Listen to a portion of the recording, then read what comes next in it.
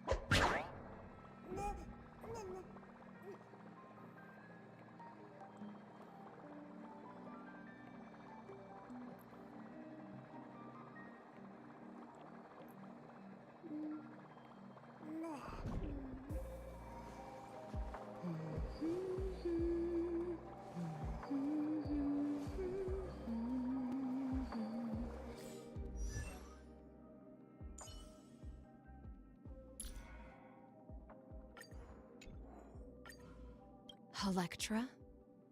That name has long since sunk into the depths of the past. Ah, it's you, little Grey Fry. Call me Hycelins. I am the Knight Commander of the Holy City, and I will remain on watch. I will not let the storms of fate cloud your eyes.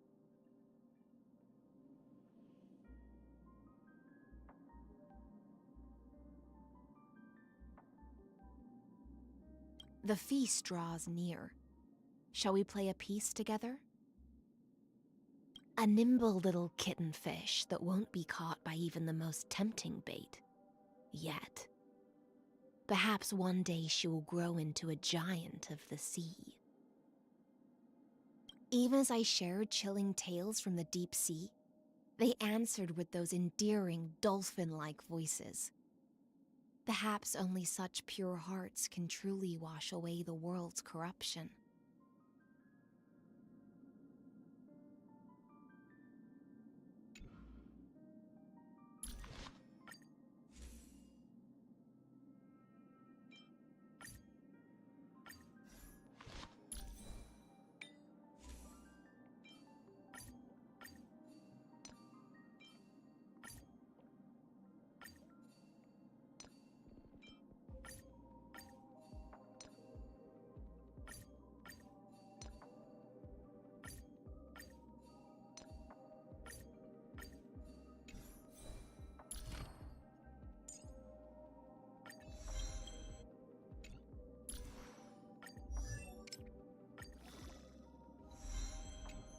It's time to swim towards the next sea.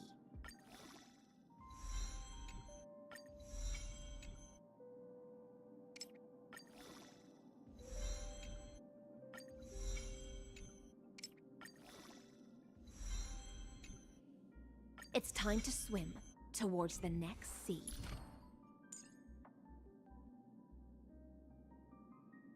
Though the ripples are fleeting, they converge into waves.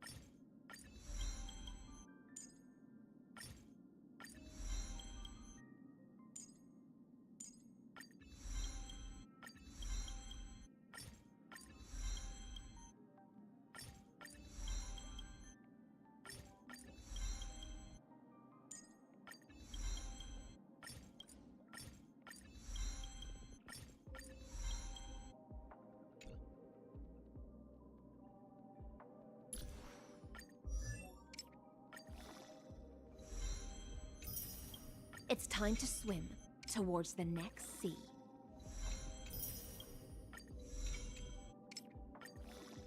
Listen, the storm's cacophony is calling.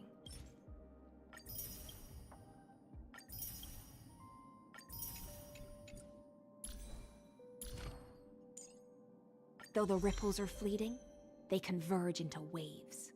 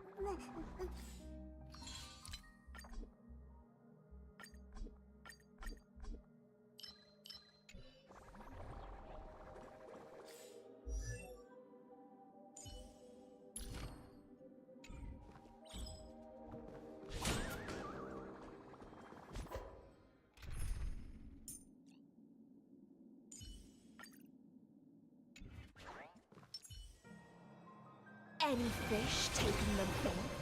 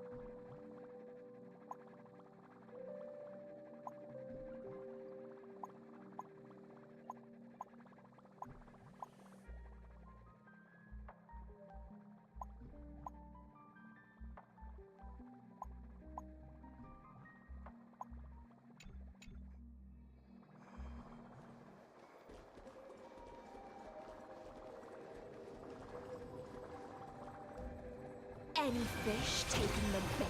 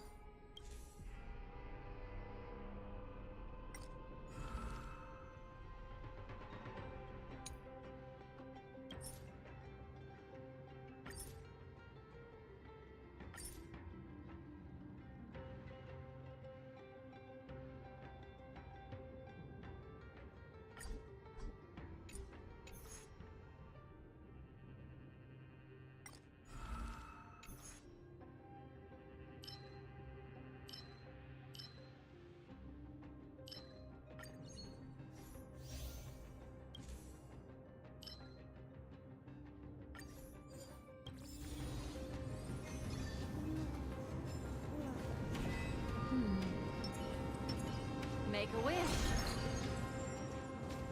Any fish taking the...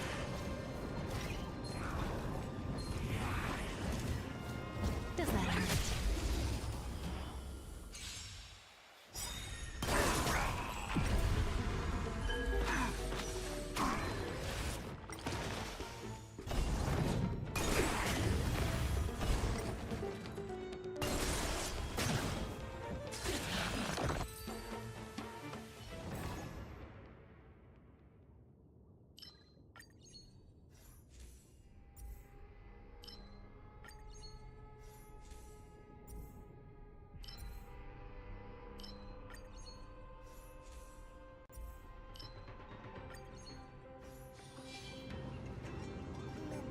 Make a wish.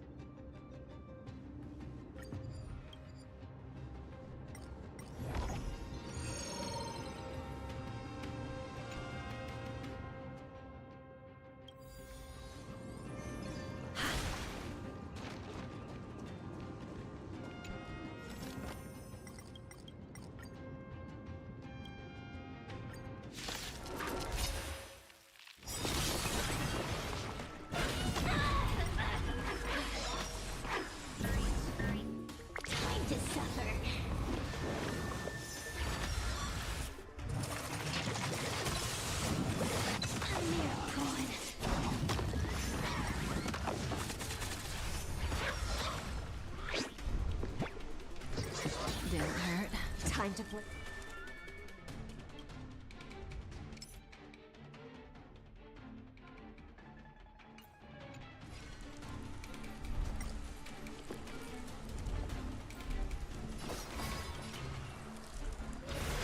Tide, think with me.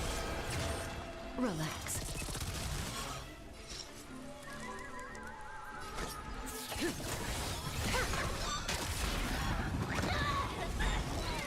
The threads of destiny aren't chosen. Memories are ever changed. Beneath the waters lies an endless abyss. Stand still. Time to say bye. Boom. Coin. Ill fate descend. Stand still. Better hedge your bets. Can't lose this one. Relax. Time to suffer.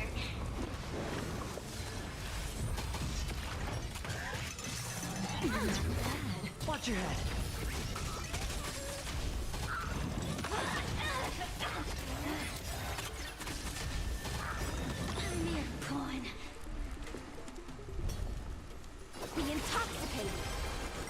Say bye to breathing. Time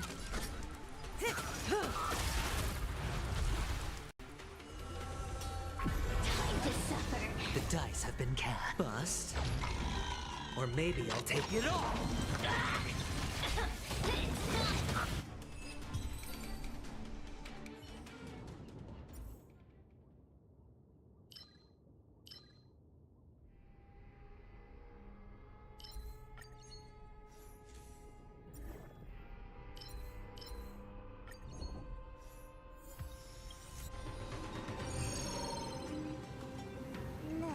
Make a wish. Huh.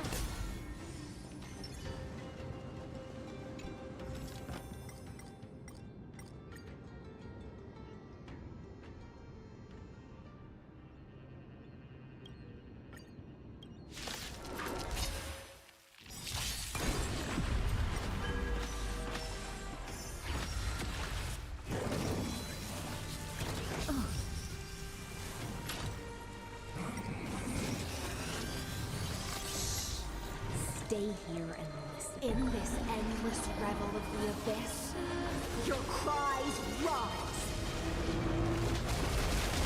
Stand still. What better time to play a tune? Feast, be intoxicated. Relax.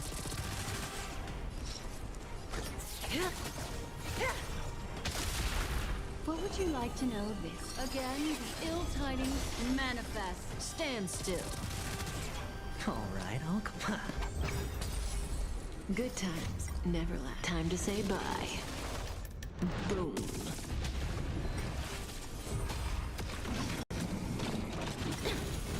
Such noisy clamor. Tide, think with me. Relax. May as well kill them all.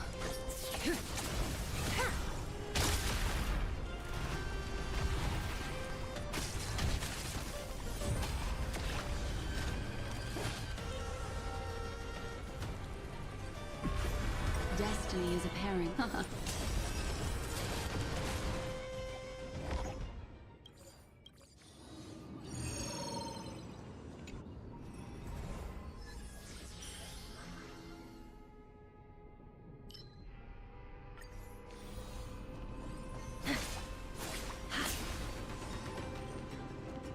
Make a wish.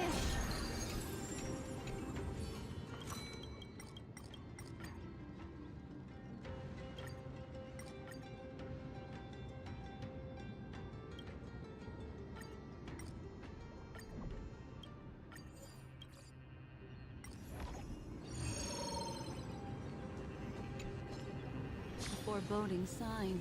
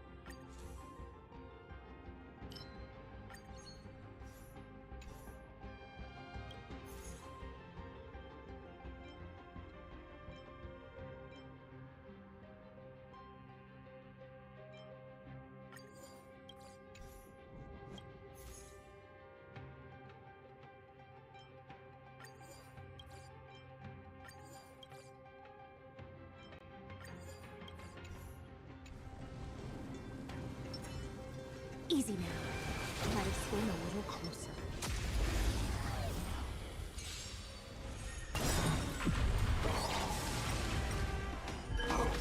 Memories are beneath the waters lies an endless abyss. No dirty trick, the dice have been cast. Bust. Or maybe I'll take it all. Stand still. Watch your head.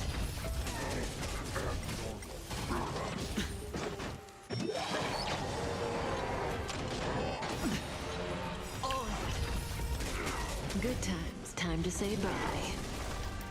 Boom. In the abyss's revels, your cries rise. Relax. Tide, think with me. May as well kill them all.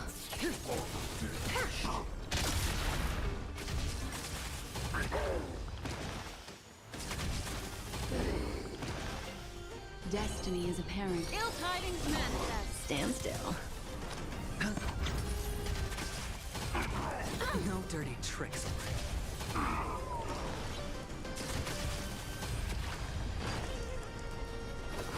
Think with me.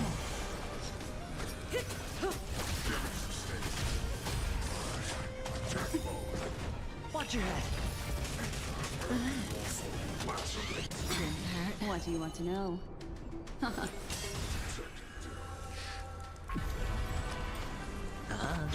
Don't let waves open your throat. Be intoxicated.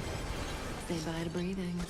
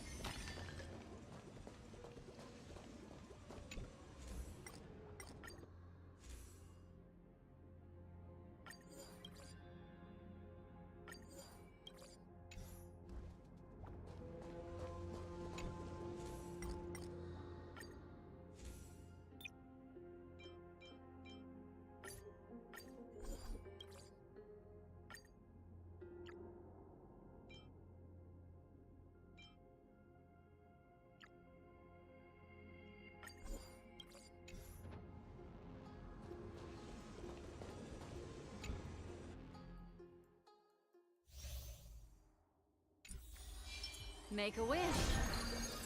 Feeling lucky. Feeling lucky. Any fish taking the bait?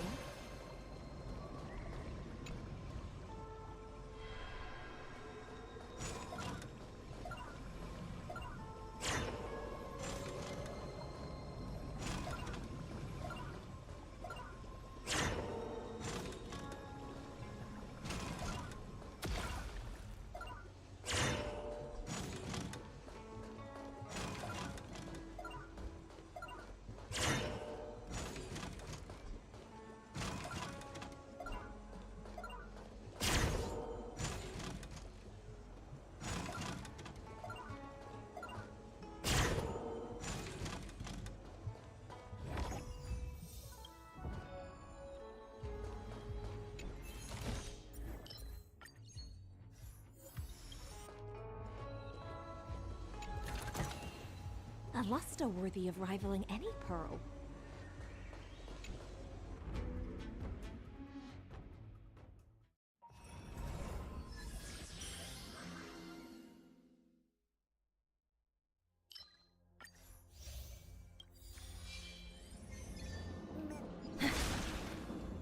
Make a wish. Feeling lucky. Feeling lucky.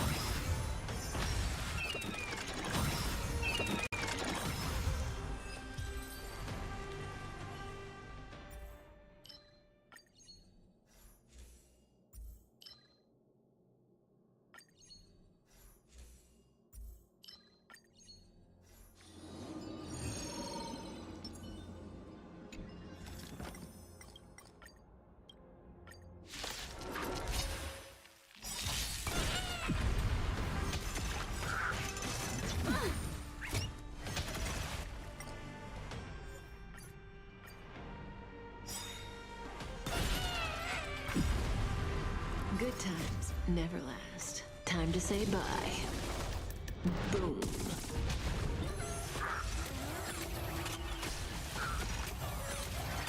Memories beneath the waters lies an endless abyss.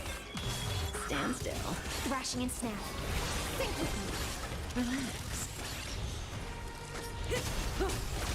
Destiny is... Ill tidings manifest. Stand still. Sure, I'll... Don't let waves open your... Be intoxicated. Say bye to breathing.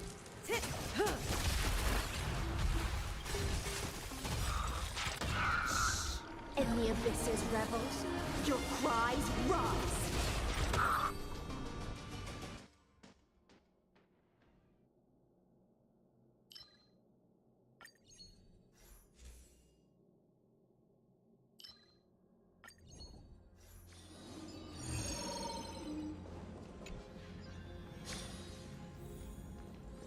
Feeling lucky.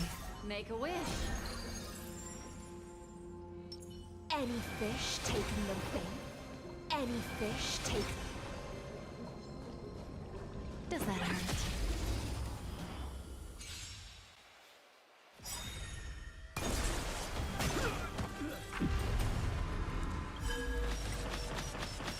Memories are beneath the waters lies an endless abyss. Relax. Thrashing and snapping, not working. Think with me. Stand still.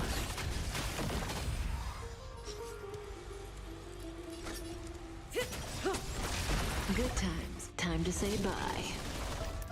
Boom. Destiny isn't chosen. Ill fate descends. Relax. Memories are beneath the waters lies an endless abyss. Stand still. I hit the mark. Good times. Time to say bye. Boom. The dice have been bust. Or maybe I'll take it all. Relax. Thrashing and snapping, not worth fearing. Be intoxicated. In the abyss's revels, your cries rise.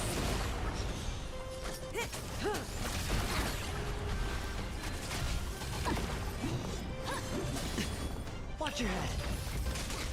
Stand still. What do you want to know? Ill tidings manifest.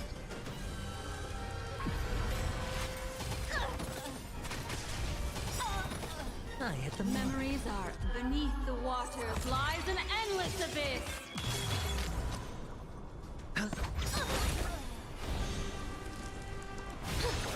May as well kill them all.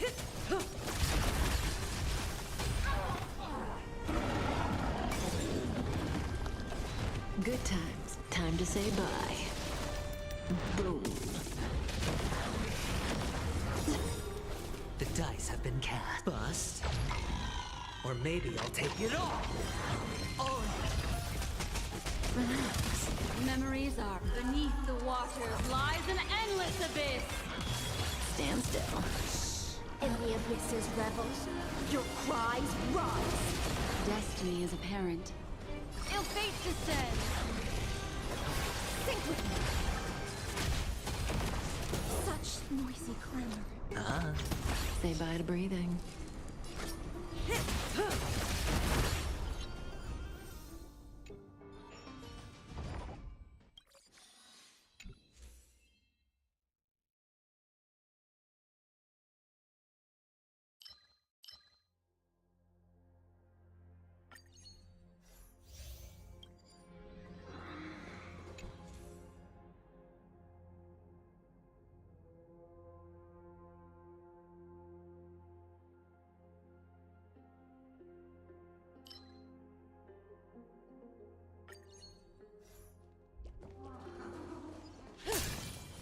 Make a wish.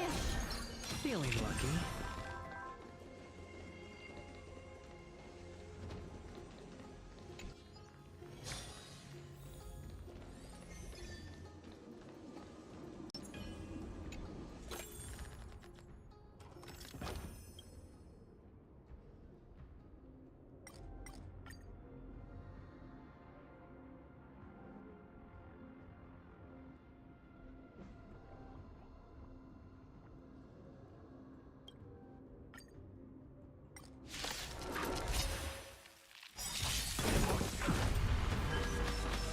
Memories of requiem. beneath the waters lies an endless abyss. Relax. Be intoxicated. Stand still. Destiny. Ill tidings manifest. Relax. In the abyss's revels, your cries rise. The dice have been cast. Bust. Or maybe I'll take it all. Watch your head. Good times. Time to say bye. Boom. Hedge your bets. Stand still.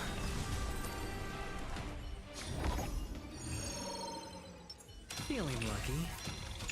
Feeling lucky. Feeling lucky.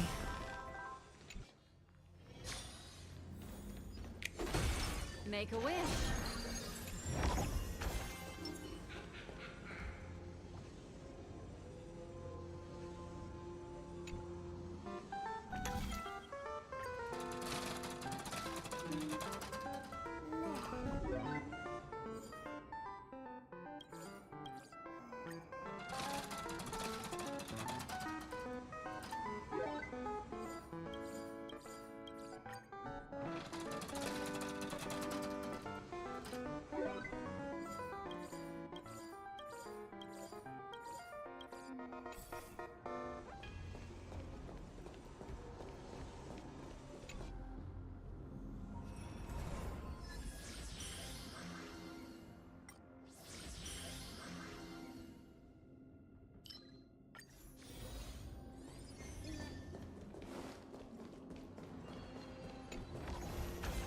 Like what you see?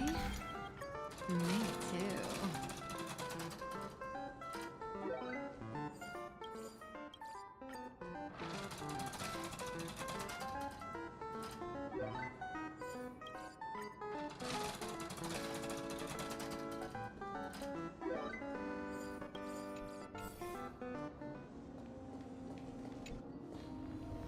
Easy now. Let it swim a little closer. Does that hurt? The flesh wound. Rise to the challenge. Memories are ever beneath the waters lies an endless abyss. Time to play a tune. Be intoxicated. Stand The still. flesh wound. Rise to the challenge. Bear witness. To Good times. Time to say bye. Boom. The dice have been bust. Or maybe I'll take it all. the flesh wound. Relax. In the abyss's revels, your cries rise. Stand still. What do you want to know? Ill fate descends. Sure, I'll play along. Don't let waves open your heart. Think with me. Fast. Watch your head. Behold, this symbol of pure beauty. The flesh wound. Ill tidings The manifest. flesh wound. Relax.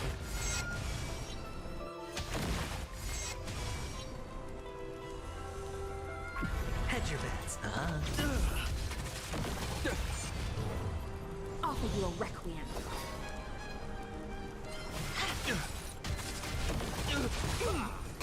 You're fighting a gentleman. May as well kill them all. Rise to the challenge.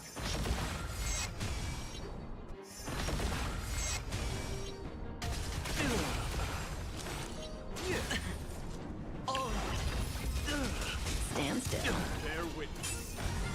Destiny isn't chosen. Don't let waves be intoxicated. Stay here and listen. In this endless revel of the abyss, your cries rise. Better hedge your bets. Say bye to breathing.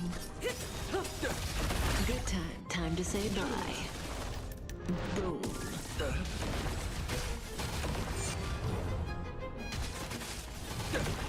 Offer you a requiem.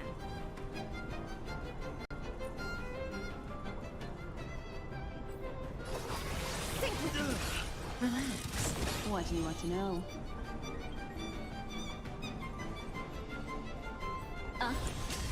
Stand still.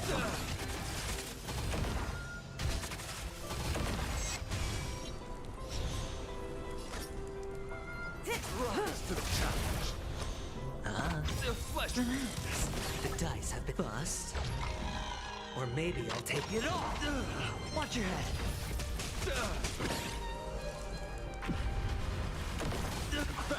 Didn't hurt. Let the duel commence.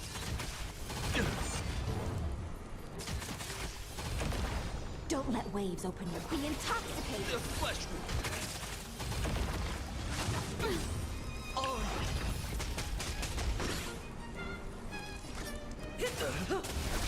Destiny isn't chosen. Stand still. Rise to the Memories challenge. are beneath the waters lies an endless abyss. Good times. Time to say bye. Boom. Sure, I'll play along. Spend freely. Put forth all your might. Watch your head.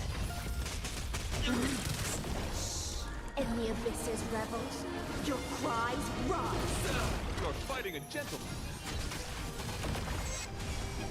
Offer you a record. Think with you.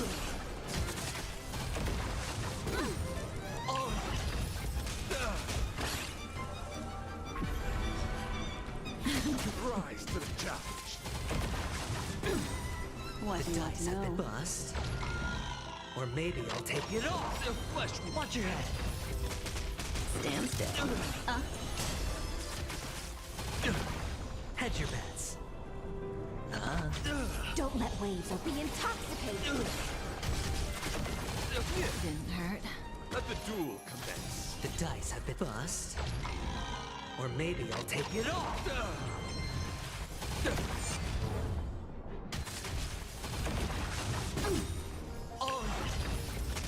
The flesh wound.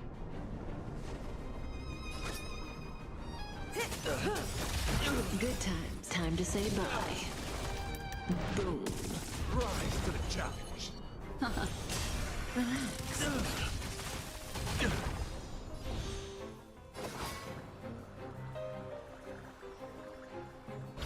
Think with you. Stand still. In the abyss's revels, your cries rise. Good times. Time to say bye. Boom.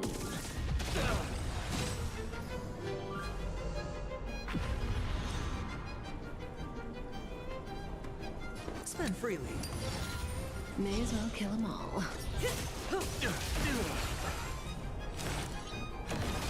Behold, this symbol of pure beauty. In the abyss's revels, your cries rise. The flesh wound. Relax.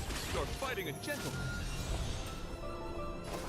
Be intoxicated. Stand still. Destiny. Such noisy Watch your head. Put forth all your might. Memories beneath the waters lies an endless abyss. Say bye. Sure, it's on me.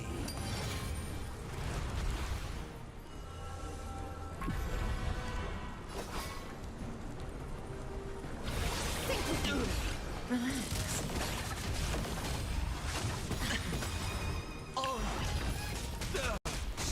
In the abyss's revels, your cries rise. Bear witness. To The honor. dice have bust. Or maybe I'll take it off. Watch your head. Let the duel commence.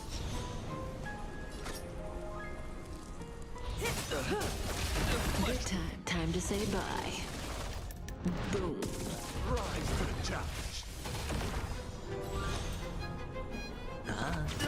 Stand still. Rise to the challenge.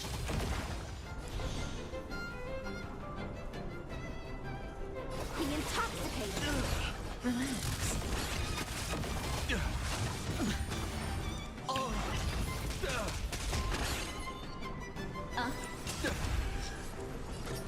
Rise to the challenge. Watch your head. Stand still. Hedge your bets. Spend freely.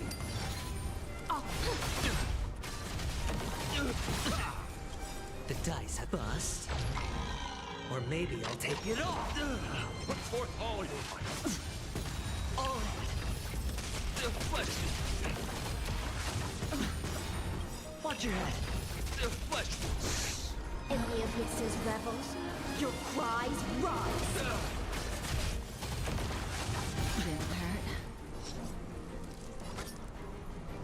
Didn't hurt. Good times. Time to say bye. Boom.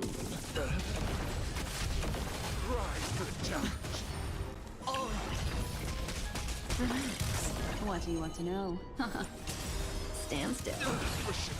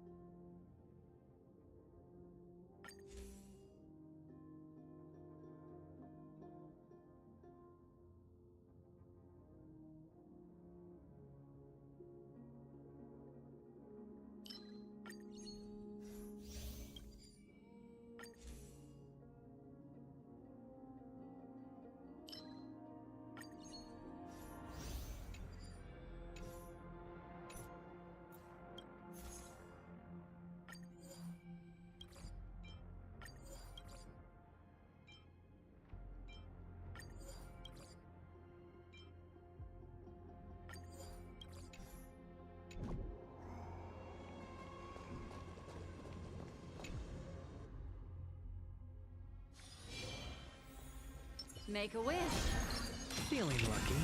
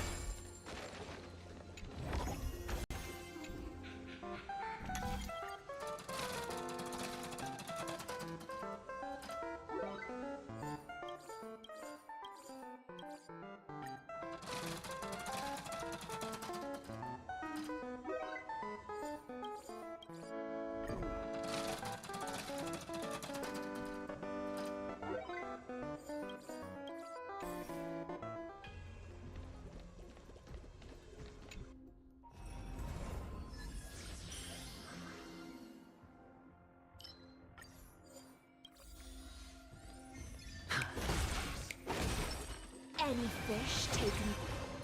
Last warning. Does that hurt?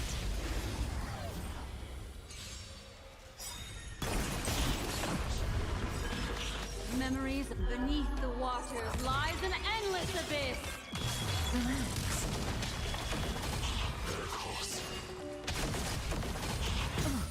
Thrashing and snapping, be intoxicated. Stand still. Good times. Time to say bye. Boom. Ill tidings manifest. Relax. Sure, I'll play along. Stand still. Don't let waves open your throat.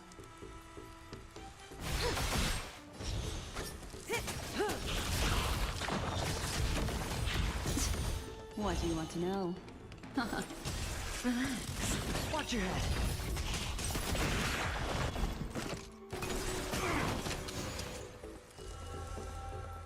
Say bye to breathing.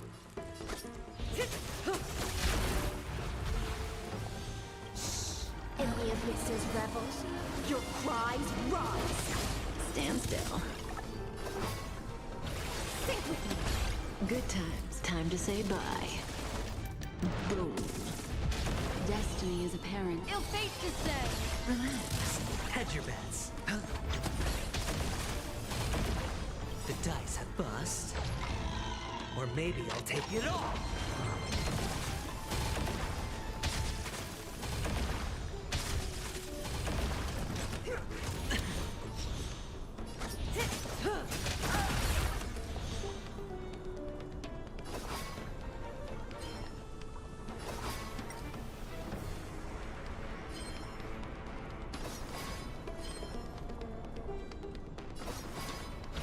Feast, be intoxicated. Stand still. All in. All right, I can't lose this one.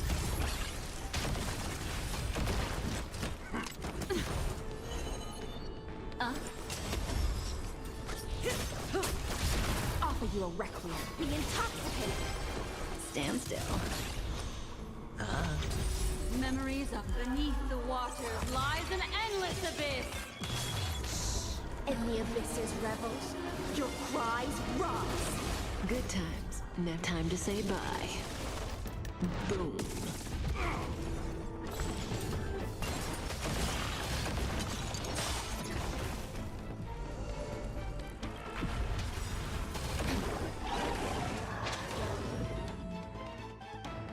The dice have been cast. Bust. Or maybe I'll take it all.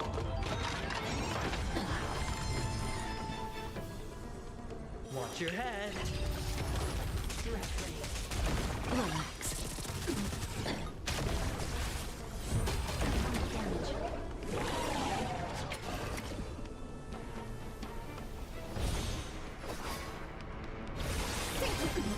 May as well kill them all. Unscathed. Relax. I hit the mark. Don't let waves open. Be intoxicated.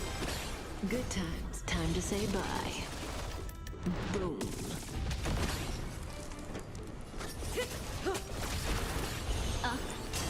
Stand still.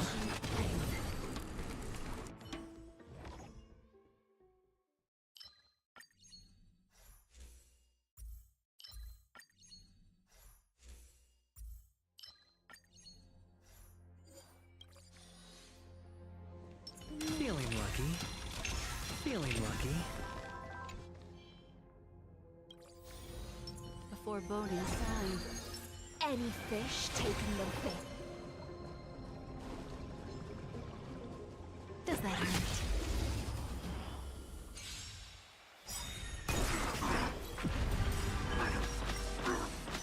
Memories are ever beneath the waters lies an endless abyss.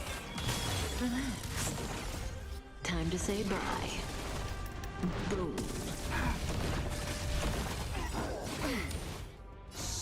In the abyss's revels, your cries rise. Stand still. Sink with me. Relax.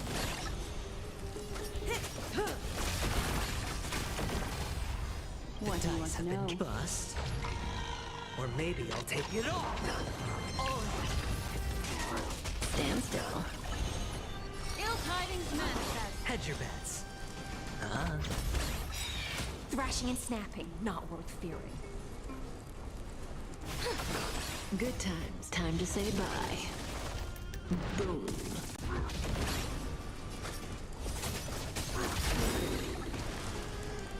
Memories of beneath the waters lies an endless abyss. Relax. Ill fate descends. Stand still. Sure, I'll play along. Don't let waves open your throat. In the abyss's revels, your cries rise. Good times. Time to say bye. Boom. The dice have been cast. Bust. Or maybe I'll take it all. Watch your head. Relax. Thrashing and snapping, be intoxicated.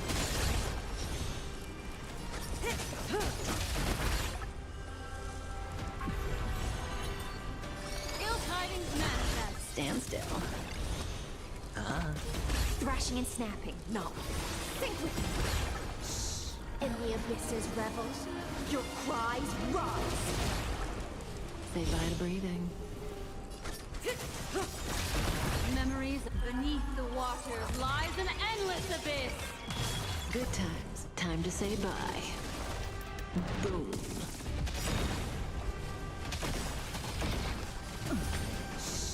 In the abyss's revels, your cries rise. Relax. All right. Stand still. The dice have been cast. Bust. Or maybe I'll take it all. Memories beneath the waters lies an endless abyss. Good times. Never let. Time to say bye. Boom. Destiny is apparent. Ill fate descends. Relax. Time to say bye. Boom. Hedge your bets. In the abyss's revels, your cries rise. Stand still. Memories beneath the waters lies an endless abyss. Be intoxicated. Maze hook. Good times. Time to say bye. Boom. Memories beneath the waters lies an endless abyss. Relax. Watch your head. Stand still. In the abyss's revels, your cries rise. The dice have been cast. Bust. Or maybe I'll take it all. All right.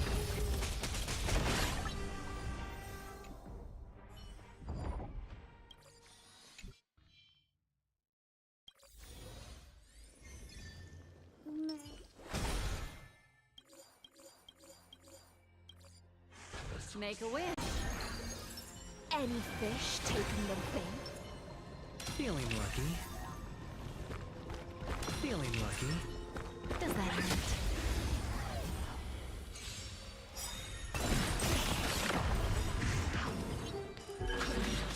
Memories are beneath the waters lies an endless abyss. Relax. Thrashing and snapping. Think with me. Stand still. Time to say bye. Boom. What do you want to know?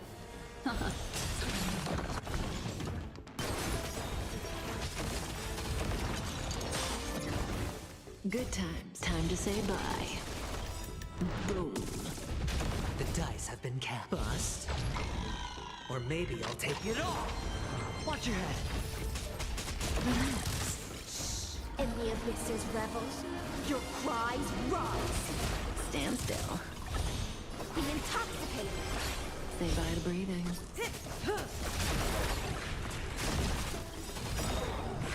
Memories are beneath the waters lies an endless abyss. Relax. Hedge your bets. Think with me.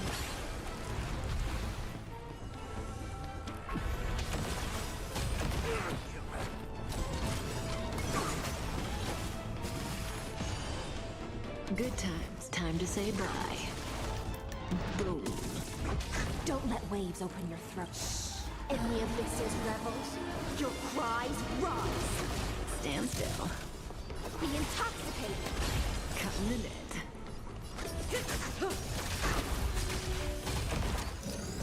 What do you want to know? Ill tidings manifest. The dice have been cast. Bust. Or maybe I'll take it all.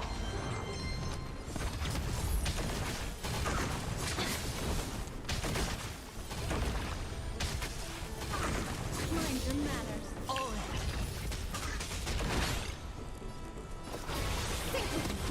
May as well kill them all.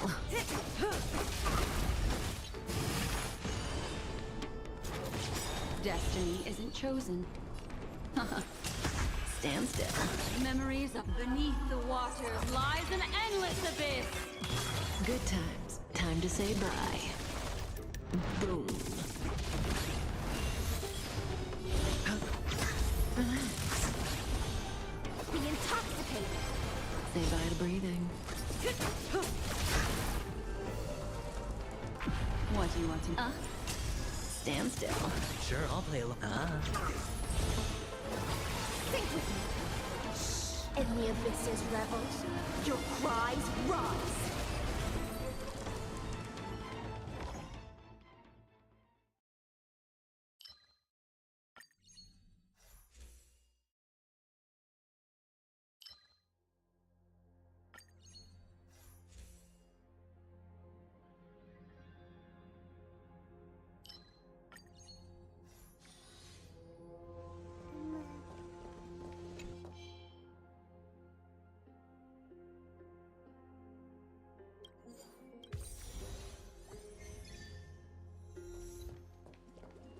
Make a wish. Feeling lucky. Feeling lucky.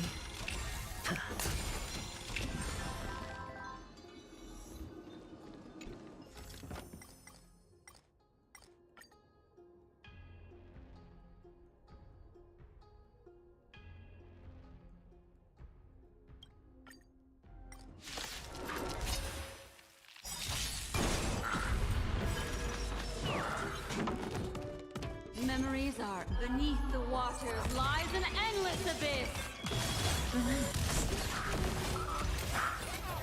The dice have been cast. Bust. Or maybe I'll take it all. Stand still. Thrashing and being intoxicated. Good times. Time to say bye. Boom. Cutting the net. Destiny. Relax. All Stand still. hedge your bets. Offer you a requiem. Think with me. In the abyss's revels, your cries rise. May as well kill them. What do you want to know? Ill tidings manifest. Relax.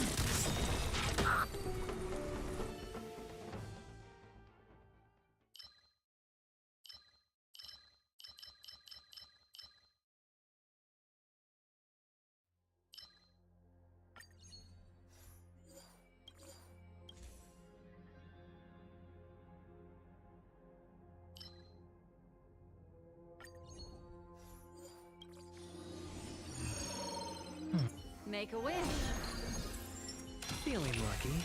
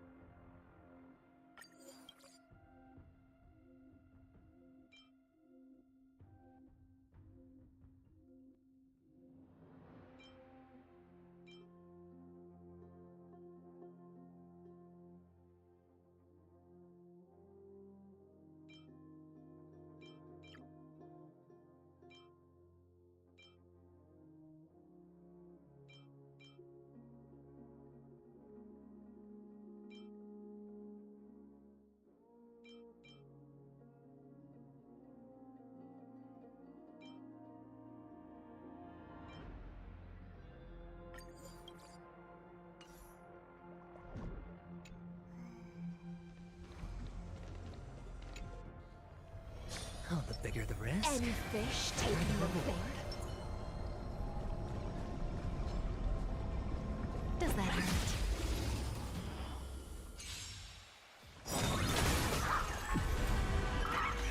Memories are ever beneath the waters lies an endless abyss. Good times. Time to say bye. Boom.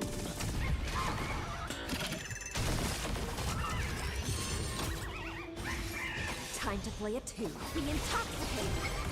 Stand still.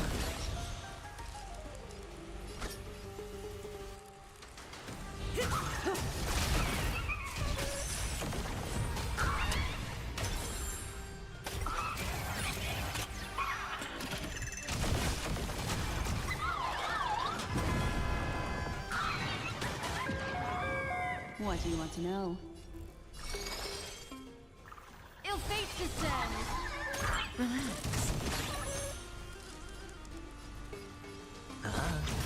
Stand still. Offer you a requiem. Sing with me.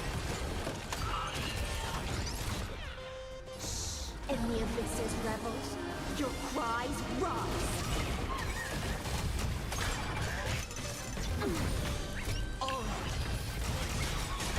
May as well kill them all.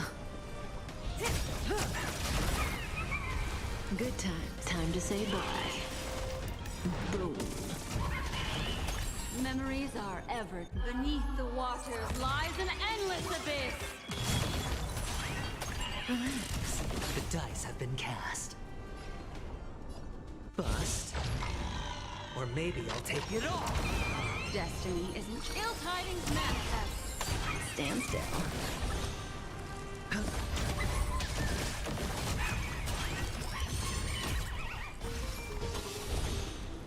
Be intoxicated. Say bye to breathing.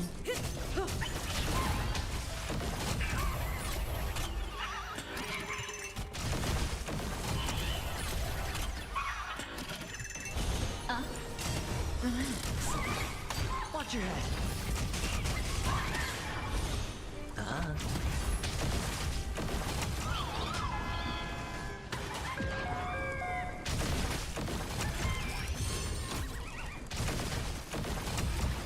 Don't let waves open your throat.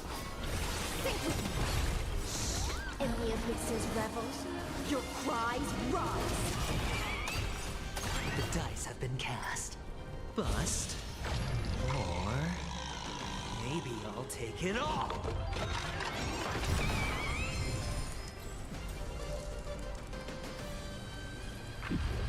Good times never last. Time to say bye. Boom.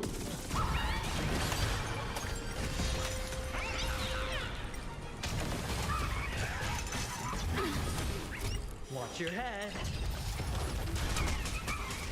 Relax.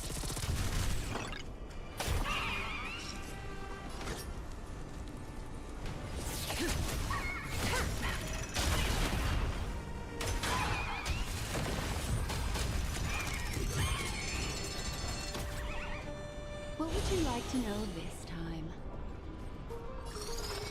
The seal of ill fate descends. Stand still. Memories are ever changing. Beneath the waters lies an endless abyss. Attribution will find you.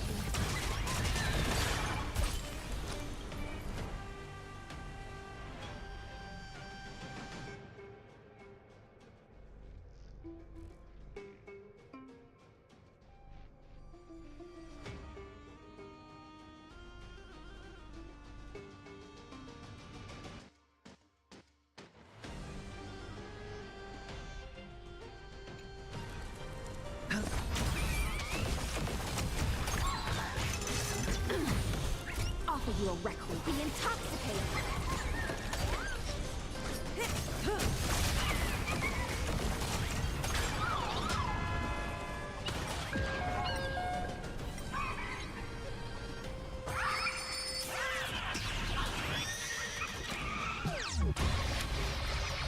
All in.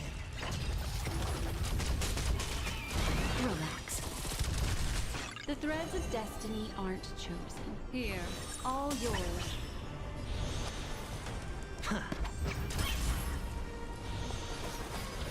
Feast, be intoxicated. Shh. Stay here in this endless revel of the abyss. Your cries rise.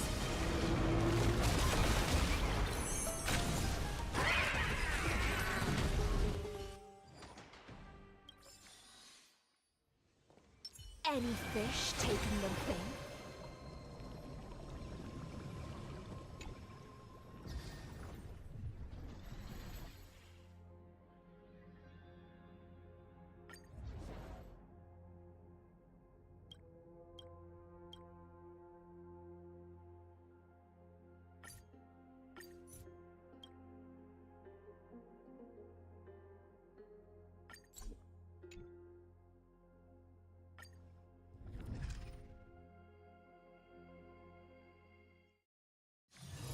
Those moments then anchored in quiet harbors.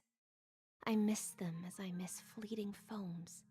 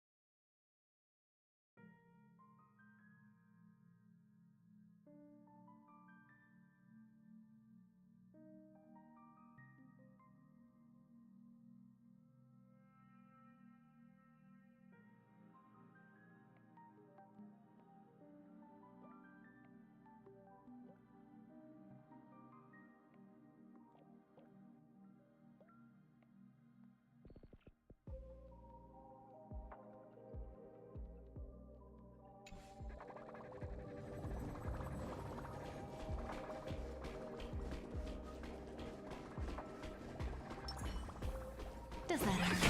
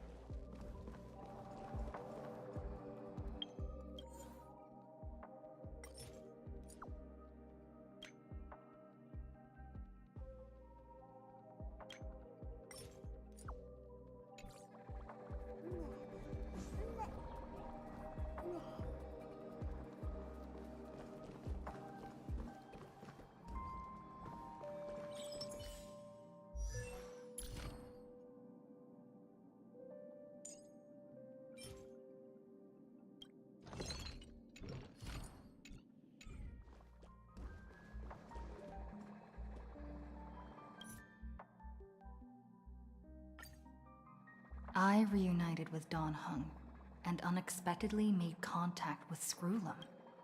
He warned us that Amphorius was actually an experimental ground for the erudition and was rapidly falling into the path of destruction. A Lord Ravager would soon complete its evolution in Amphorius.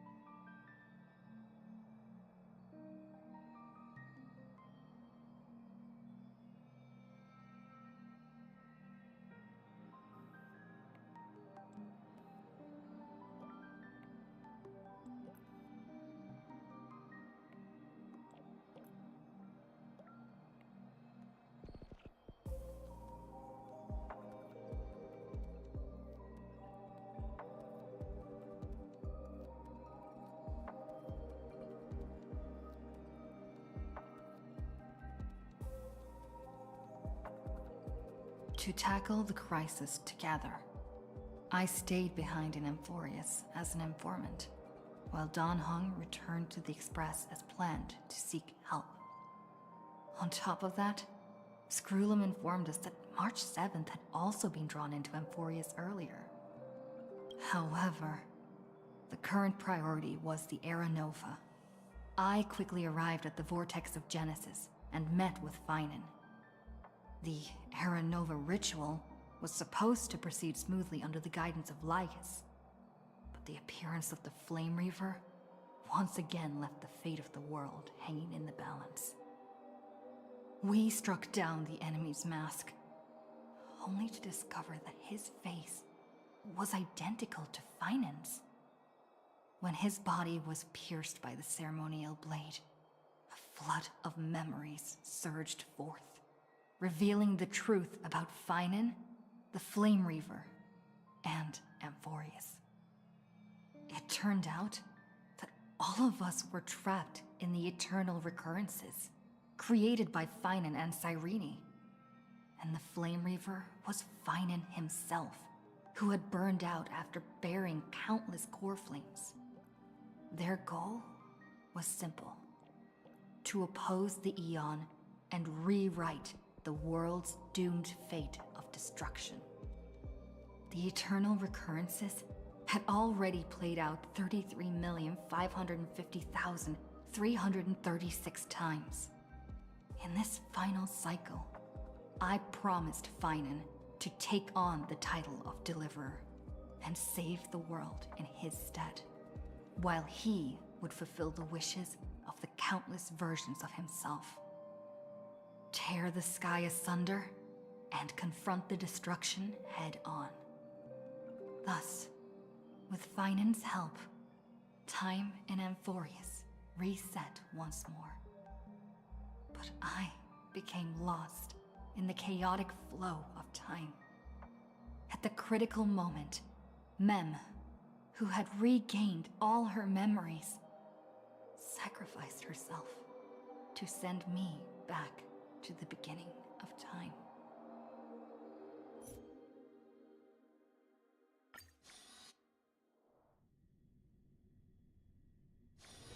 Those moments spent anchored in quiet harbors, I miss them as I miss fleeting foams.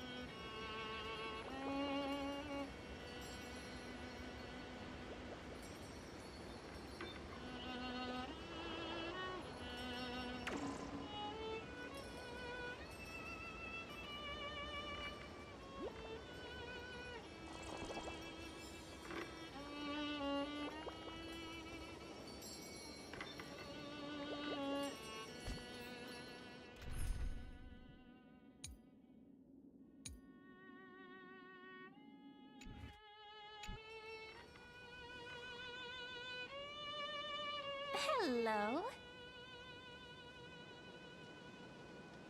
Your surprised expression is just like what the memories recorded.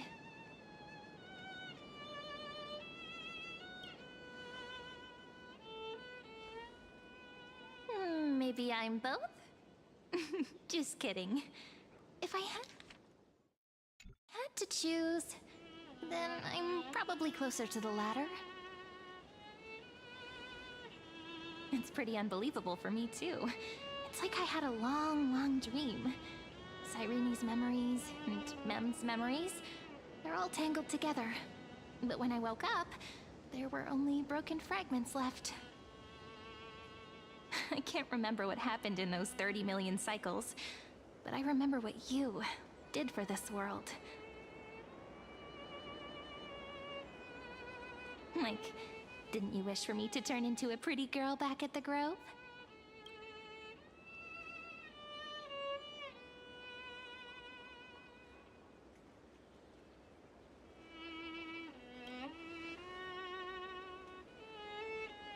Yep.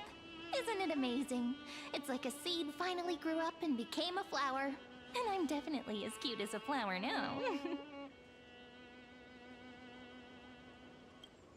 There's so much I want to say, but unfortunately, this isn't the time to reminisce.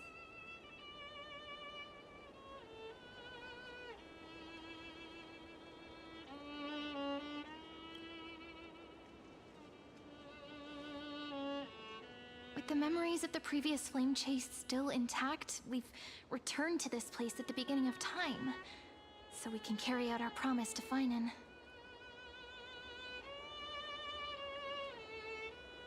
The descent of Iron Tomb may be looming over the horizon, but we still have a chance to change everything.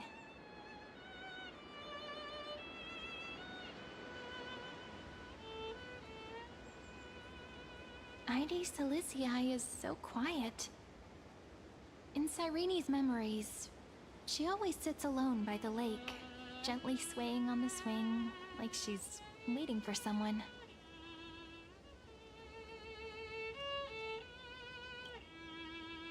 I don't know. It sounds weird, doesn't it? It's something that happened to me, but I'm talking as if I'm an observer. But that's just what those memories are like. Vague and unclear, as if encased in thick ice. The only things I remember are the days I spent with you. Emphorius will fall into an ending of destruction after the next Era Nova. But those stories went out of fashion ages ago. In a proper romantic epic, the hero's supposed to foil the villain's plot, right?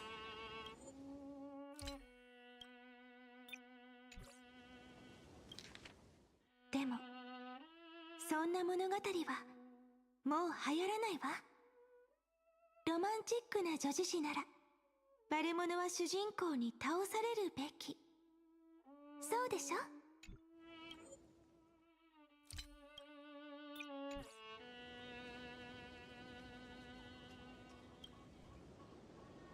That's right. He's the mastermind who's trying to control everything. How unforgivable. But I still feel a bit anxious. Lygus chose to walk into the spotlight and reveal everything, which means he still thinks the current situation is under his control.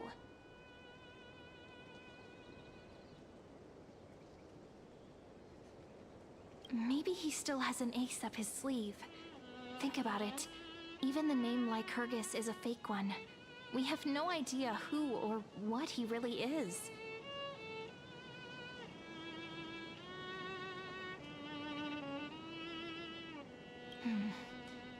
Which means it's probably time to borrow that treasure you're carrying, friend.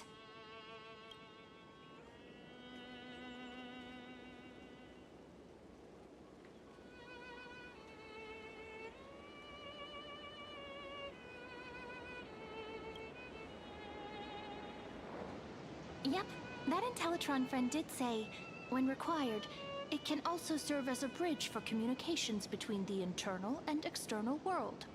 Id Silicii is a little village enclosed by time. We might be able to contact the outside world from here. Why don't we give it a try? We should at least tell our friends from beyond the sky that you're still in one piece. Firstly, we need to find a well-hidden spot.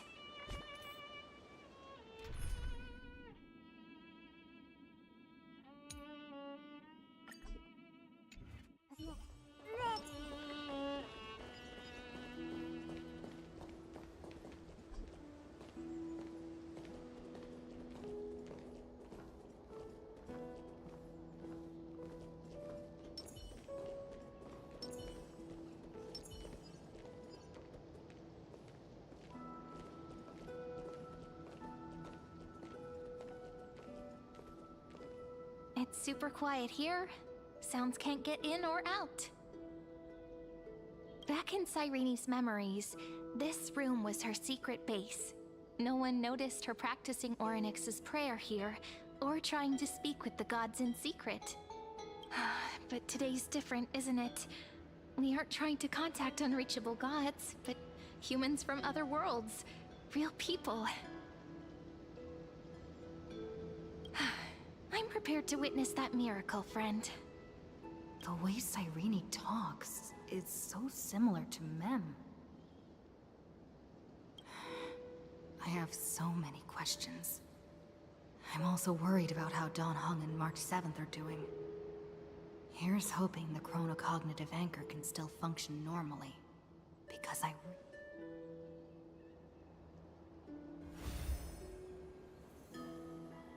Signal strength, 14.8%. Dialogue window, 16 minutes 22 seconds. Prerequisite, no external interferences.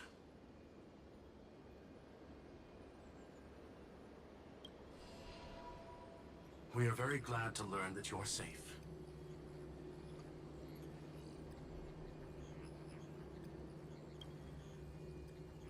Sorry, no good news. When two geniuses show up once, you know you're in deep trouble.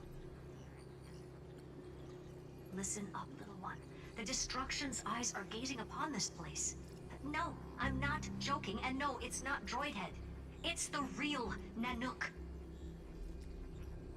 Time is running out, so I'll explain in terms you understand. This world, Amphorius, is in fact a testing ground, where the Lord Ravager, Iron Tomb, evolves through self-extrapolation. Hiding in this segmentum, unknown to other life forms, it has endlessly repeated the process of Era Nova, seeking a solution that could obliterate the erudition. For some reason, the experiment entered a prolonged state of stagnation. However, it has now restarted.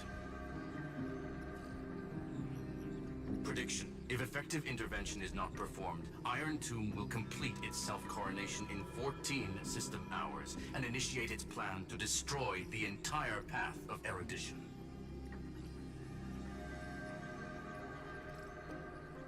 The possibilities are endless. Breaking down interstellar communications, destroying the synesthesia beacons, returning cosmic civilizations to the Dark Ages, or even starting the third anti-organic war.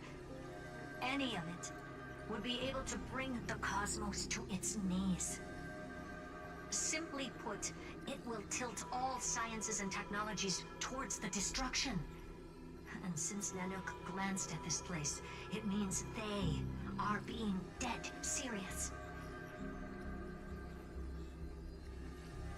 Based on info provided by the IPC, Iron Tomb probably isn't like Selenova or Zephyro, who are overlords ascended from human beings.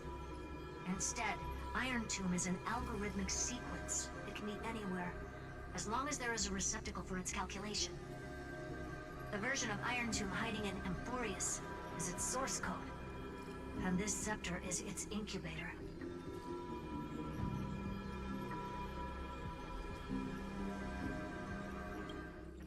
Yep. Think of it as the program having reached 99.98% completion already. And then it's over. Something in the shadows has been driving everything forward.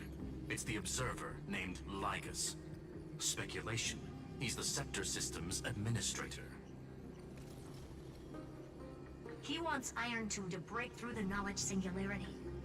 I don't know why he wants to do it, but he'll remove interferences at any cost. You're the only variable within this world, and you're the only thing he fears.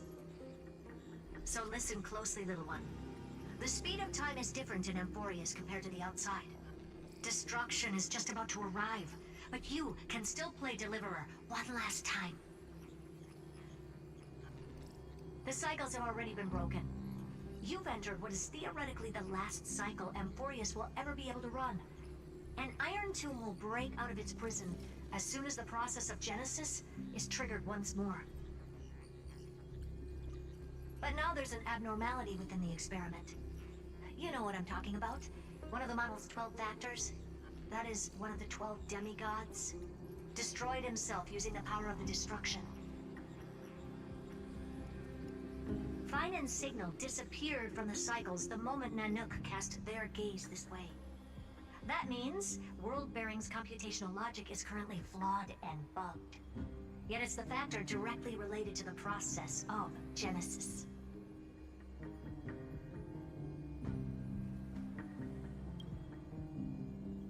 That old Intellitron will definitely do all he can to debug this error.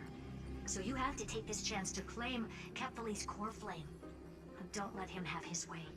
The key to suppressing Iron Tomb lies in whether he can rewrite the purpose of Era Nova. There's one more preparation we must make. Lygus's behavior has been quite abnormal. He's never interfered in the actions of Titans or the demigods throughout the whole experiment. Deduction. The Scepter has an extremely strict autonomous protocol restricting even its administrator. In Amphorius, this ultimate protocol goes by another name. The Law Titan, Talanton. Law. They are the rules that restrain all things in Amphorius, and it was the core flame returned at the very beginning of the last flame chase journey. Why do you have another little pink one next to you? Huh? Her path chart is... Is there something wrong with me? Never mind. Let's get back to the topic at hand. Light calendar 3960. Month of balance. We'll be locking onto this time period to find Law. You can either meet the Titan, convince the demigod, or take the core flame by force. It doesn't matter what you do, so long as you bend it to your favor. We still haven't figured out how you and Don Hong got inside this world, so influencing protocol is currently our best way to stop Lygus, or to call for more reinforcements into this fight. Once you've got Law in your hands, we'll discuss our next steps. Make sure the core flame doesn't fall into enemy hands. Herta, the firewall's interference is getting closer. Time is running out. Please ask any questions you still have as soon as possible. Miss March's situation is rather complicated.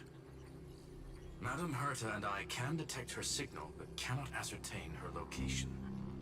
What we can be sure of is that she's still in Amphorius. Don't worry about her. She's absolutely chock full of mysteries. Even if Amphorius explodes, she'll probably float out perfectly protected in a nice thick layer of ice. Worry more about yourself instead.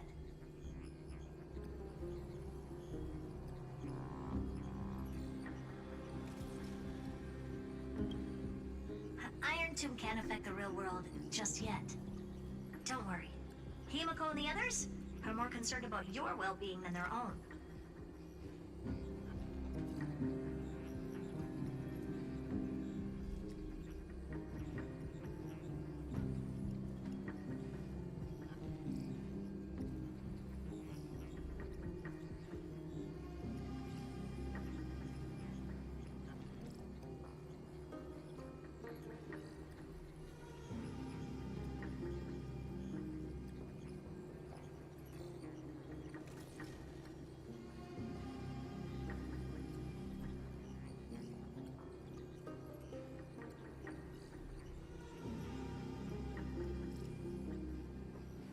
Mr. Dan Heng did not enter the new world with you at the end of the last cycle. Known, the flow of time inside and outside Amphorius is not identical. 1,000 years in this world may only be a fleeting second outside of it. Conclusion. He is on his way back to the Express. I believe in your capacities. The hands of the Trailblaze can create miracles, and will certainly be able to snuff out the flames of evil. I'm not gonna give any motivational speeches. I just hope you bring good news the next time we meet, little one. No, not little one. Deliverer.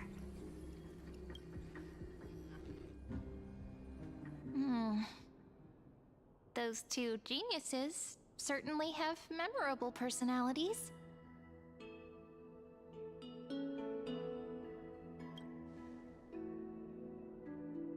It feels weird. This all feels really familiar. Some of that conversation feels like it's about things I once knew, but then forgot. Maybe it's because of Mem? After all, Mem's a memo sprite born out of your thoughts, friend. Maybe our memories somehow got tangled up together. Never mind. Let's focus on something more important with what little time we have. Just treat me as an ordinary girl with secrets, okay? Light calendar 3960. I remember that Talantin had already fallen by then, and the Chrysos heir who inherited that core flame is named Saridra. That's what's recorded in history, and the period we'll be heading to. We'll need to find Law and stop Lygus. So, we've at least got a solid direction, right? Can you give me a little bit of time before we go? I want to pack some stuff. There's so much more I need to take care of in this form, and I'm still getting used to it.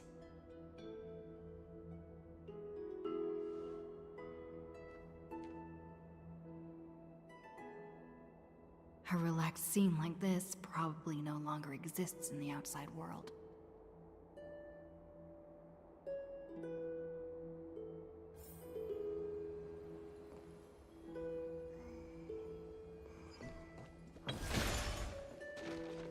This is important, and that's also important. It's not gonna fit into my bag. Hold on, I'll be done in a sec.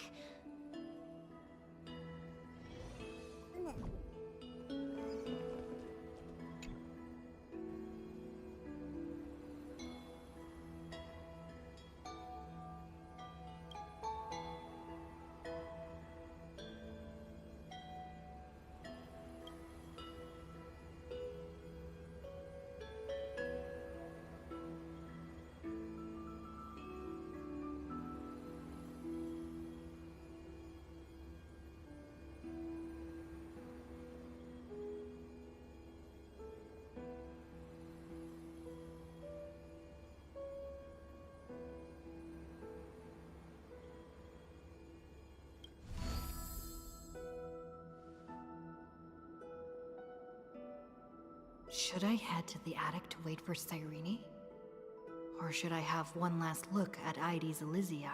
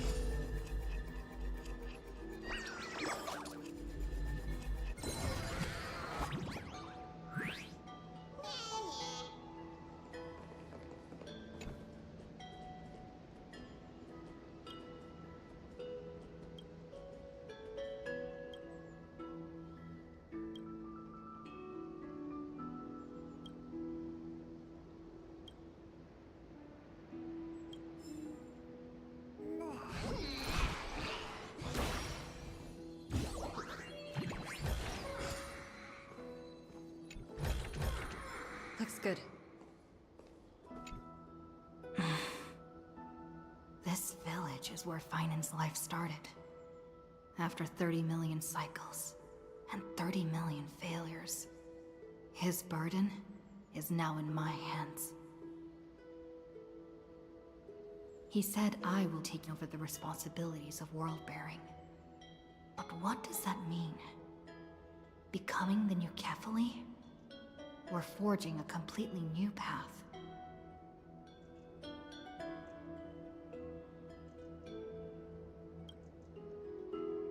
Destiny must have brought me here for a purpose.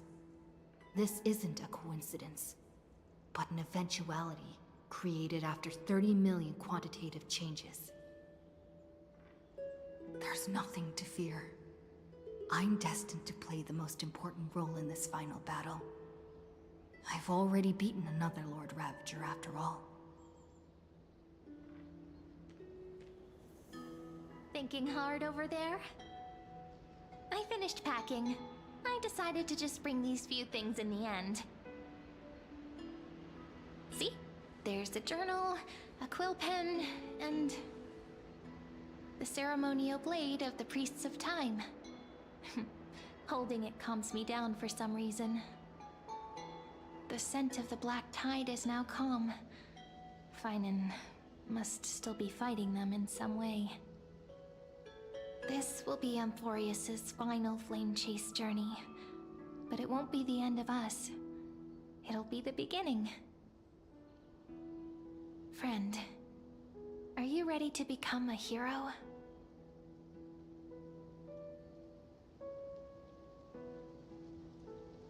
Just treat me like any other friend you have. And we may also share a common future. A future that has never emerged in any other cycles before. I believe in you, friend. If you still can't get used to it, just call me Mem like you did before. Just kidding.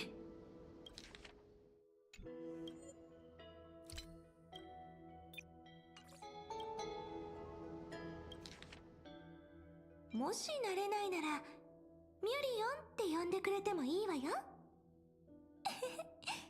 冗談。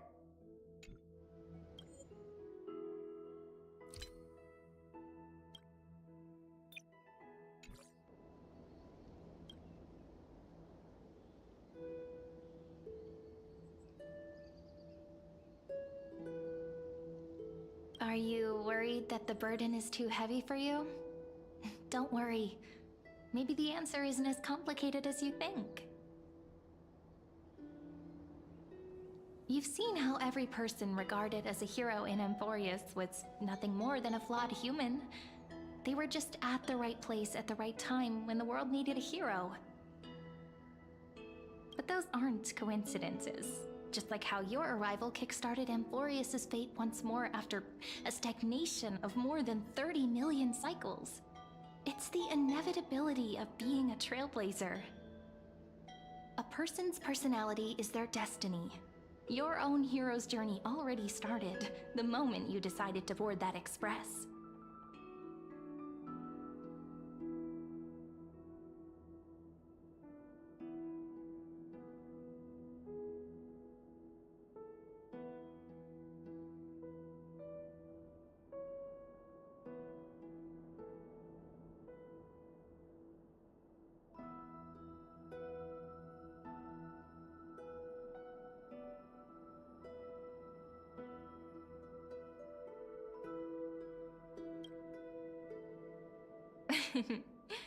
Stand with me? That does sound very nice. Why don't we take everyone with us? I believe in you, friend. We'll never be alone, no matter what awaits us. In other words, since you've already saved so many worlds, friend, you should be used to being called a hero by now. Maybe you can tell me those stories as we travel. That way they can become our shared memories too. Let's trailblaze onward like before and create a future that's worth being remembered.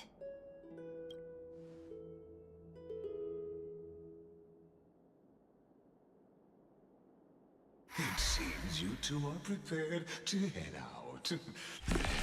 You should indeed treasure the view before you. For you do not have much time left to enjoy such solitary delights.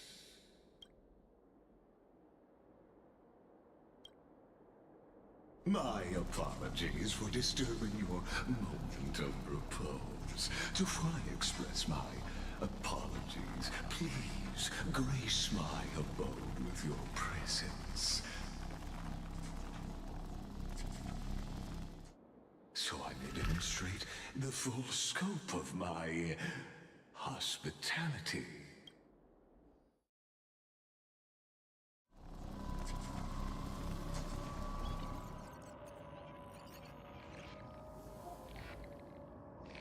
What is this place?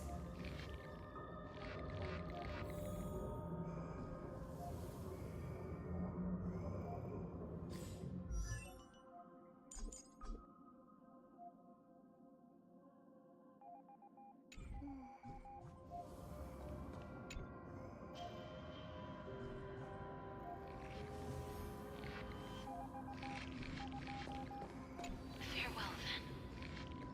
May we reunite in the new world.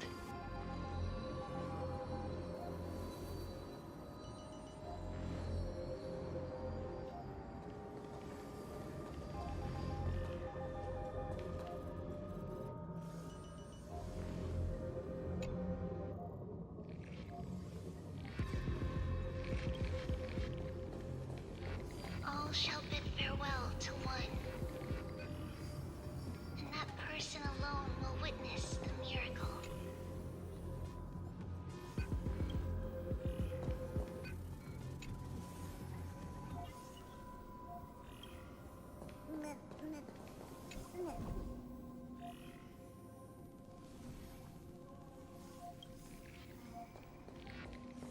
The light of the Dawn device never fades. Kepalee's protection has no end.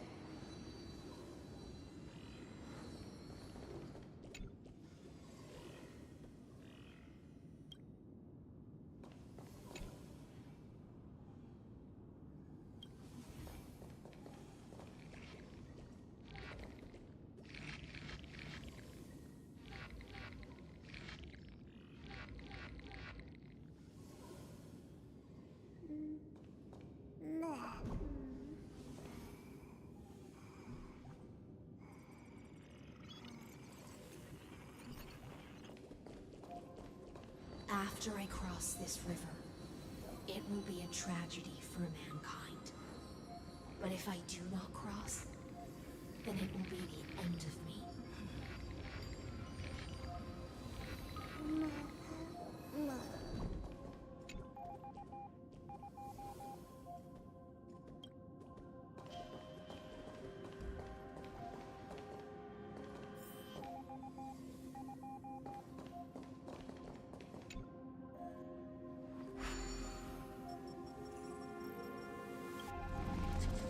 Outlier.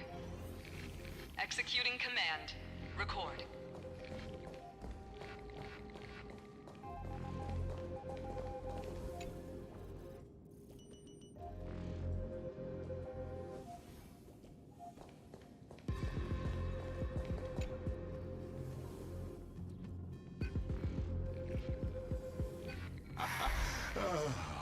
Did that startle you? This is the intersection between Amphorius and the real universe. The audience seat where I observe this experiment. You can also call this location the Exomyth. What you see is the true form of the eternal land and the 12 demigods after they've shed their disguise of legends.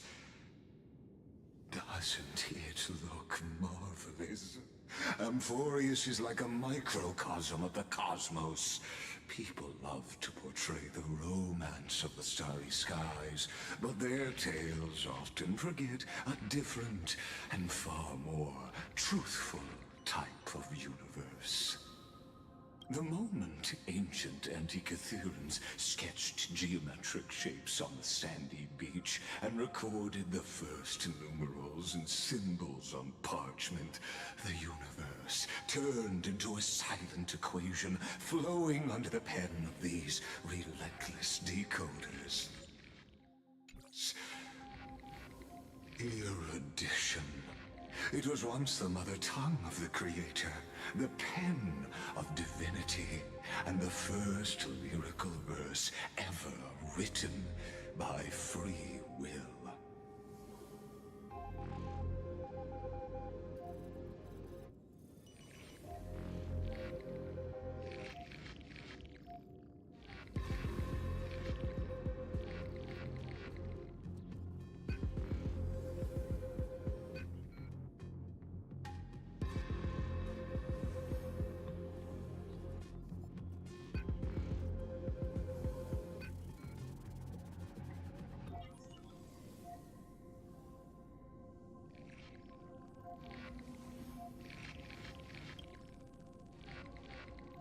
Seems like you are not in the mood for an idle chat.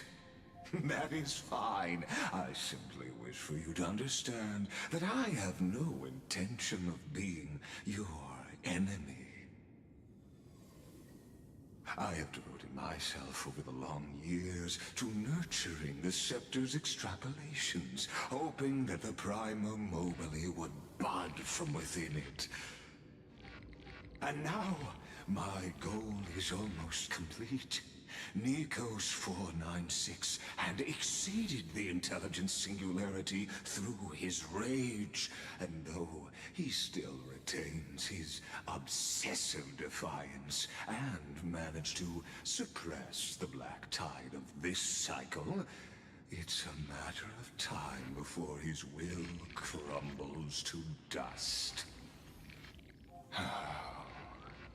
Iron Tomb will be completed. That will not be affected by my plans, your resistance, or the schemes of the two geniuses.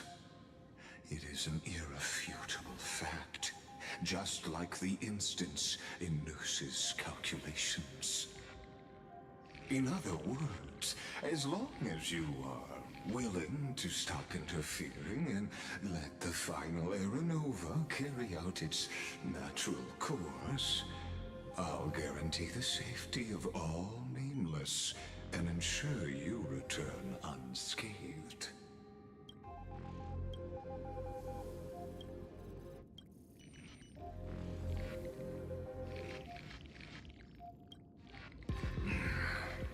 They've always been the product of the experiment, so naturally, they will perish when the experiment ends.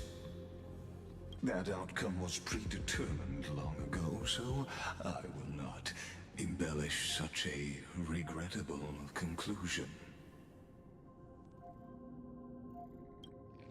You've always had a choice, my lady.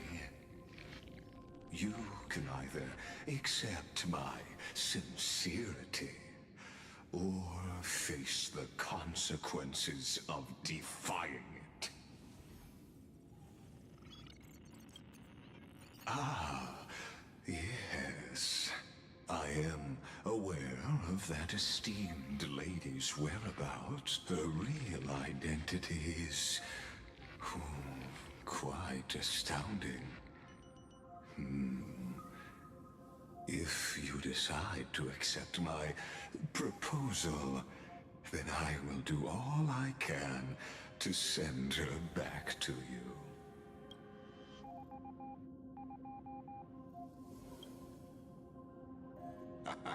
You are indeed worried about your safety and that of your companions.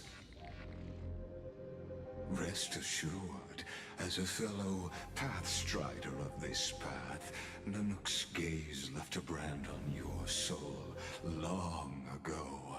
You harbor the seed of destruction within you. But you need to learn how to use it in the right way. That vital knowledge is also my bargaining chip in this negotiation between us. For there are few in this world who are truly capable of such a feat. And I happen to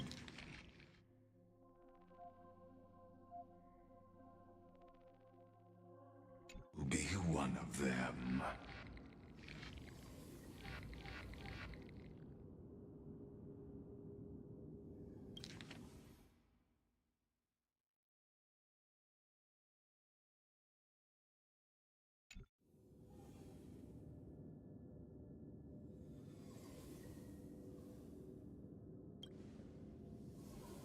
The Stellaron?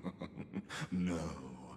Believe me, your understanding of paths has yet to reach any true depth.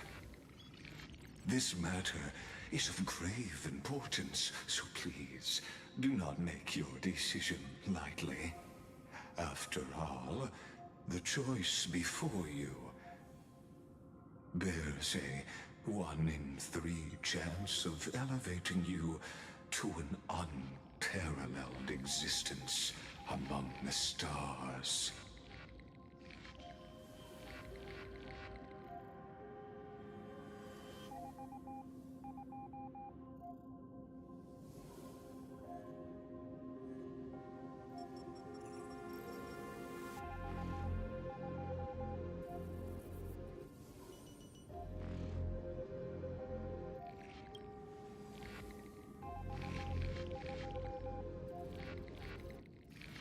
I now see the full scope of the determination in your words.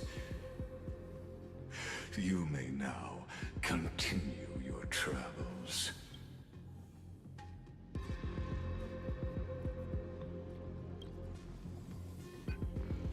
It seems you haven't realized something about this place. The Exolith is the Erudition's domain.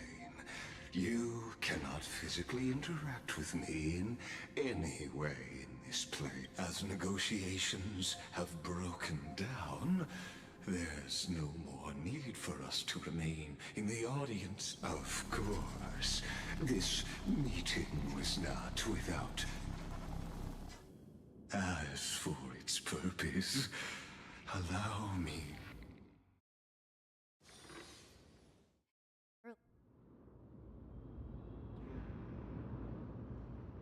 100 years ago, the flames of war consumed Akama.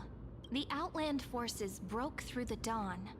Golden blood flowed with greed, and enemies descended with Kefali's eternal slumber, painting the holy city's walls in scarlet. Its generals had vanished, and the elders prostrated on the ground. The throne of... until the heaven and earth cracked open. Not the gods answering the people's prayers, but a legion rising from the sea of blood. Dawncloud's spires fell in the sulfur rains, and the legion's commander stood atop the broken idols and roared. Compatriots, no more kneeling! Not to brutal tyrants, and not to dying gods! Those rebels have twisted the prophecy and ignited the flames of war in order to stoke fear in your hearts! A Chrysos heir she stood, divine blood soaked into the earth, quelling the flames beneath her feet. Their golden blood wrote of a tragic fate. Mine shall overturn it!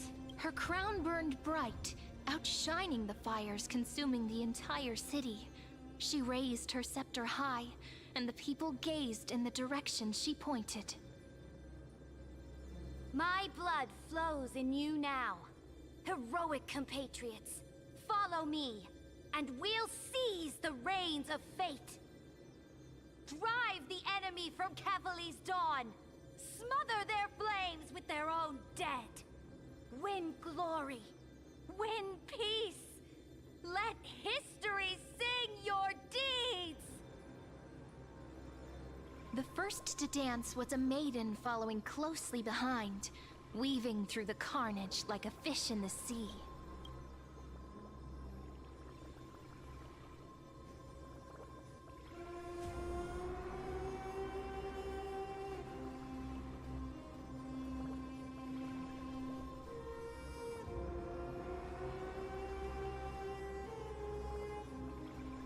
The people, full of wrath, surged with her, forming a colossal wave, and the enemy hordes, drained of life, vanished into nothing. Onward to Marmorial Palace! To Dawn Cloud's heights! Announce to all the wicked and cowardly! Announce to this stagnant age! We are the rising tide! History remembers this as the first siege of Akama. It is said that after the flames died, it was the name borne by Akama's first and final sovereign, the Imperator Saridra. Friend, are you listening, friend? Honestly, you were the one who insisted on reviewing. Wake up! Awake at last? I guess I won't have to use my wake-up magic on you then.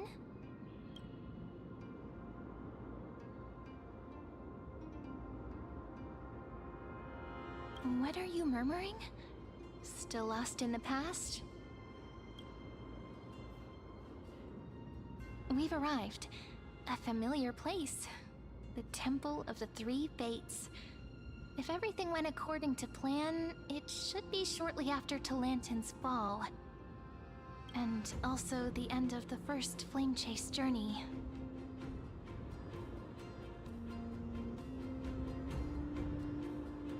Indeed, the first Flame Chase ended with the trial of Law. We must find the demigod and gain her trust before the core flame is restored. It'll be tricky, so let's pick up our pace. Tyrant! You and your butchers are not welcome here. Get out!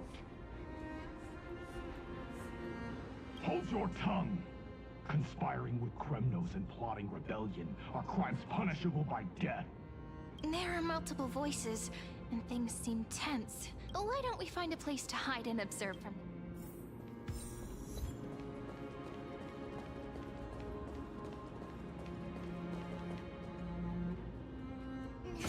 Deja vu.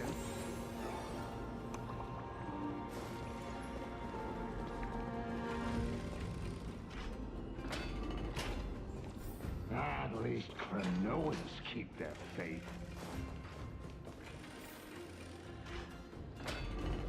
Wait, isn't that...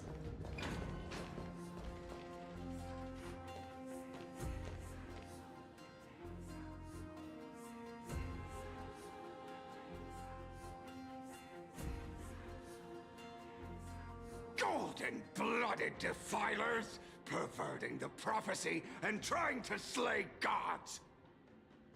Stars beyond the sky? Gods who created the Titans? What kind of nonsense? Look at this broken world and see what your atrocious acts have done! What? Did he just mention the stars beyond the sky? But how is that possible? You impudent! Ducks for Goris. We're here to welcome the deliverer from beyond the sky. Stand down. Heretic! No one but the great Talantin can deliver this world from misery. I ask you, if the old laws were so perfect, why did they crumble beneath my feet? You...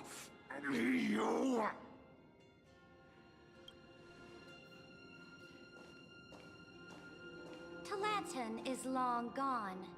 Now I am the law.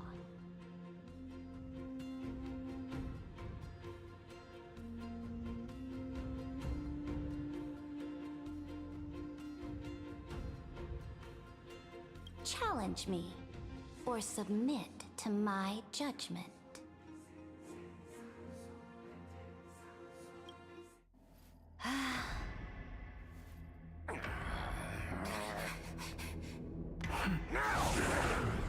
Silence!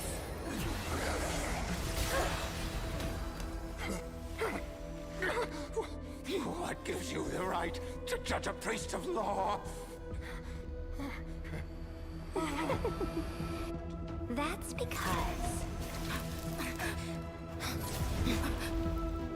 I came,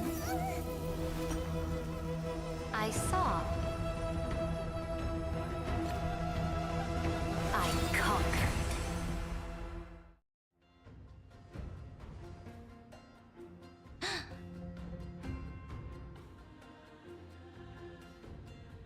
Ducks for Goris? Take the ashes of this man and scatter them in the temple among the crowds. Tell them that the High Priest attempted to take away the rights granted to the people by the Imperator. Thus, he met his fate. Yes, Imperator. Now, these two accidental guests. Dux Gladiorum, if you please. As you command.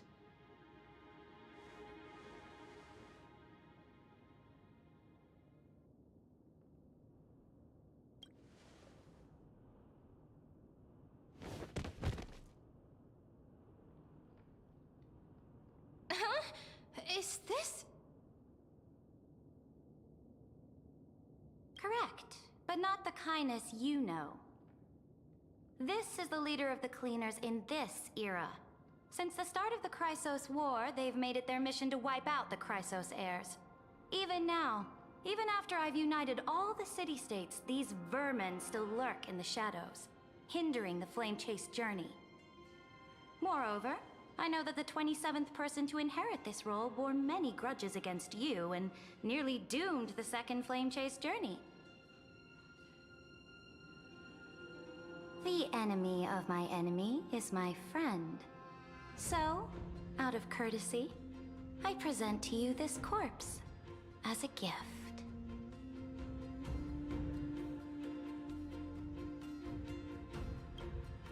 Careful. Let's wait and see what happens. She's probably trying to scare us.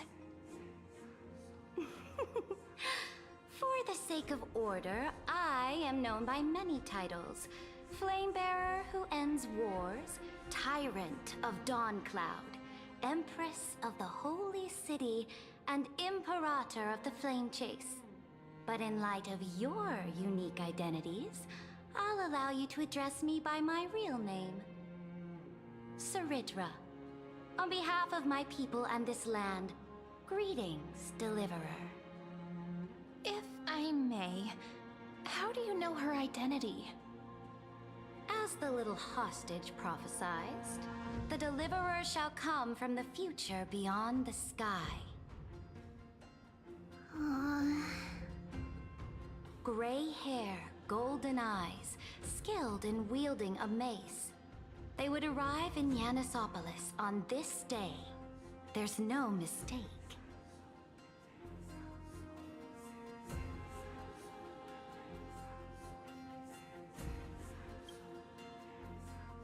Your orders, Imperator. We return triumphant. Send an urgent message to all delegates. The meeting of the Flame Chase Alliance will convene early. As for you two, Akima knows what you seek. We'll confer in the Holy City. Doubtless you have many questions, but save them for later. Please follow us. This is not what I expected at all.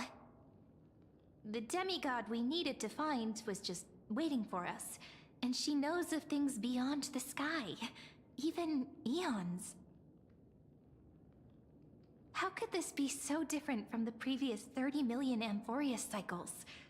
Who altered history?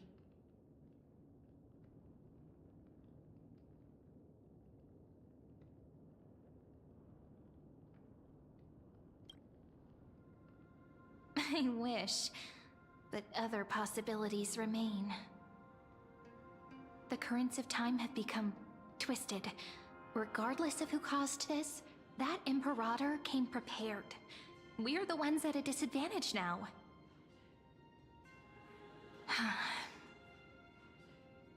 We might as well dance their dance.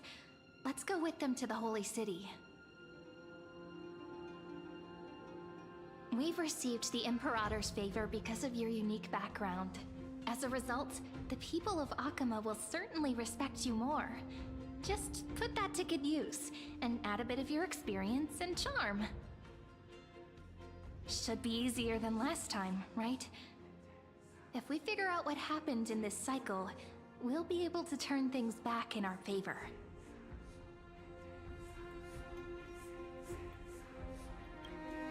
Ah, so I'm the key?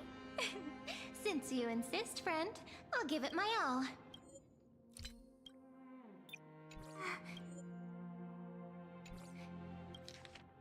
あら、鍵を握ってるのは私だったの？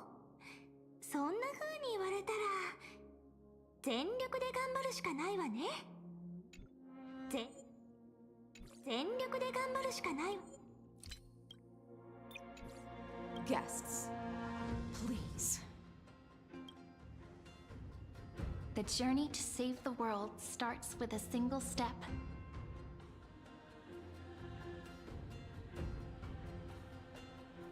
Let's set off, my friend.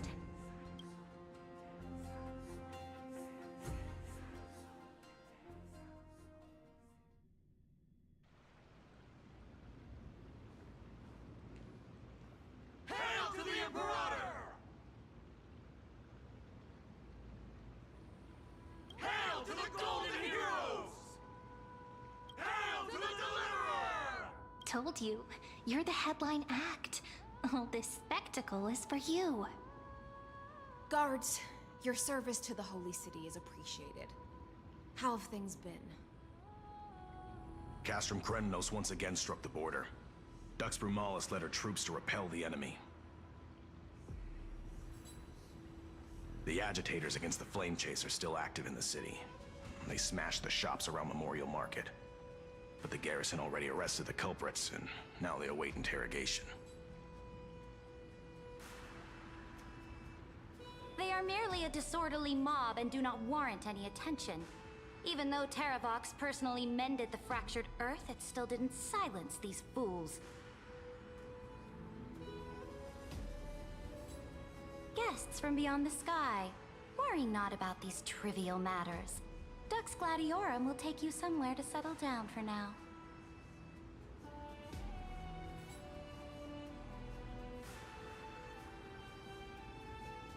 Please allow me to introduce myself. My name is Hycelens, and I am the Dux Gladiorum who swears fealty to the Imperator, as well as the Knights Commander of the Achaemenid Alliance. Later on, the Imperator will invite you to attend the meeting of delegates to discuss the Flame Chase journey. Your arrival has convinced us that the future promised by the prophecy is certain.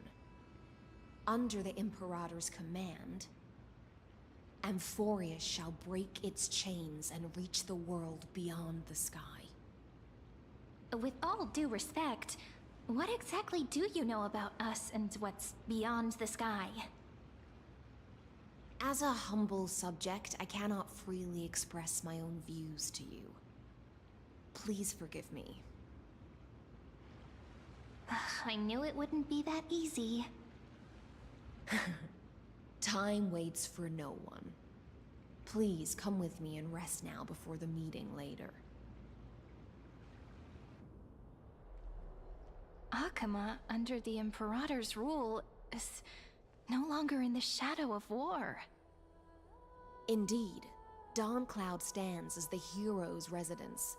The Imperator put much thought into its design, in order for it to serve as a sanctuary from the burdens of battle.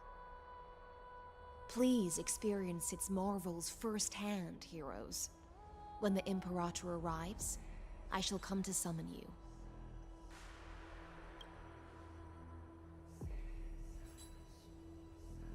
High Sealins. No wonder she's the Knight's commander.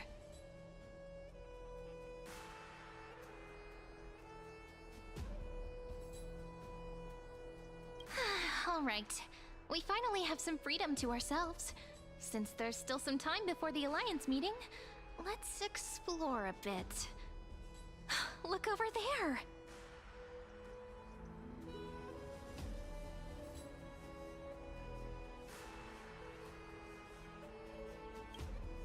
Not the ones you're familiar with.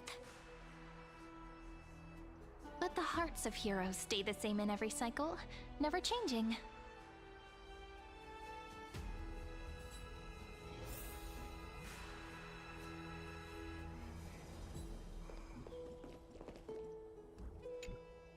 Aggie, you're still so listless today. Did you have trouble sleeping again? Yes. We know. The Titan's prophecy haunts you. If you want, you can talk to us, just like when you were young. No matter what, we'll always remain by your side. I know. I also understand that fate cannot be changed. It is not the future that I worry about.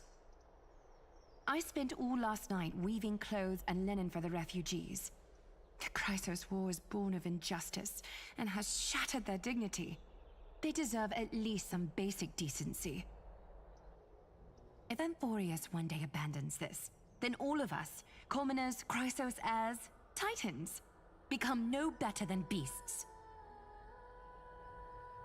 Oh, we have guests. Welcome. I am Aglaya, the Gold Weaver. These rags on you are not worthy of the title of Deliverer. I must prepare some proper attire for you.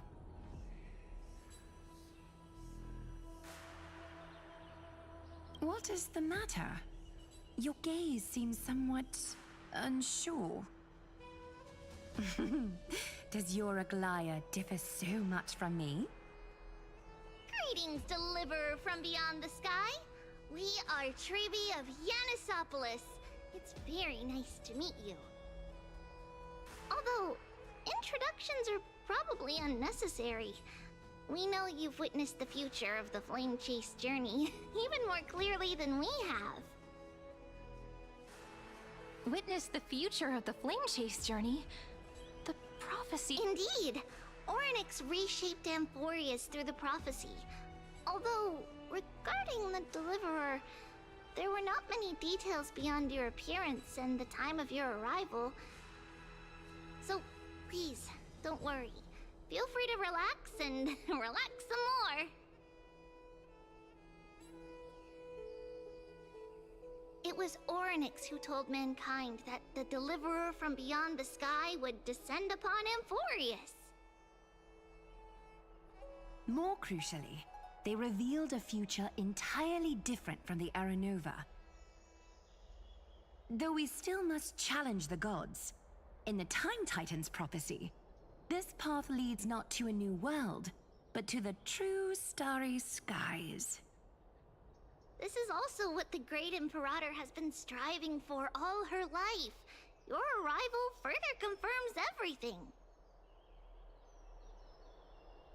This can't be real. Even you find this surprising? Fate really is unpredictable. Perhaps the upcoming meeting will hold even more surprises. The other heroes under the Imperator's command are here too. Since we have time, should we go meet them?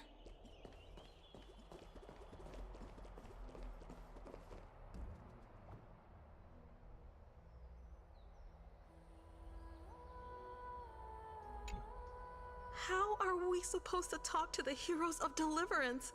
What if they're really intimidating?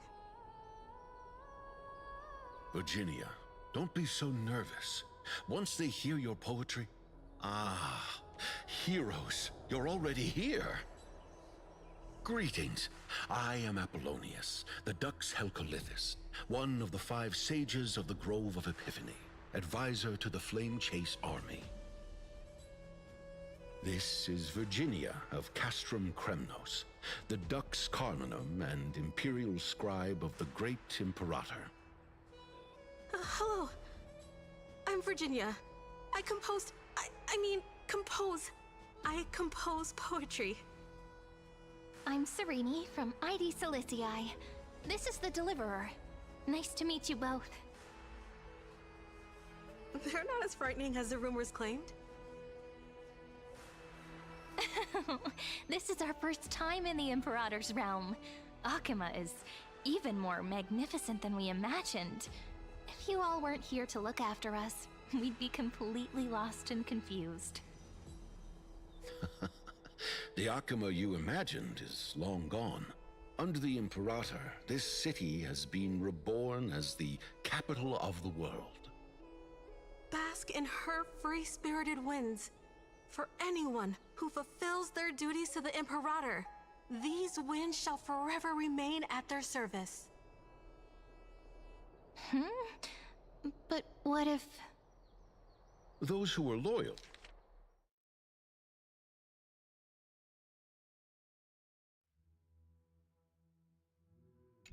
do not need to consider the consequences of betrayal.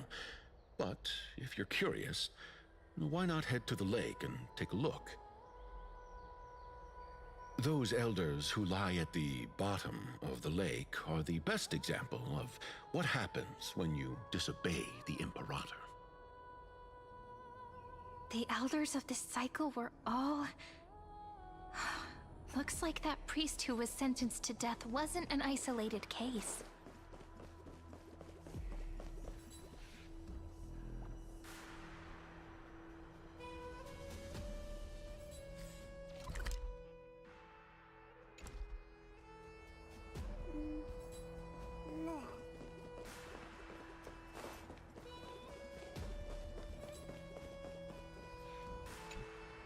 Little fish from beyond the sky, did you rest well?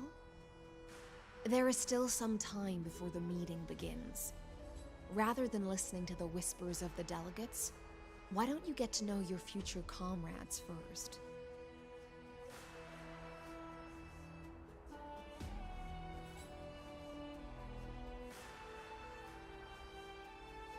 Since there's still some time... All right, there's no rush.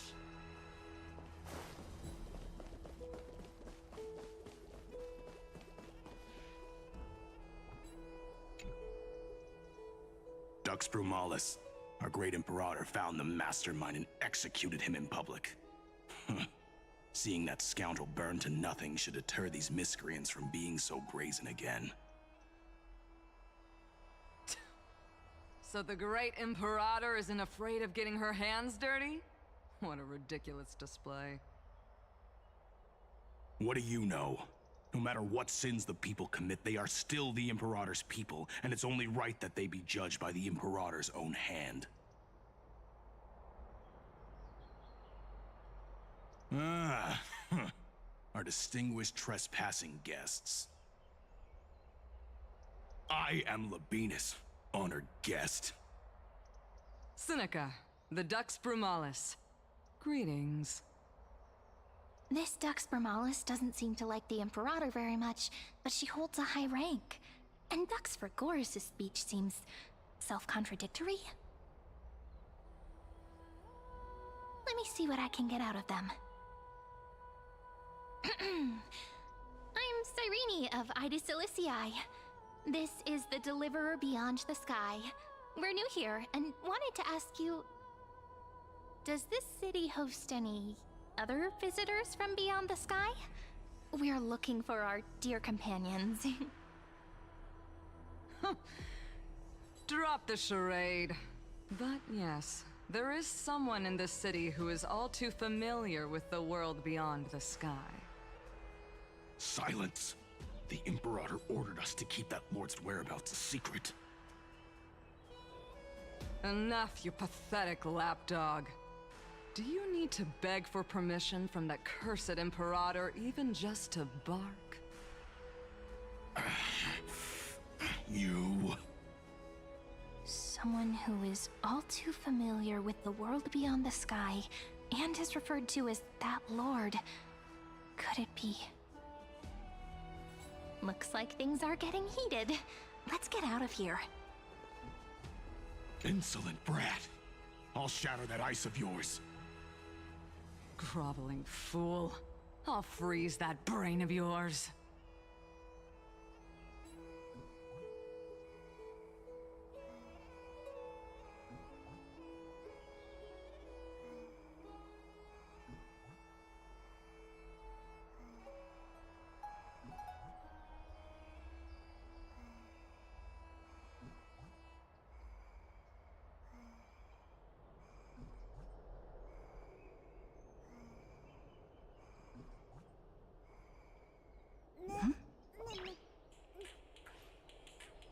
Nice.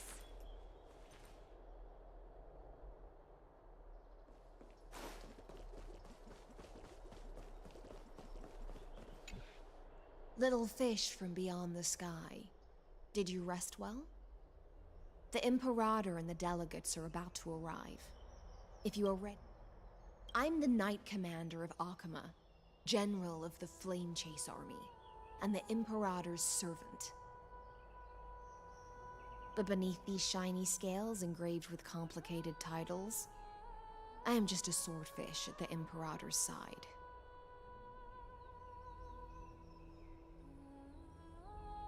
As you've witnessed, she is the Empress of Akama, the one who ended the Chrysos War and the leader of the Chrysos heirs. As merely a humble subject, I cannot say more beyond this. The Chrysos heirs here constitute the elite among the Flame Chase army.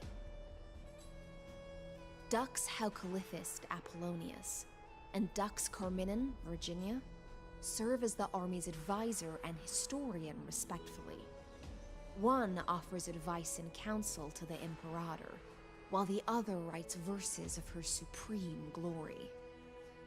Dux Frigoris Labienus and Dux Brumalis Seneca are both formidable warriors, clearing the way for the flame chase with steel and storm.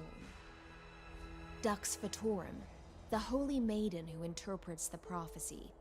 Only the one named Treeby remains in the city. The Imperator once took them as hostages in order to unify the prophecies of the world, but they are now Akama's most vital prophets. Dux Goldweaver, Aglaya. Well, she dislikes it when people talk about her behind her back. You should get to know her in person.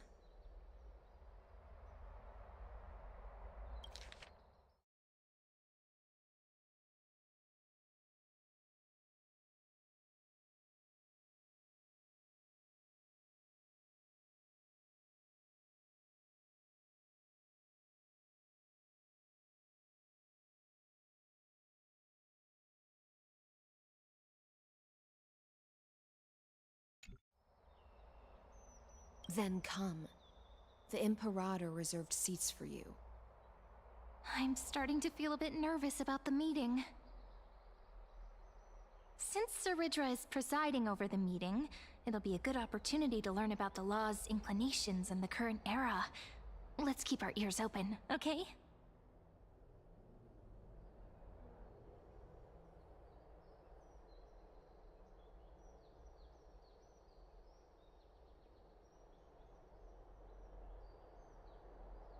Good sir from Paphos, what do you think the Imperator is planning calling this meeting so early? My homeland can't endure anymore.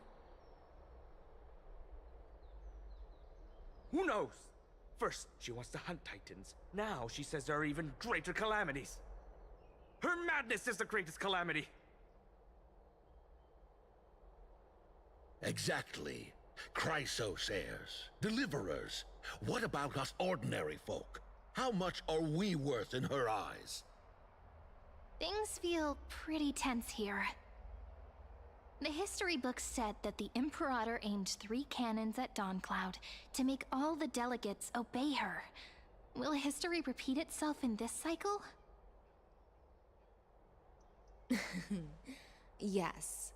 Similar acts have occurred, and not just once. However, whether history will repeat itself, you'll soon see. Those are the 2 spots reserved for you. Please take your seats. What's happening? Look, We're starting. That's what they were talking about before. What is this? Stop. So it turns out. Ladies and gentlemen, silence, please. The Imperator has arrived before her faithful council, and the Alliance meeting is about to begin. All rise. In the names of Talantin and Kefali, the Akama Alliance swears upon the gods. Cease the pageantry. I pray not to the vanquished. What? Kefali, of course, needs no further explanation. As for the law, at the entry hour 2 days past, a scout should have brought news of the conquest to all of you. Unfortunately, guards found his corpse among the rocks not far from the city. Moreover, the poor soul was buried with a Paphos curved blade. It pains me to imagine what agonies this loyal warrior endured before his death. Delegate from Paphos, do you have any insights? I know nothing of this. The evidence is irrefutable, so there is no need to waste your breath. However, let us set this trial aside for the time being. Witness, even within the most sacred and dignified council, there were those among us who wished to draw their blades, brazenly challenging the Alliance, seeking to shatter our hard-earned peace and unity. Fortunately, I uncovered this plot. Now, to protect this beautiful city and her people, the Imperator's legions are ready. They will escort each of you to the Temple of the Three Fates, where you will receive the highest level of protection the Alliance can offer.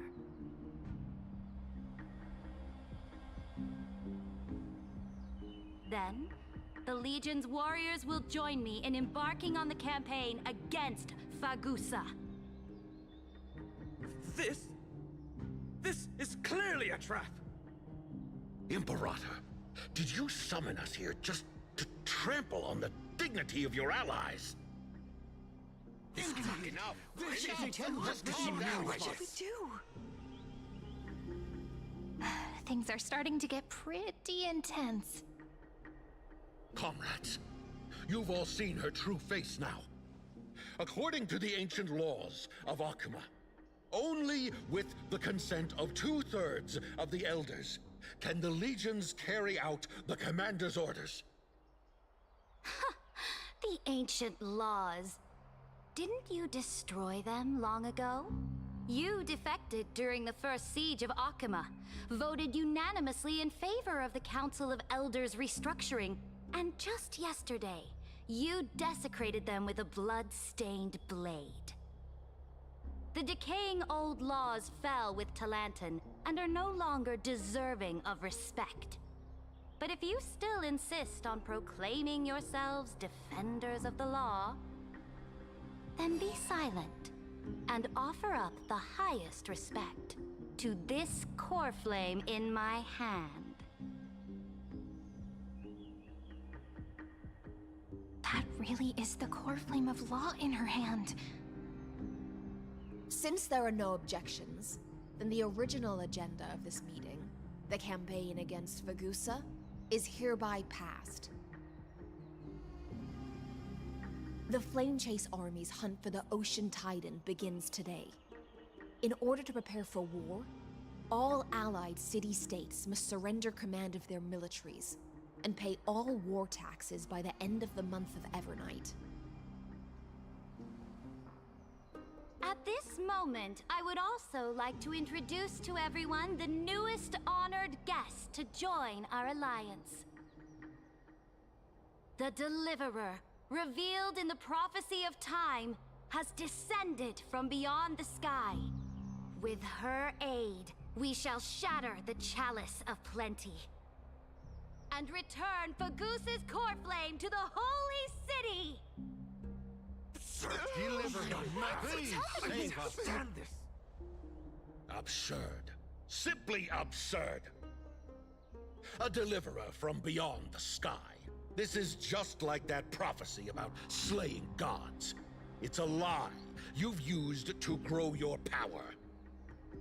Ladon has already sacrificed countless soldiers. And now you want me to send even more of my brothers and sisters to be used and discarded by a tyrant?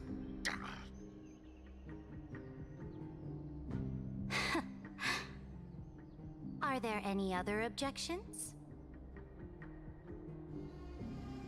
Then I bid you all farewell. Meeting adjourned. Deliverer, please wait. I still have important matters to discuss with the two of you.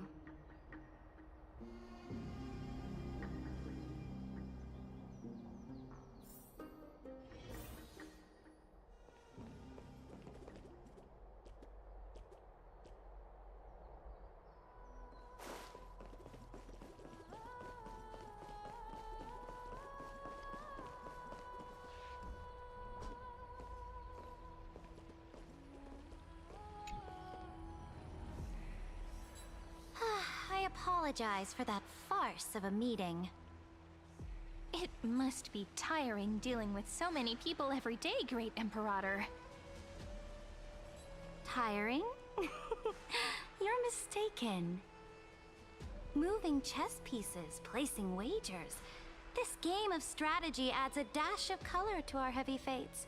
Much like how rule and conquest are always accompanied by sacrifice. Is the war with the Titans also part of that sacrifice? After I glimpse the secrets of this world... No, the secrets beyond the sky. The divine authority of Amphorius no longer held any significance. Let me ask you, Deliverer. Is it true that beyond Amphorius' sky, there are magnificent deities called Eons?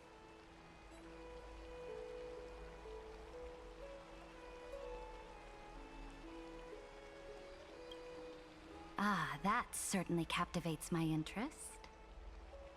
Then, please tell me more. How will you use this great power to guide the people? In the future you envision, where will our flame chase journey lead?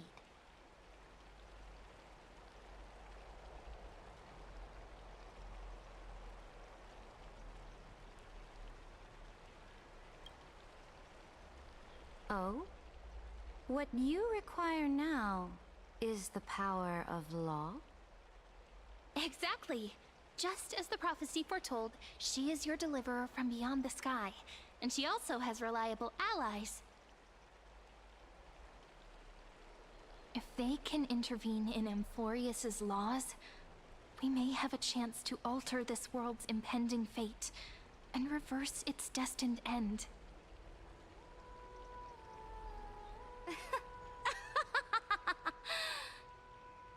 Very good, Deliverer. You have courage. To say such presumptuous things, even knowing that the inheritor of the law stands before you. You mean...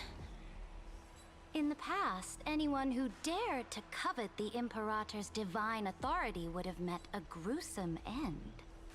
But now we can see beyond this dying world. Our journey should no longer be confined below this stubborn sky. Alas, that fickle ocean titan has obstructed the spirit water leading to the vortex of Genesis, hindering my ascension. If the core flame of law cannot be returned, your path to deliverance will never be realized. Now that things have come to this, we must resume our once stagnant journey and force the waves that block our way to recede. So, you agreed to cooperate with us? Cooperate? Forgive me, but I never cooperate with anyone. Though I will permit you to join me as subjects. And together, we will forge the most perfect law. This is... The Flame Chase Medallion, a symbol of the Flame Chase Army. Every noble in Akuma carries one. This medallion represents the will of the Imperator herself, and you may act freely within the city with it. Before we embark on the crusade against the Ocean Titan, you should rest in Akuma for a time.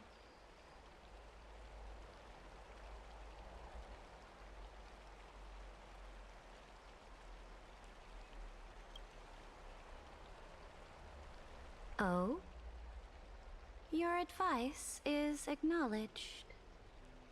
From this moment on, prove yourself through your actions.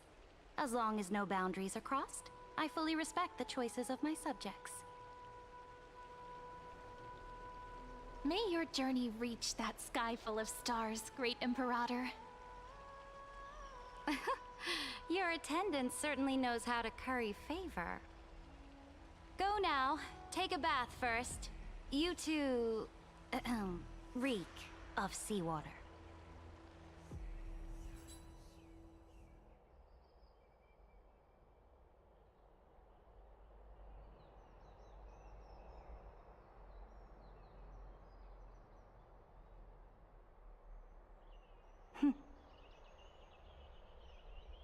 Come forth, Theoros.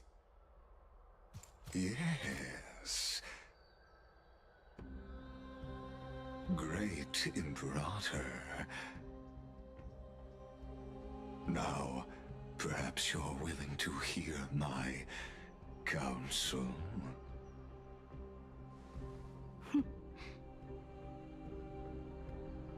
Those two arrived just as Oryx described, and just as you said, they showed a thirst for law.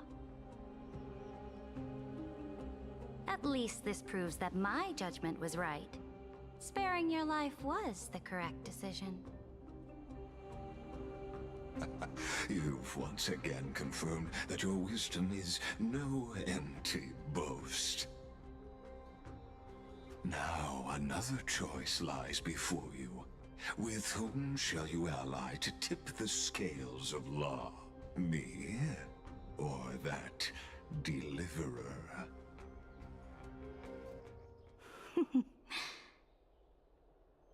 Remind me again, Antikythera. What kind of future do these two paths lead to in your view? I shall tell you. You are entitled to know that the deliverer from beyond the sky is not a wholly wicked being, but from the very start, her stance has been completely at odds with Amphorius.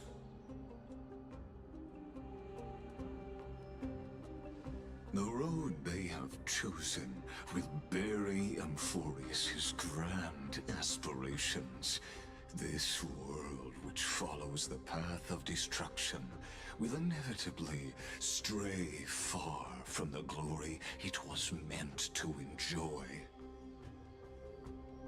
But on the path I have revealed to you, the people of Amphorius will slay their creator in the name of the Imperator and conquer the worlds beyond the sky. You will command the mighty beast known as Iron Tomb, bringing waves of war and conquest to the universe. Beings across the cosmos will bow before you, offering their allegiance. So, what's the price? The price is insignificant. All that is needed is for you to sacrifice that fragile, incomplete humanity to the destruction. As a Chrysos, heir of the prophecy, you have already chosen to abandon it, have you not? Off you go, Theoros. I have already made my decision. Once I ignite the core flame of law and burn away the old, outdated rules, Amphorius will embark on a journey across the stars.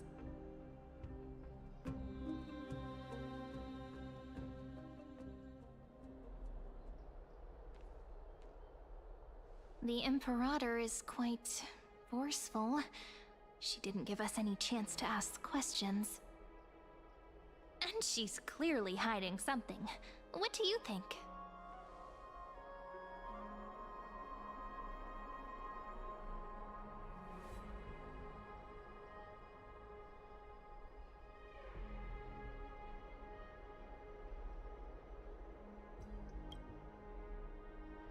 There are many uncertainties right now, but this is one of the few blessings.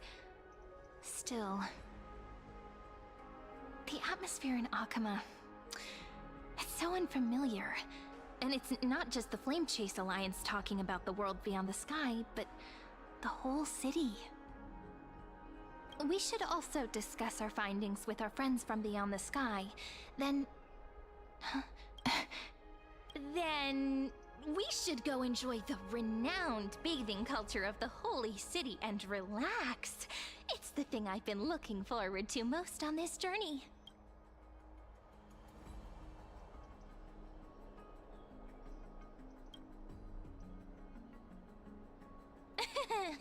Work and rest are both important. You see, everyone agrees, right? So someone's watching. Can't let our guard down for a second. Let's use taking a bath as an excuse to find a quiet corner to update Madame Herta and Screwlum on our progress. We can also check out what's happening in the city. Since the outcome of the meeting was just announced, people must be gossiping. We can kill 3 birds with 1 stone. Let's go.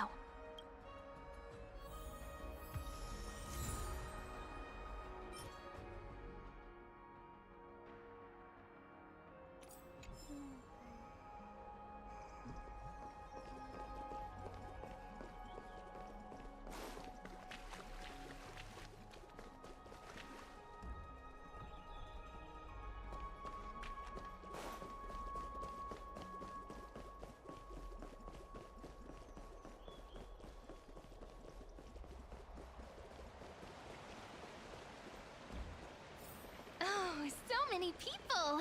The holy city is so lively. As expected.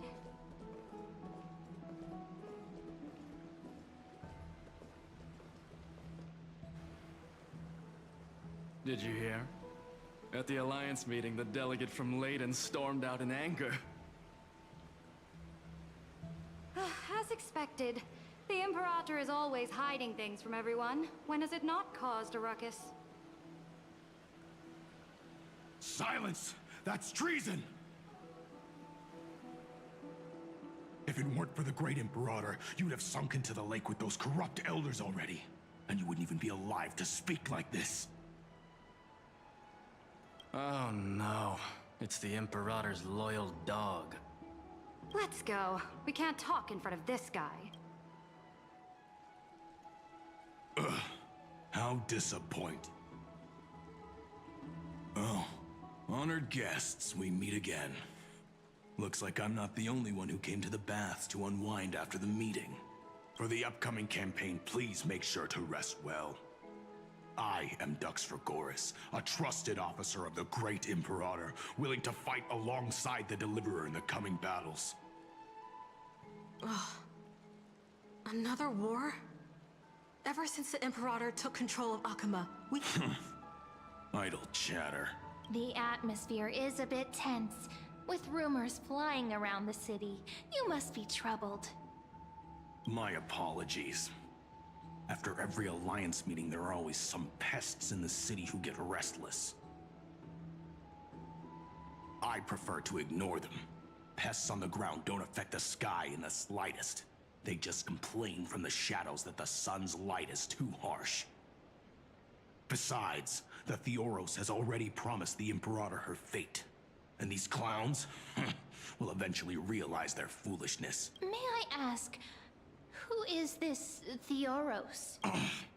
The Imperator has ordered us to keep his lordship's whereabouts a secret. Ah, so it's his lordship. Stop trying to get things out of me. I didn't even need to try. Big and strong ducks for Theoros. Bad news. He's been staring at us the whole time. We don't know how much Saridra has concealed from us. In the worst case scenario, we may have to face more than one enemy.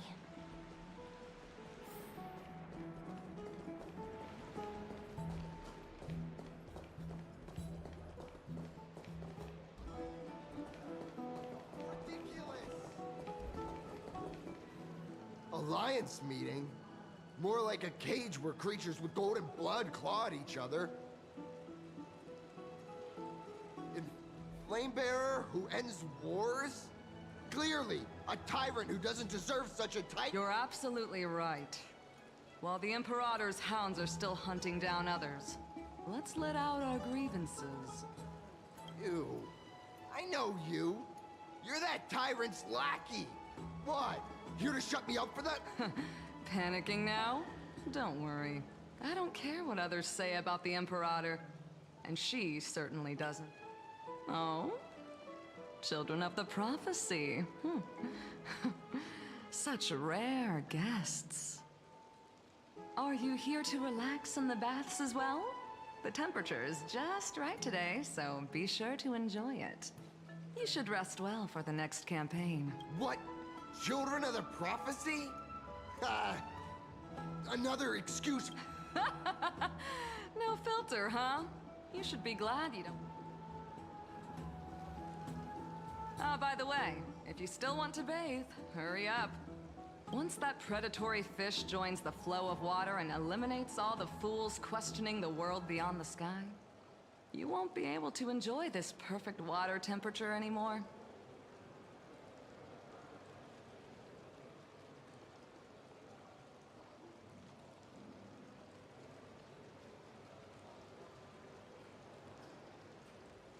Seems like there's more to Dux Bramalis's words than meets the eye. But would the Imperator actually kill those who question the world beyond the sky? This is the complete opposite from what we know of Akama.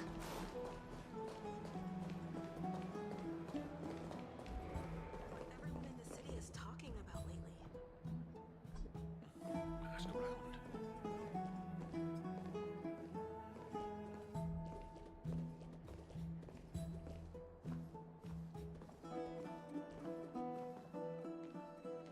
Huh.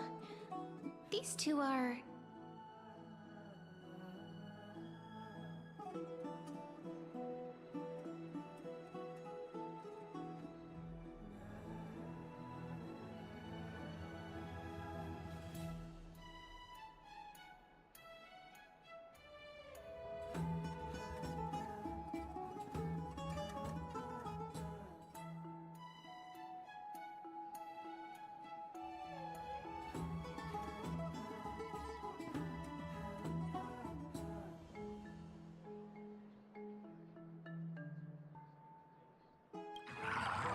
So many guests today.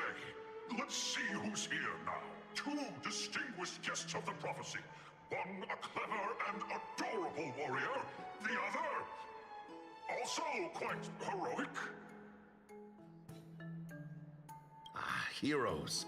I didn't do... It's a pleasure to see you again, Dux Helcalithist, and... This is... Oh, she wants to find someone to help with research for her new work. I'm the far-seeing eye and all-hearing ear of Akama. I see and hear every single thing that happens in the streets and alleys of this place. I'm the perfect... Enough small talk. Here's the latest news from Akama, as you requested. The children of the prophecy arrived in the holy city and the Imperator unilaterally stripped away military power. The Alliance meeting ended in discord, and their... As expected. I get the feeling you might have embellished a bit. I swear on my stone mane, I would never do such a thing. Never mind. While the influence of rumors can be minimized, the fact remains that the great Imperator did swiftly consolidate military power in an almost heroes. I know the Imperator's way of doing things may seem a bit autocratic to outsiders, but soon you will witness her blade dance with enemies on the battle. I can't comment on the source of her loyalty, but when that blade is drawn, you two, as bright as you are, will surely see the deep thoughts beneath her exterior.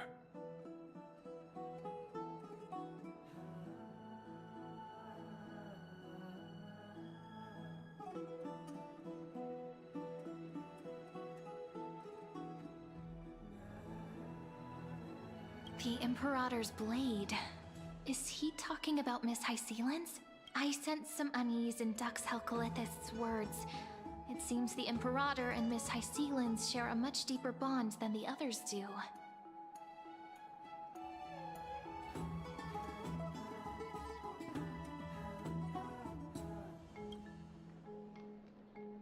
There are eyes and ears everywhere. Is there any place where we can have some privacy? To understand the Imperator's secrets, we have to get past Miss Hysealin's.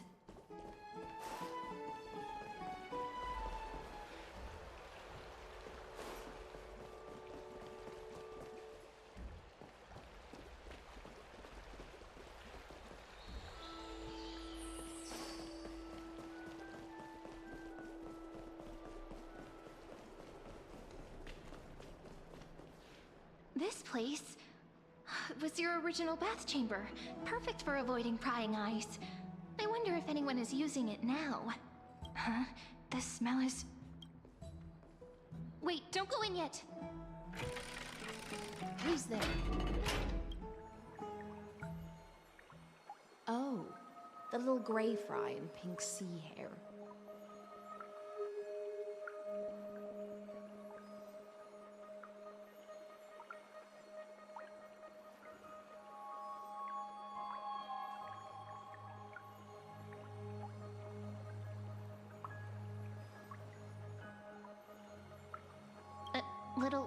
Little sea hair?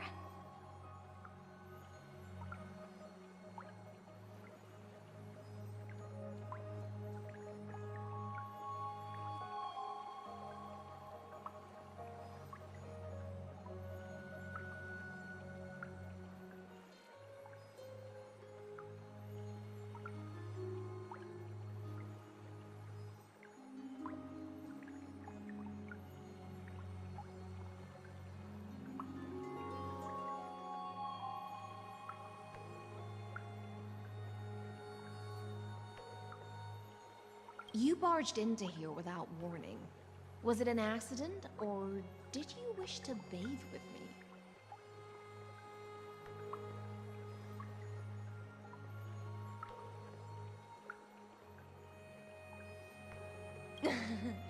What's wrong?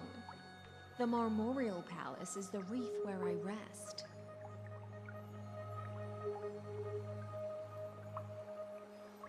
Sorry, we didn't mean to disturb your bath.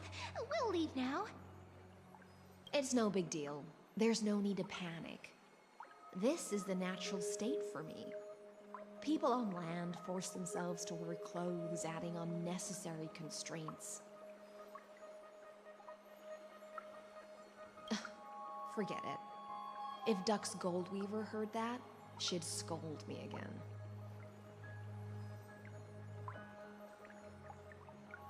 All right. Please make yourselves comfortable and wait a moment. Let me first wash off the blood of the hunt, and then I'll attend to you two.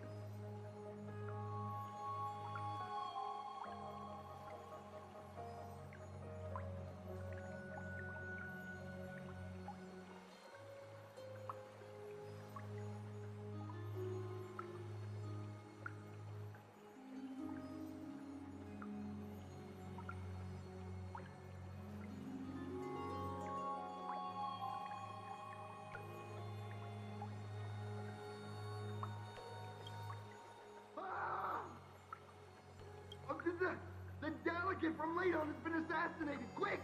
Quick, someone come quick! Ah, the broken crab shell surfaces. I was worried it had been washed away by the current.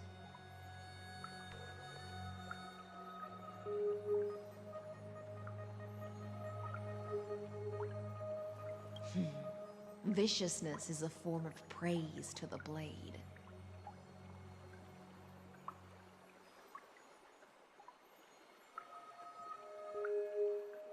I see. No wonder there was a faint smell of rust in the air before I even entered.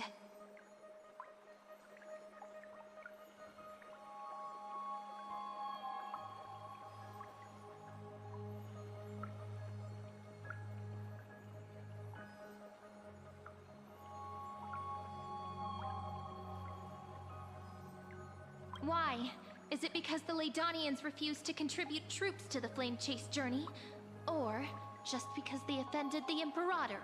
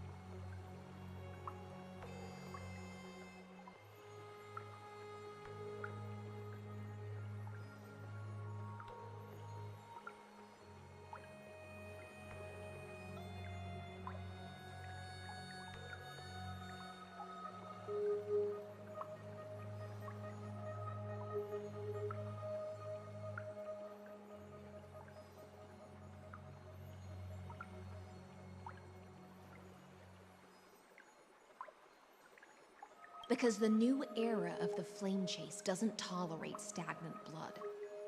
For the ignorant masses who cling to outdated laws, only bloodletting can wake them up.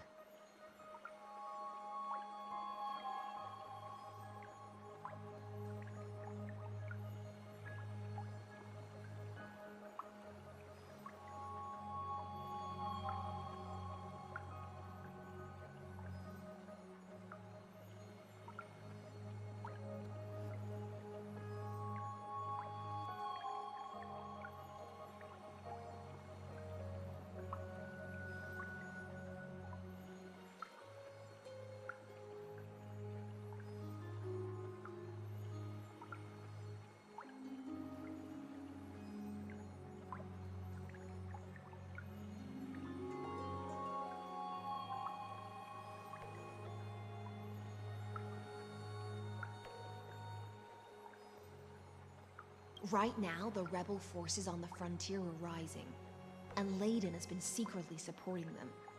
They loudly chant the slogan, "Return to the Era Chrysia," unwilling to relinquish military power. They're just building momentum for the rebellion.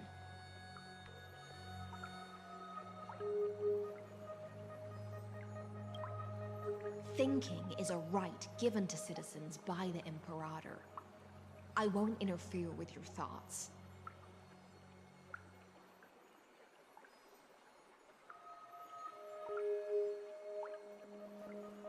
As long as you don't try to reverse the current of the times, you and I will both be free. But Miss Hycelens...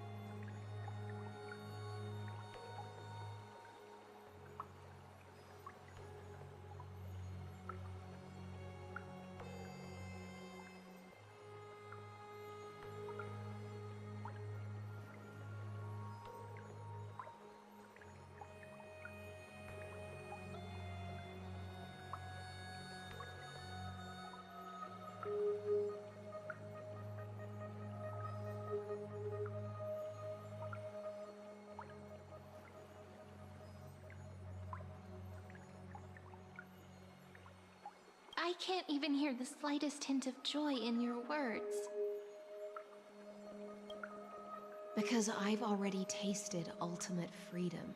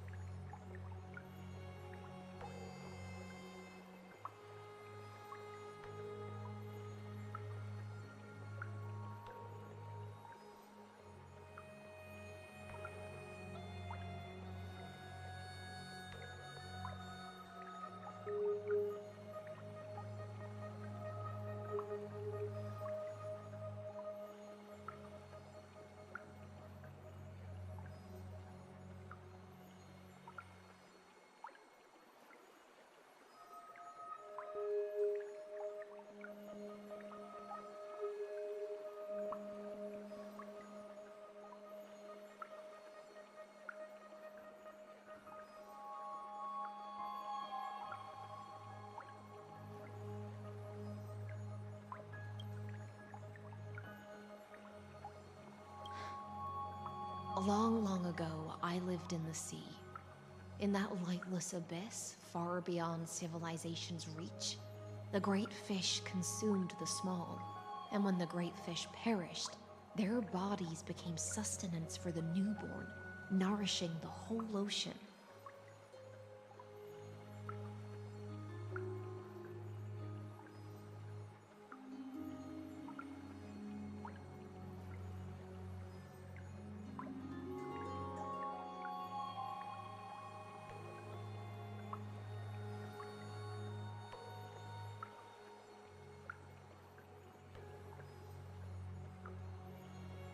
This is the tide that carries civilization forward. Anyone may be devoured, or meet the fate of inevitable decay. Are you suggesting that ultimate freedom is in fact the cruelest fate for life?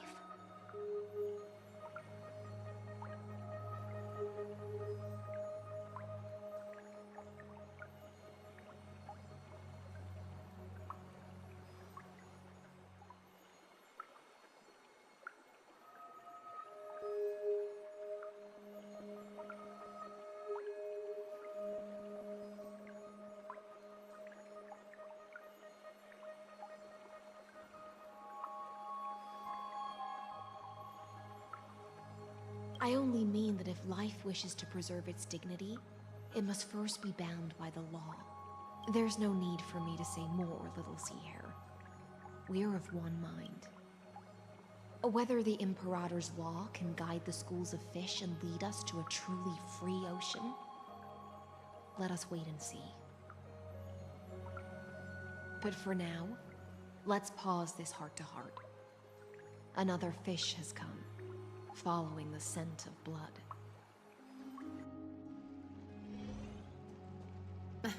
Being your subordinate is such a tragedy. I'm always having to worry about the messes you leave behind. It's simply our duty to the Imperator.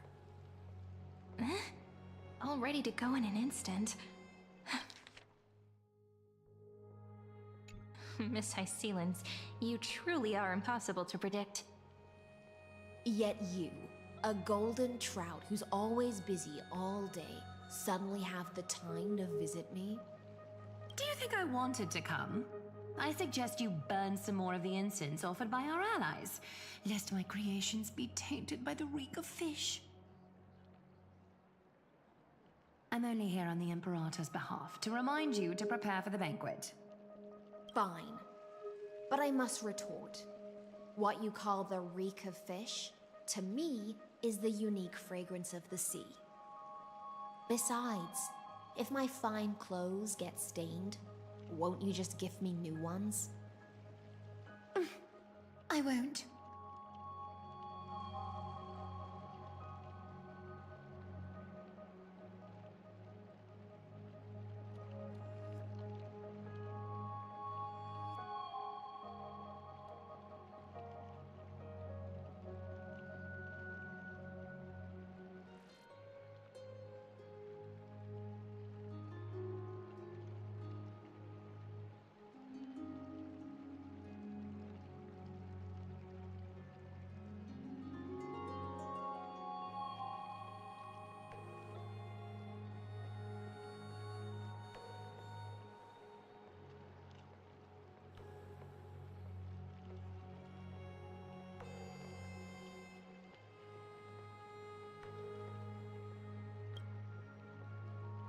Is that how friendship is described beyond the sky? Fascinating. By the way, you both just mentioned a banquet. Could you elaborate on that? Oh, right, you don't know.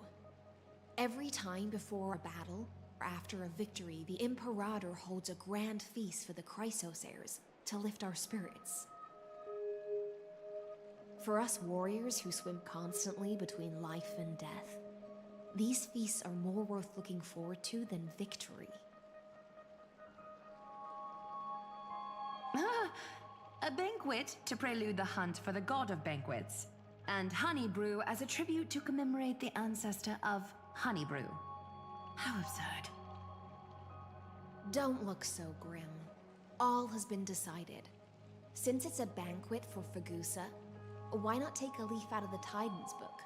Live in the moment and enjoy life to the fullest.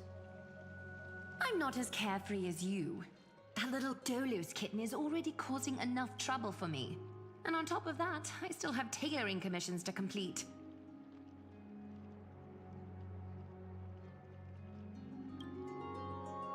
By the time the cool flame illuminates my eyes, I might not be able to focus as I used to. Glaya's eyes. Curious about these eyes? People often compare them to jewels. But I've already made my decision to ask Romance for eyes that can see everything. I wonder what this world will look like when I take the Divine Authority. In the future, you will still be the finest weaver in the world. Is this also a prophecy from the Three Fates? It's even more accurate than a prophecy. After all, she has already witnessed it, right?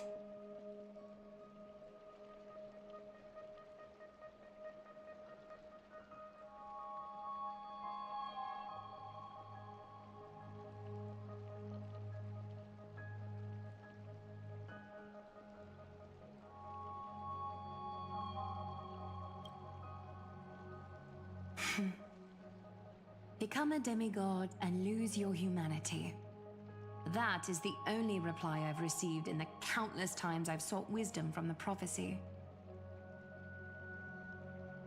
But Destiny's fragments are like stitches.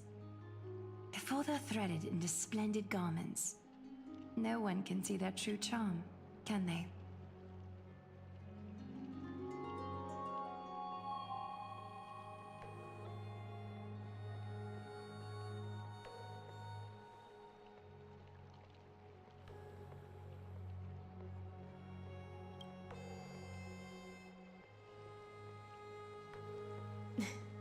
Aglaya has always been troubled by the divine duty she must bear. But thanks to you, she seems to be in much better spirits.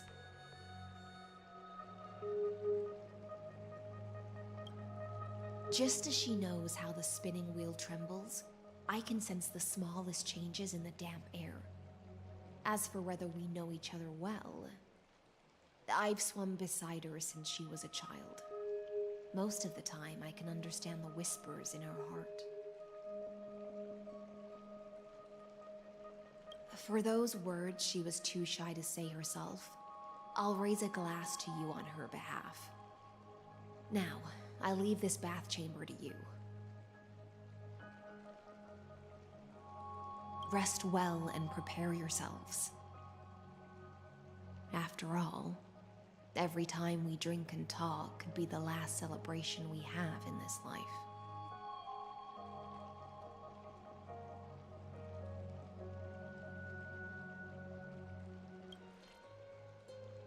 Miss High Sealance has given us the bath chamber. It seems she really does do whatever she wants.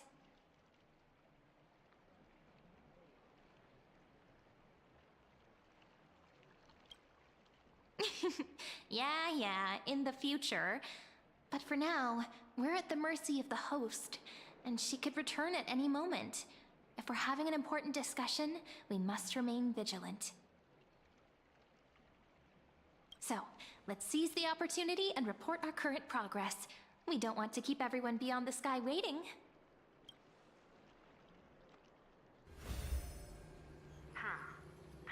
First, while that little empress with a candle stuck on her head didn't explicitly say it, she firmly rejected your request to take over the law. Fair enough. Second, Lygus is indeed in this timeline. But since he's somehow connected to that little empress, you have no way to find him. As expected. The road ahead will be long and difficult.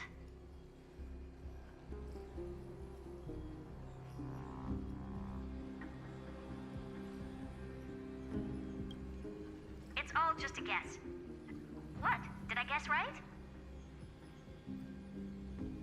We've made some progress here too, but nothing to get too excited about. Our time is short, so let me summarize.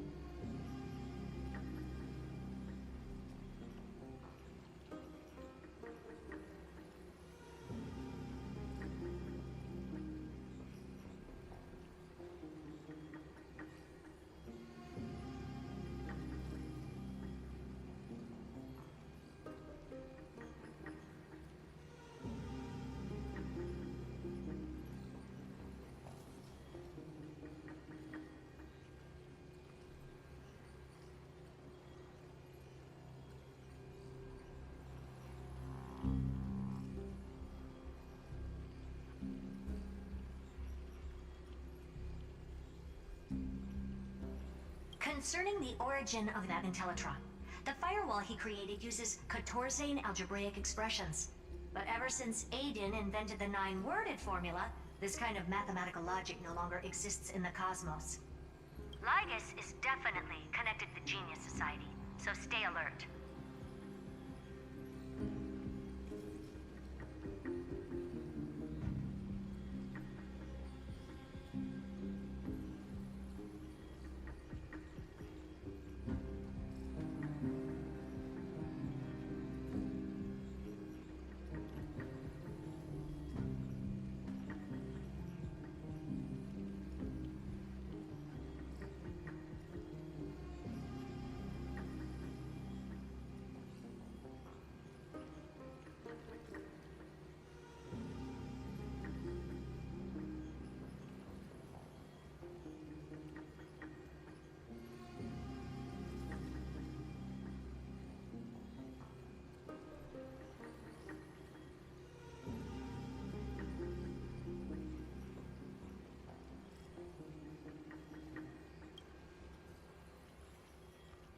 First, exclude Droidhead themselves. They specialize in minding their own business and wouldn't intervene personally. But Screwy and I are still eliminating possibilities one by one.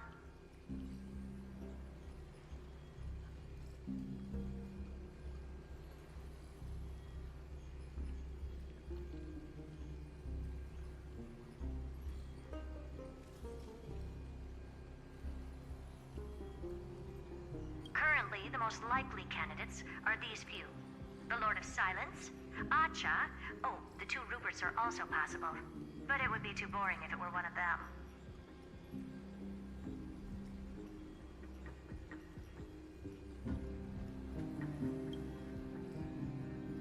That's all I have to say. We'll depend on you to continue pushing things forward within this world. Keep in touch regularly. And remember, don't let your guard down.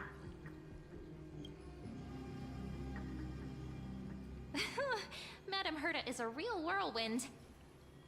Well then, let's use the banquet Aglaya mentioned as our next starting point. Ceridra's trusted followers should all be present at that time. It'll be a good opportunity to get close.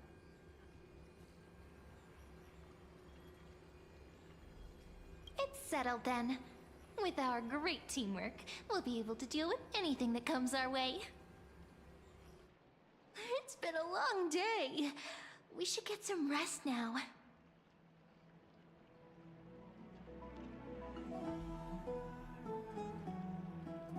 All right, when you...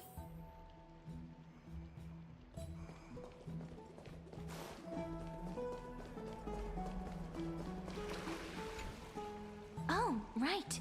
The Spirit Basin.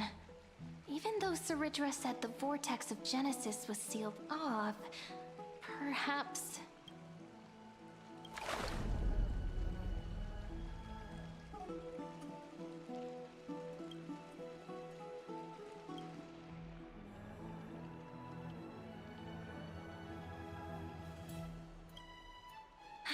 Sure enough, the connection between the Spirit Basin and the Vortex of Genesis is gone.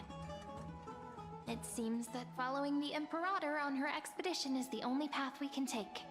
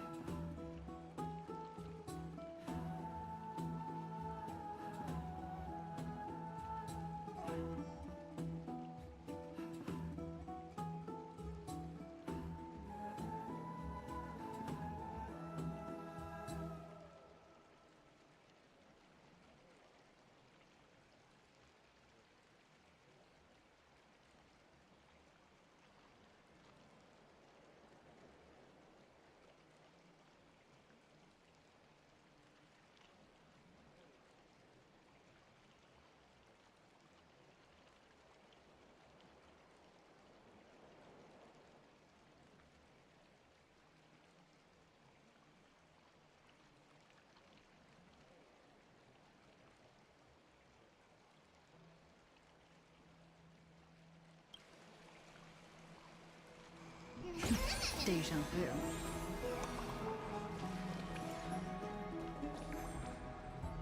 It's been a long day. Yes, let's get ready for the banquet.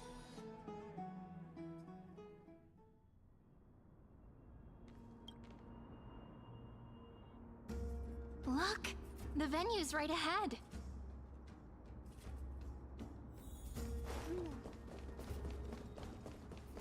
And I can even hear singing. It feels so romantic.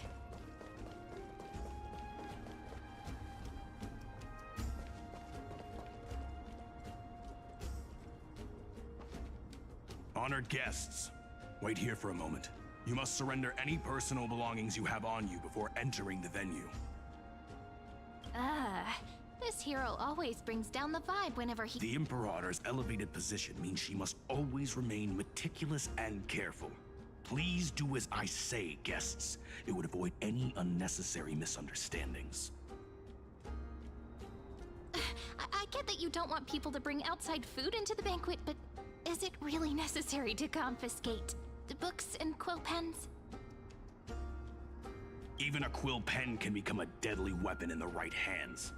I'm asking for all your items. All, Miss Cyrene. Your belongings will remain safe. They will be looked after appropriately by dedicated staff. looked after appropriately? Dedicated staff? Talk about a vague choice of words.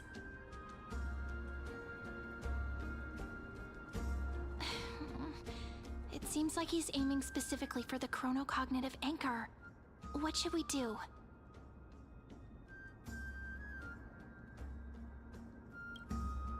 My gut feeling, huh?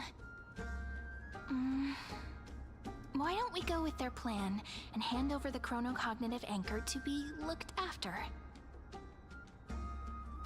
After all, if the little Imperator is paying this much attention to you, she probably already knows all about our whispered conversation with the geniuses. I can pretty much guess what'll happen next. But that's actually gonna be our shortcut, right? Guests. All right, we'll listen to you. Here you go. Also, please pass on a message to the Imperator from us. She can trust my friend, anywhere. Thank you for your cooperation. The Imperator, why don't you head in with the other guests first? Isn't Ceridra supposed to be the focus of the banquet? She's not even here. Why is it so difficult to talk to her?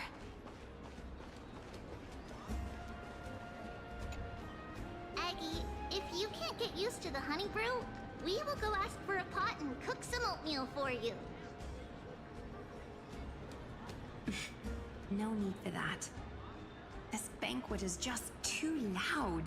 And nothing and no one here is interesting. I just don't really want to be here. Lies! You were pretty energized when you came back from the bath chamber. Let me guess. Are you worrying about someone? About High Ceilings? Or Little Cypher? You take everything too seriously. At this rate, life's gonna be real tough for you later on.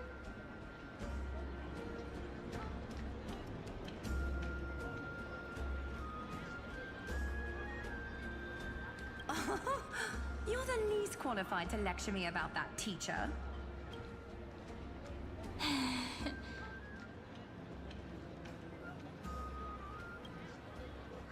Dear guests, are you here for us? I mean, are you here for Treeby or Aggie? No. I'm just wondering whether you've seen the Imperator.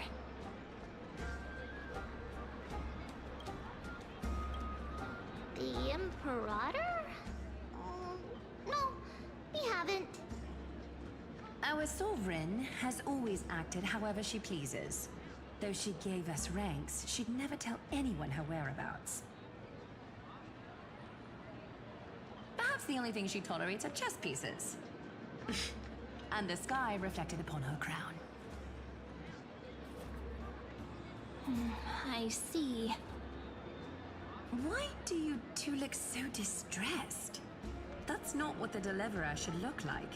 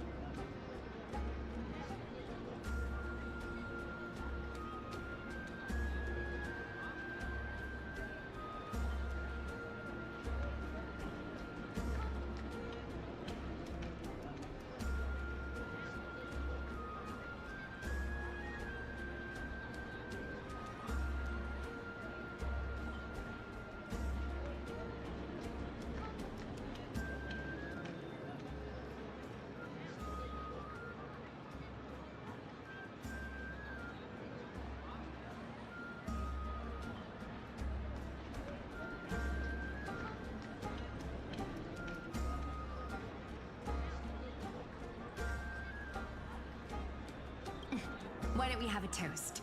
While we still have time for pleasure.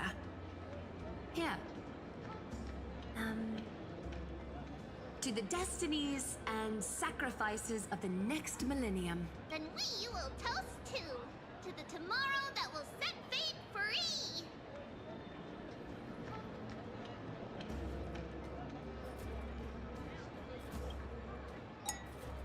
Cheers!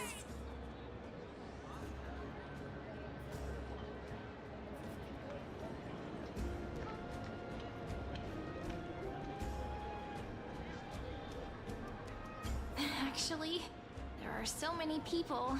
We wouldn't be able to find the Imperator even if she were here. I know. Let's look for seats that are raised up higher than others. You two have been wandering around the venue as if you have something on your mind. Have the attendants not taken care of you well? No, we love it here. It's just... we're a little concerned, seeing how the Imperator still hasn't arrived.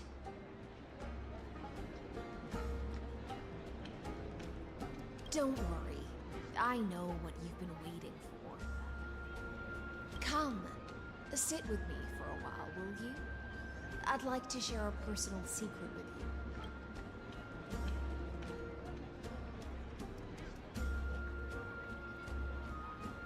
See here?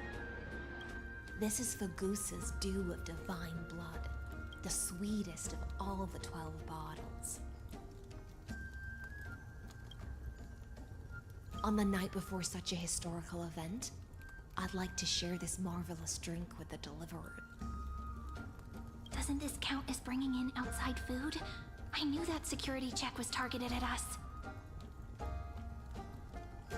What's the matter, guests? Oh, we're simply overwhelmed by such an honor. Are you worried that I might have poisoned the dew? Well then, let me prove my innocence.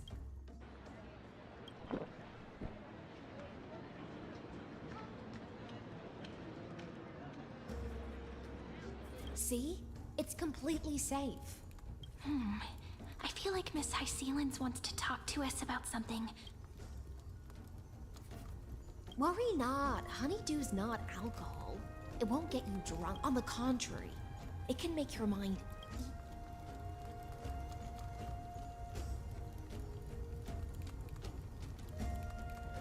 Please, have a taste. Would you like some too, little Sierra? I can drink it myself. How is it? Sweet enough? Calm at times, tempestuous at others. That's the taste of the ocean.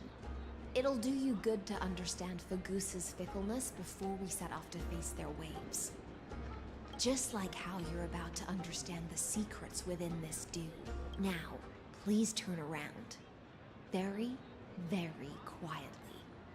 Don't make a single noise.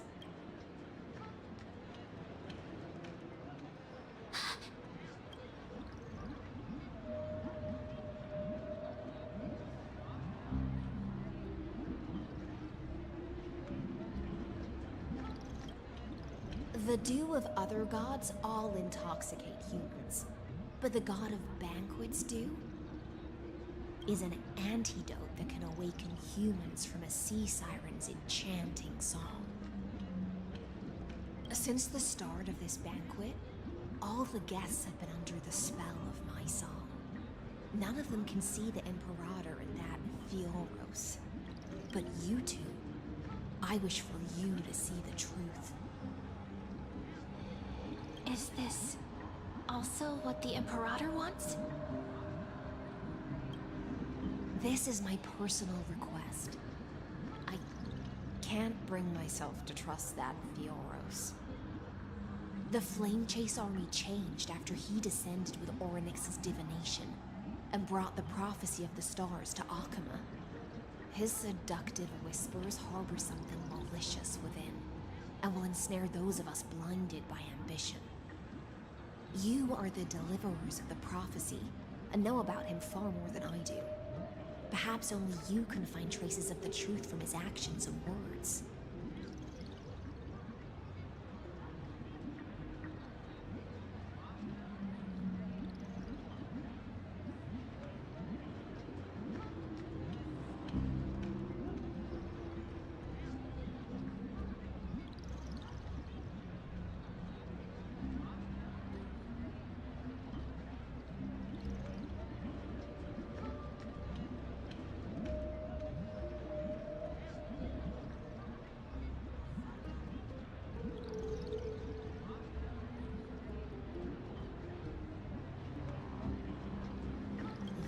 can show the Imperator the right path forward.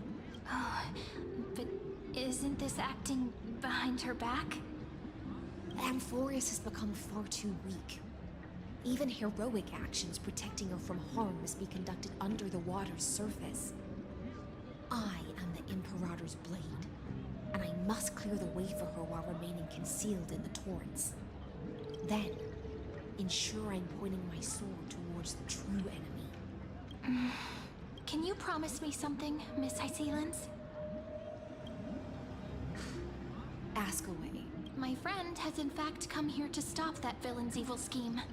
Our goals are aligned. But as to the decision the Imperator must make, she has no wish to transgress her authority. We just want to tell her everything we know. I believe the Imperator will be able to tell right from wrong. I never doubted your loyalty. I'll pass your words faithfully on to her. Provided we can gain the advantage in this tug of war, that is. Now, return to the feast.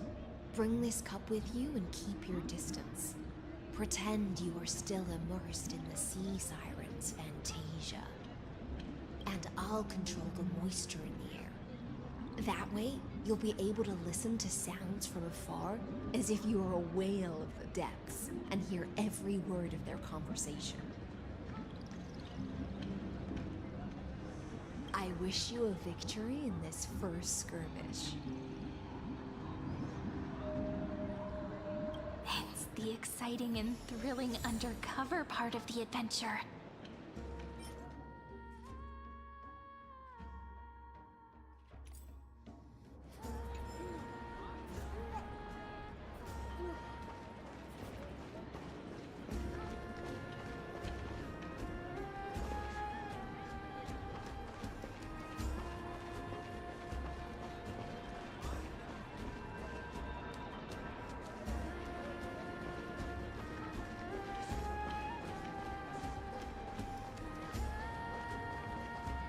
Let's mingle in the crowds here. Relax. Relax. Try to act natural. Where's the Imperator? Still not here. That little imp is always acting so high and mighty towards everyone. Today, I will... Whatever. Pour me another cup. Though she has succumbed to drunkenness, she still does not dare challenge your authority. A criticism of my height is a grave enough insult already. She should be dismembered. Do you often test the loyalty of your subjects like this? You jest. The Imperator does not need blind loyalty. As long as one can prove they have value, I am willing to be lenient towards them. Let's cut to the chase, Theoros. If I pass the trial and grasp this world's law in my hands, what will you do then? The answer is simple. I will connect Amphorius with the stars. Don't waste my time. Be precise. Be specific. I won't ask a second time. Allow me to adjust my statement. I will correct the regulations within the old law that sealed off Amphorius and merge the black tide with the torrents of Era Nova. Then we will be able to decimate the forces beyond the sky that are trying to annihilate Iron Tomb and sound the trumpet for the endless campaign you will then embark on. But you previously said that Iron Tomb is unrivaled in power across the stars. Who would dare to annihilate it? There is a federation of warships named the Xianzhou Alliance. Warlike and old-fashioned. A cult named the genius society, loosely organized, but that so-called Deliverer is part of that last group. Those vagabonds mistakenly believe they can connect the stars through alliances instead of conquest. But history has already given them a tough lesson. There are countless other organizations besides, but when the Lord Ravager sweeps across the cosmos, they will certainly all bow before your empire of destruction.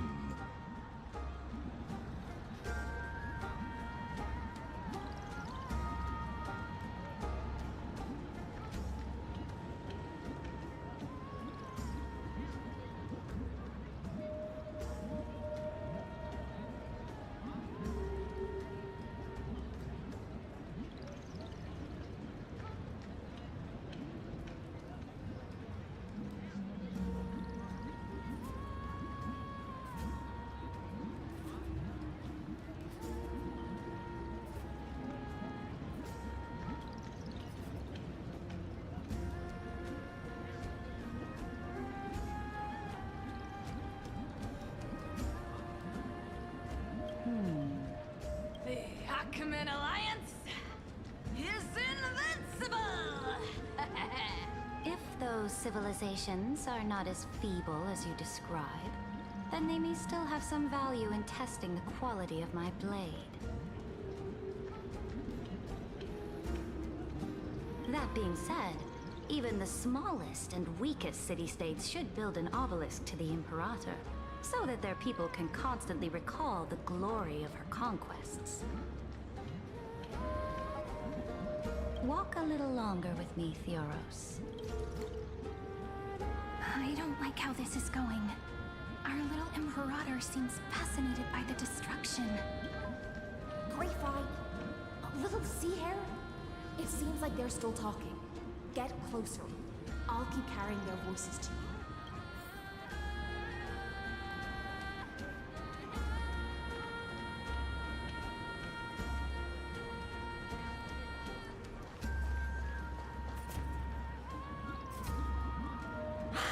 What a difficult situation. No matter how we position our forces, this battle against Fagusa will result in many casualties.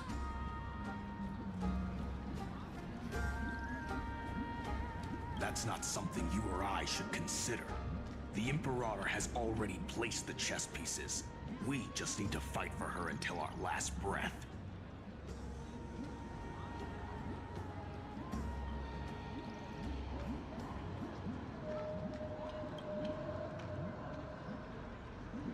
How astonishing. The commanders under you have such different personalities, yet they share the same loyalty.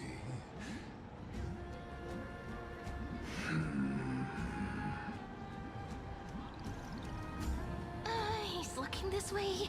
Quick, do something and pretend we can't see them.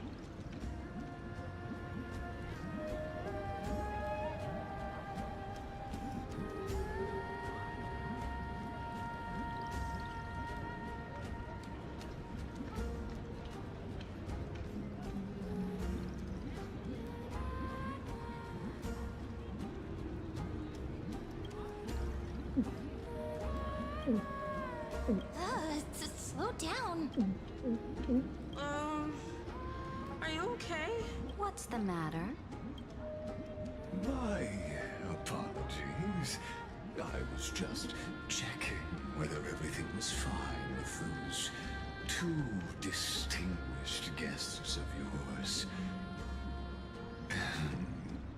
And it seems like all is well. Let us continue our previous conversation regarding the soldiers fighting for you. Are they aware of the price they must pay for the trial of law? If I recall correctly, you've already lost a bout against Talanton due to offering insufficient sacrifices.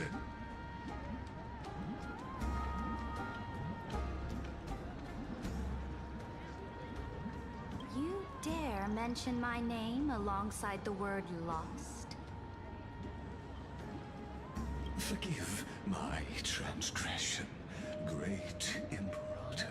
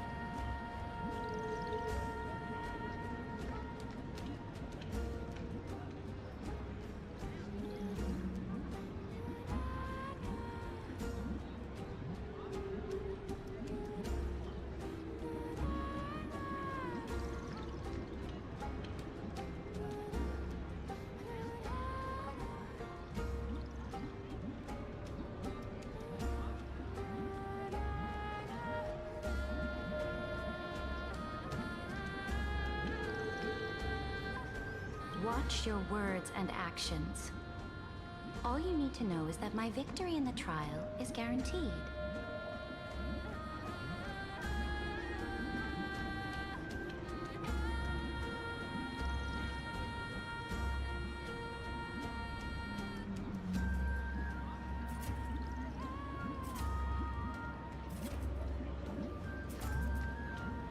Even without the trial of law, they've already sworn to give their lives for my conquest. So tell me.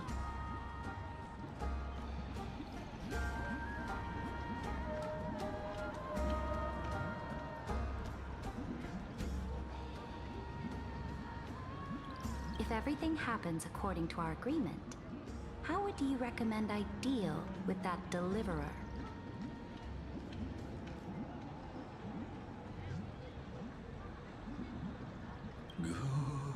Good question.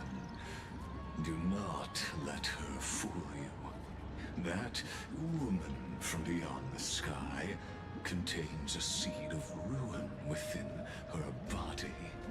She must not be allowed to tarnish your glory.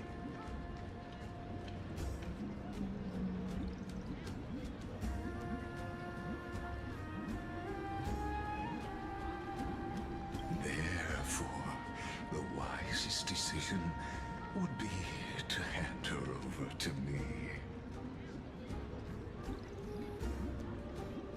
You plan to torture her? Calling it experimentation would be more appropriate. The guest's patience is running thin. I plan to remove the Fantasia and head into the banquet. I will heed your advice. Leave for now, Theoros, and go back to Akama. You don't want to confront those two directly either, do you? Indeed. It's a pity that Antikytherians are lightweights when it comes to drinking.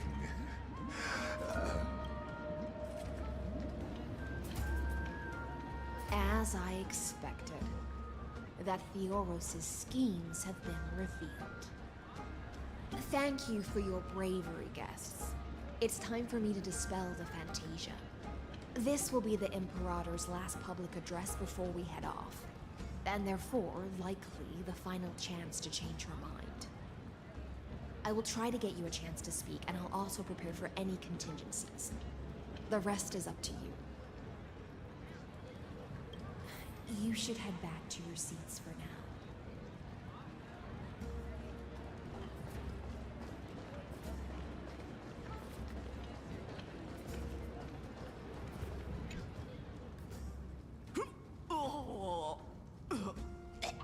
This honey brew sure wears off fast.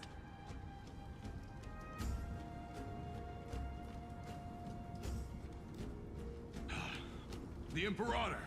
The Imperator has arrived!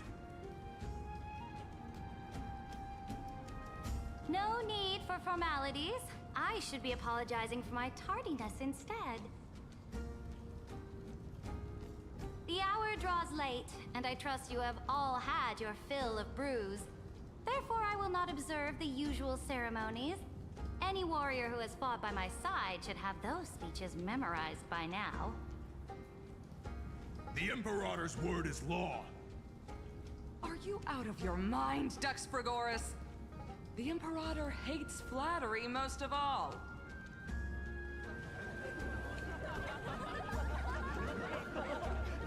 A joyous atmosphere is a better fit for showing me your resolve. I believe that you, my dukes, will do all you can to assist in the campaign against Fagusa, just as you always have. However, it's a pity that I have never tested your loyalty.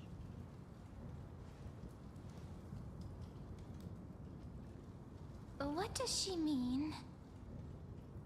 The purpose of tonight's banquet is not to raise our morale, but to establish which allies our alliance can actually trust.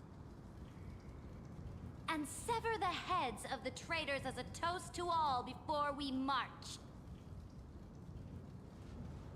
Yes, some among us have discarded their vows in order to foment vile conspiracies. Now listen! These traitors are standing right here in broad daylight.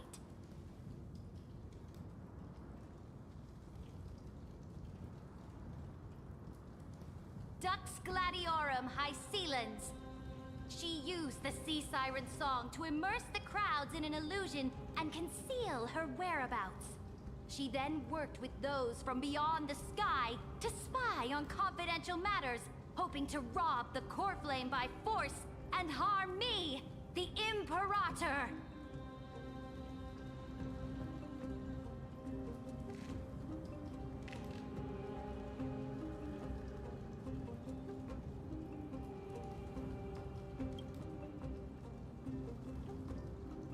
Imperator, I can explain. Silence! Do you remember who used to own this blade? She met you once, back at the Temple of the Three Fates. It was Kindness, the head of the Cleaners. She was the first to draw a blade against the Imperator, and personally made herself an example for my enemies. Under the shade of the olive groves, the people of Akama said they would never bow to me. In the frozen, lethal fog, the people of Idonia said they would never bow to me. At the beginning of the myriad paths, the people of Yanisopolis said they would never bow to me. But now, they all lie silent. They now fear me as they fear the law. For I am Cyritra, and I am the Imperator! If you have any last words, say them to the Imperator. Then, face her judgment. After I cross this river, it will be a tragedy for mankind. But if I do not cross, then it will be the end of me. If you are ready, then I'll follow you and fight to the last. Deliverer.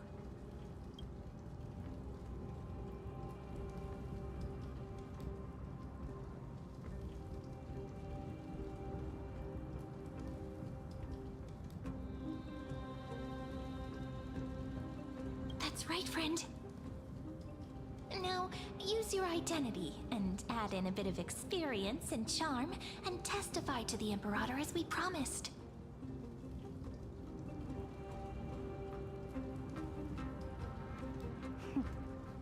You think you can slay a king using your words instead of a sword? I'll have it. Show me the weight of rhetoric from beyond the sky. Will it weigh heavier than 3 human lives? Let's try to watch our words carefully.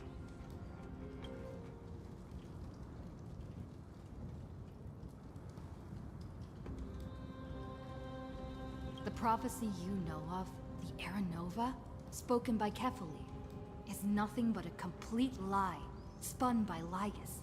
To fight that lie, a young man with the pseudonym of Finan lived through 30 million cycles of this world, all to save Amphorius from the end of the destruction. And Cyrene, the young woman standing beside me, also carries an equally heavy destiny.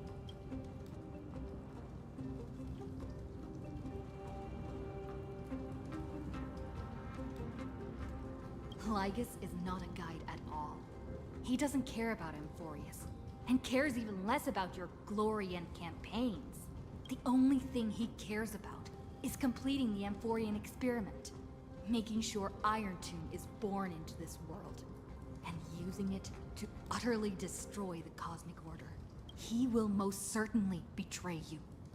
When that time comes, all of us will be ground to dust by the destruction.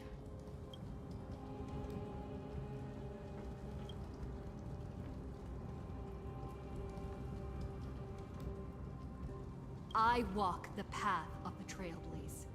My friends and I have always obeyed the creed of explore, understand, establish, and connect. Conquest and destruction are never ways to build bridges between people. Therefore, if you choose the way of the destruction, then I'll place your ambitions in the same basket as Lygus, and smash them into pieces with my baseball bat. That was truly a chaotic speech. All that needs to be said has been said. Dux Frigoris, Dux Bromalis, escort the traitors to the prison.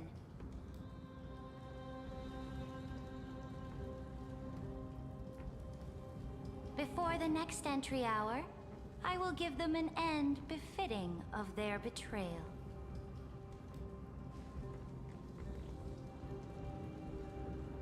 Oh, great Imperator, your ambition certainly eclipses all things.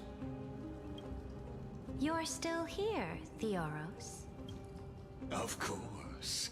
As the Theoros, I simply cannot miss this moment, miss witnessing the fall of a nameless one. Or perhaps I am waiting for you to give me an answer. Why would someone as powerful as you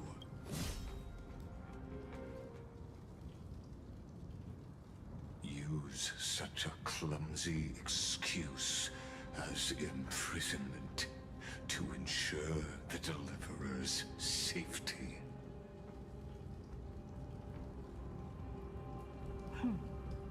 So you finally tossed aside your act.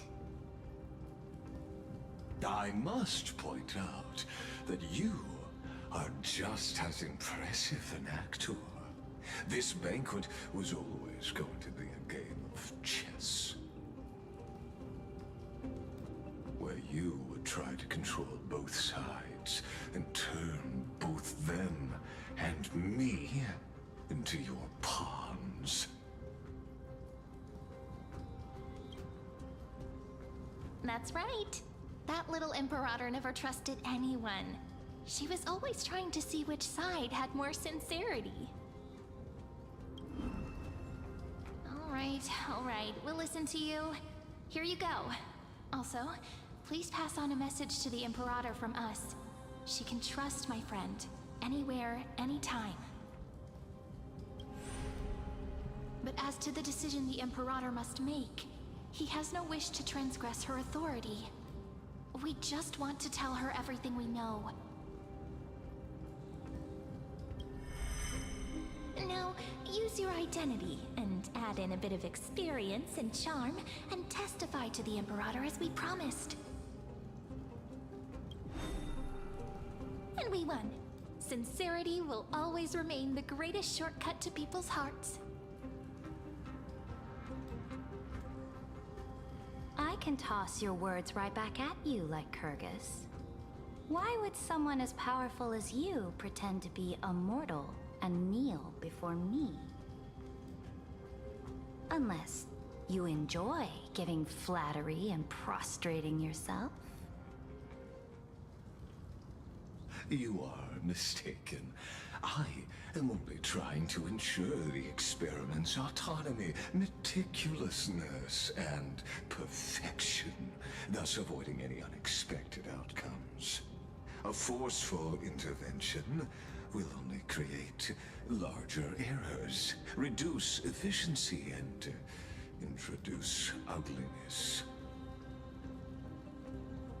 How had you fulfilled your promise of giving the law to me and completing the Aranova, then Amphorius would not have deviated from destiny's course. Oh, but you broke your promise. What a pity. In that case, I must carry out my duty as the administrator and eradicate all factors steering the experiment out of control. Factors such as you and her.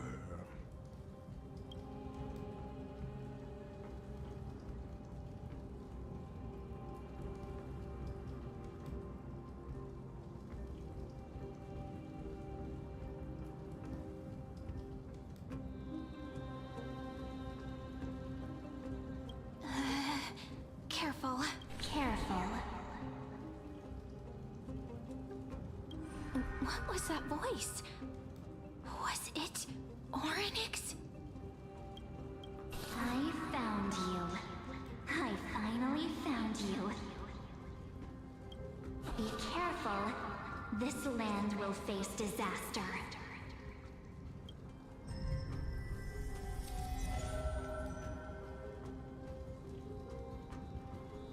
The time of judgment is nigh, my lady. The prison I have built for you is now complete. In the name of the erudition, I invite you to step into the same cage as mine.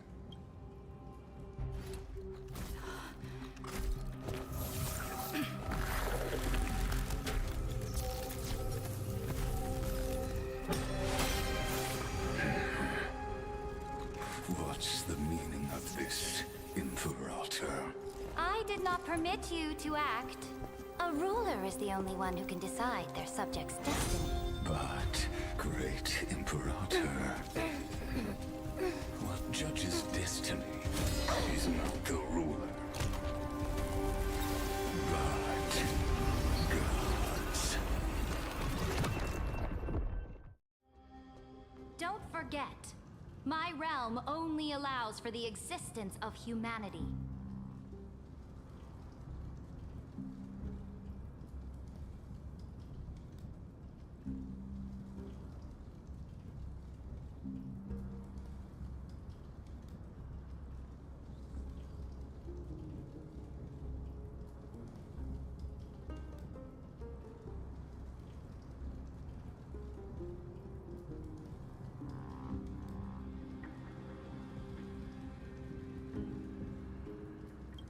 Moreover, dealing out extrajudicial punishment equates to defying the law, and the culprit is to be sentenced to death. But you have seen how I can erase life from this world with just a clap of my hands. I fear you are still quite unaware of your current situation. Allow me to reiterate. I am giving you a simple choice. To collaborate or to be destroyed. There is no other way. Shameless behavior. If that were true, you would have killed me long ago.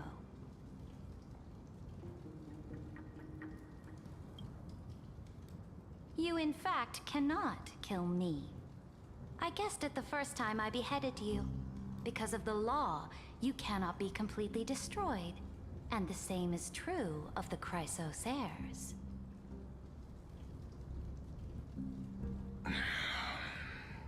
The more you bluff now, the more you are proving that conjecture to be true. What magnificent foresight! I once regarded this precious quality of yours as a sure sign of my ultimate victory.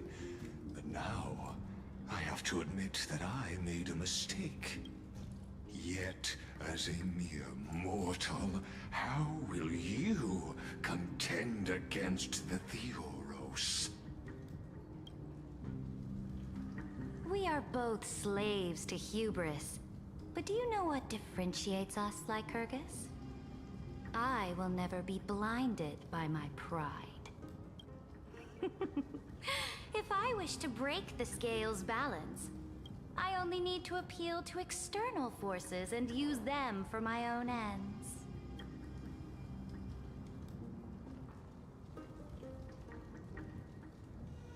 Finally, we get to meet face to face, Senior Society member. I offer sincere acknowledgments for your many past achievements, but I must deeply regret your current perspective. Trust me when I say that you aren't the only one feeling regret right now, Screwlum. So you two are the allies from beyond the sky the Deliverer spoke of, and why she demanded the divine authority of law. Come and prove your strength to me. Show me the power of these so-called paths. I have spent much time and effort to secure this treasure from beyond the sky just for this moment. In the name of the Sovereign of Planet Screwlum, your allies have responded to your call, esteemed Imperator. Please allow me to spell the situation out for you, Lord Lycus. Permission to read the ultimate protocol is already in my hands. It'll only be a matter of time before we acquire the authority to write and execute commands as well. There's no way the flame chase journey will continue after you've burnt your bridges so thoroughly like this. Do you really think you can still win? How seriously? Don't embarrass the Society.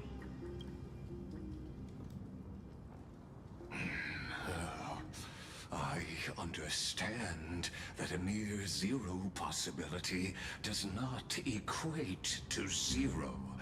That argument is very persuasive to me. Which means the same principle also applies to you, my dear peers.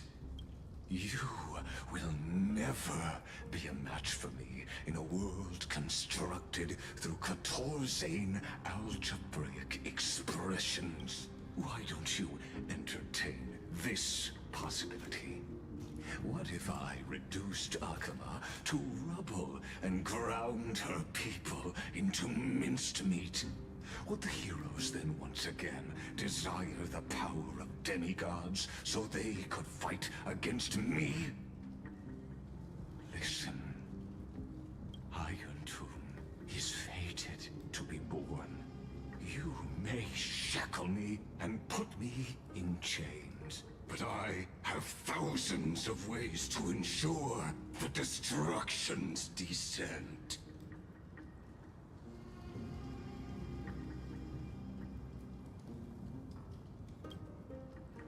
And what I just mentioned is only one out of those thousands.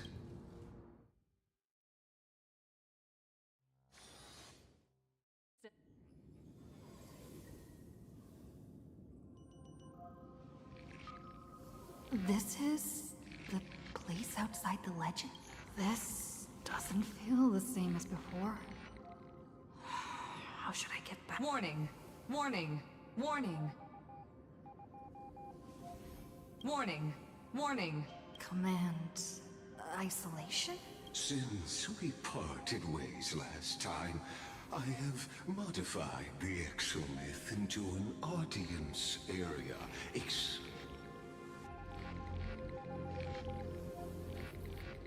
Oh, we always feel so powerless before fate, don't we? This could, in fact, be a wonderful opportunity for you.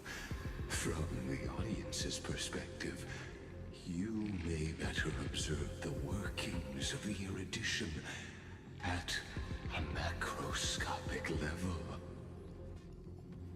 In this place where time flows far slower than within Amphorius, you will witness the end of that world. Indeed, the speed of time here is infinitesimally close to that of the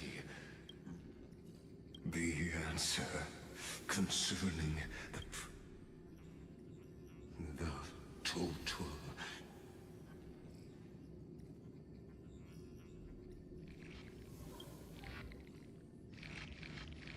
Do you see me as their faithful? I am certainly not. I have tried. Oh, how I yearn to return to those days before Noose was born. Back then, the boundaries, but now, truth has become the sacrificial offering required to gain an audience. That arrogant Eon was born from the primum mobile of humans' desire for knowledge.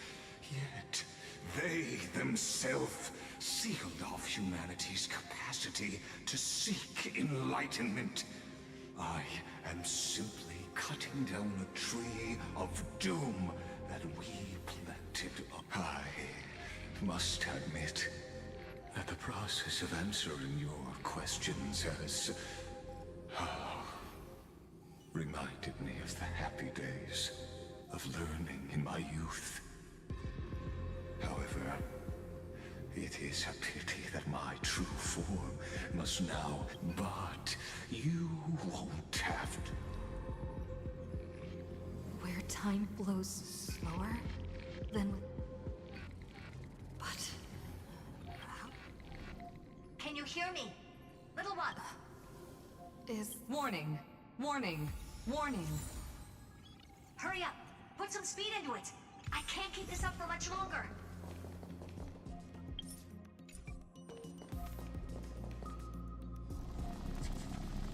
That old Intellitron overlooked one little detail. And Screwy and I finally found an opportunity. Let's keep it short. While you were gone, well, in those... Yes, time dilation, resulting in an... Let's stick to the main points. The Chrysos heirs activated the chronocognitive anchor and helped Skrullum and me open a hole in the firewall. We made some adjustments, so he can't attack us immediately, but it won't hold for long. Critical warning. Critical warning. Time is running out. It'll probably take a long time for Screwy and me to completely break this cage before Chrysos heirs have a full grasp of the law. To be safe, we'll continue to launch side-channel attacks on the system to give you opportunities to escape. You need to seize these opportunities, so start moving. We detected another path's influence. Critical warning. Critical warning. Its power is strong. Maybe it will use the path's power. Make it to... Unauthorized communication terminated. Is Herta saying a certain path's faction has a... I mastered the powers of different paths in my previous journeys. Think hard and figure out exactly which fact are these. Showing my memories.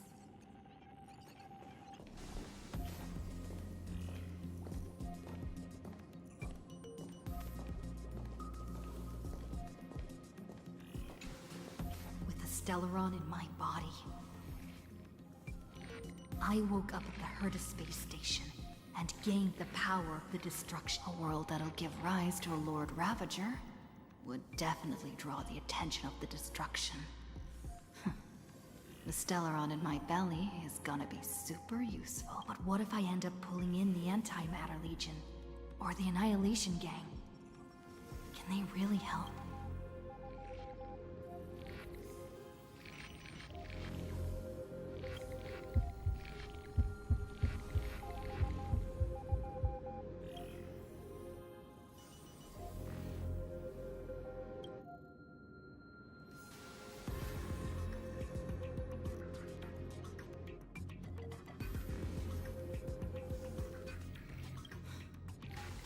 Failure is not necessarily a bad thing. This power wasn't gonna call up anyone nice after all.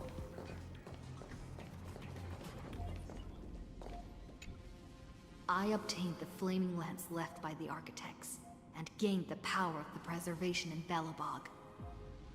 That's right! No matter how far away a planet is, the IPC is guaranteed to pay attention, as long as there's a besides. Even if I can...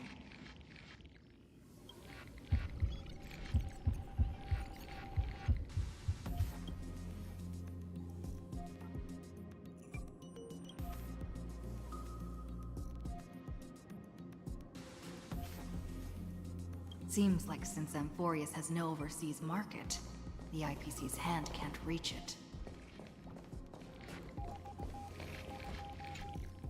I received the Watchmaker's hat in Penacony, and declared war against the Order. Then gained the power of the Harmony. That's right! The benevolent family must still... Come, dear hat. I've put you aside for quite a few chapters already. Sing with Clocky.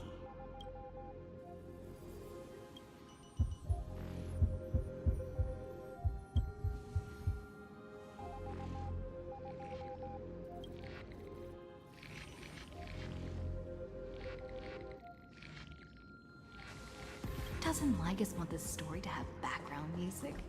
He has such terrible taste.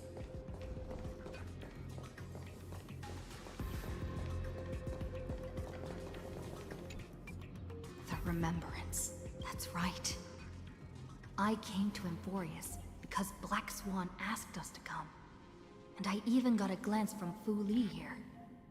The Garden of Recollection must be intricately involved with Amphorius. Traces of the Remembrance are also everywhere in this world. I don't know what they want.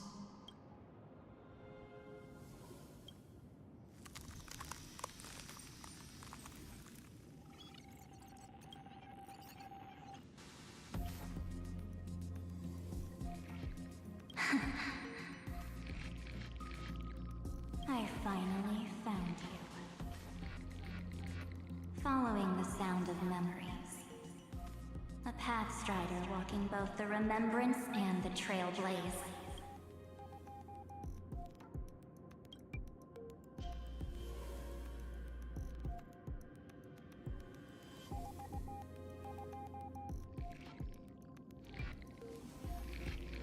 Warning!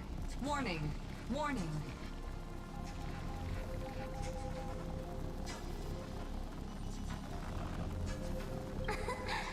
Erudition's prison cannot stop us, for we lie outside the logic of zeros and ones. Come, leave the cage of Logos. The mythos of Amphorius waits for you to continue its story.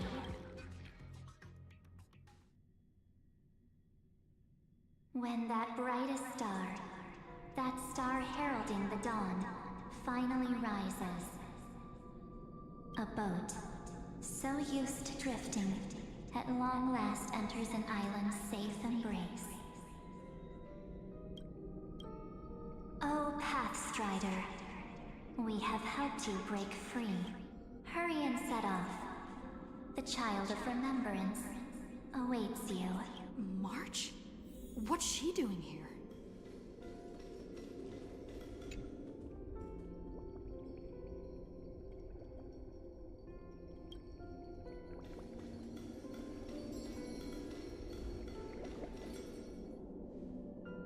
Oh, you're finally here!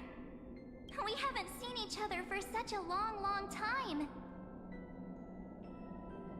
My good buddy, I've really, really missed you.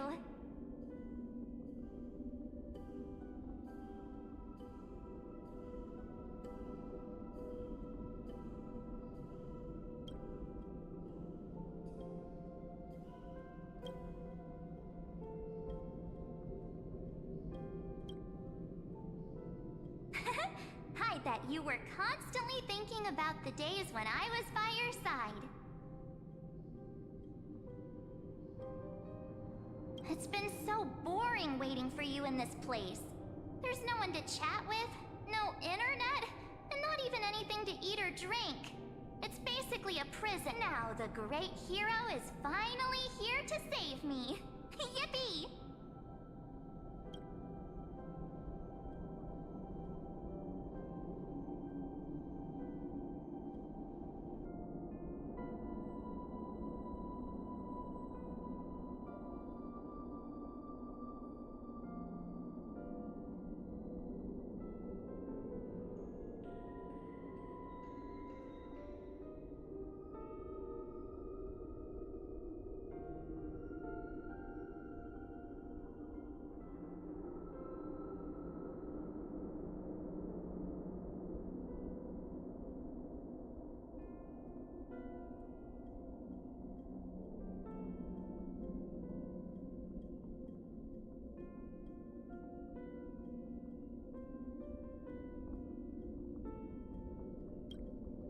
You must have seen a lot in Amphorius during this time, right?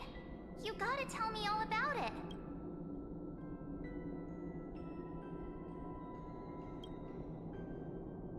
Then take your time with the storytelling. Or do you... But let's get out of this spooky place first. This is not a good spot for a reunion chat. Why don't you take me back to reality? A strange voice told me that I can enter Amphorius if I keep following this road. So, let's head off. I still don't know what that world even looks like. Why does March feel so weird? What are you standing around for? Do you actually like this place? Get moving. Hurry! This door should be the exit. Maybe my instincts are wrong. Let's follow her first.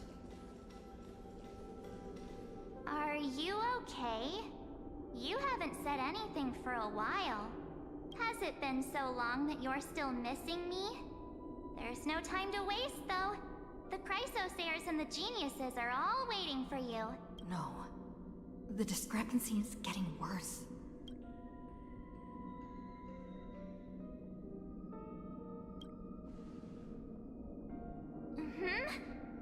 No, he's not. Maybe I just happened to miss him. Never mind. Don Hung's super reliable. We don't need to worry about him. He's probably waiting for us somewhere. No. The Geniuses would have made sure that Don Hung made it back on the Express. Besides, the March I know wouldn't be so dismissive about her companions.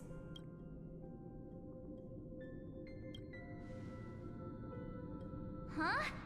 Isn't Amphorius the world of the Chrysosayers and their hero's journey?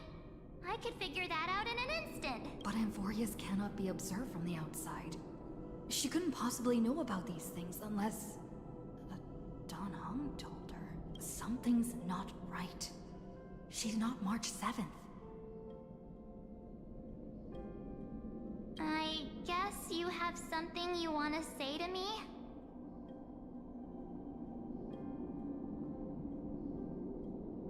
Then there's no need to feel things out first. With questions. Let's treasure the time we have together and be frank. Then there's no need to feel things out first. With questions.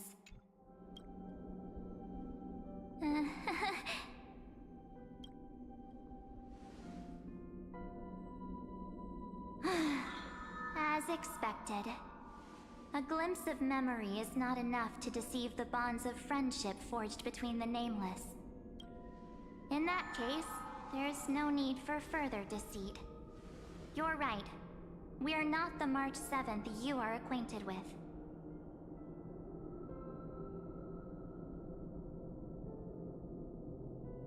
But we can send you back to Amphorius, as long as you are willing to help us.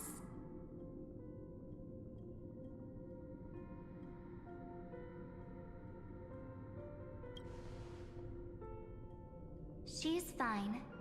This form was simply borrowed from your memories. We'll introduce ourselves to gain your trust. We are the Garden of Recollection.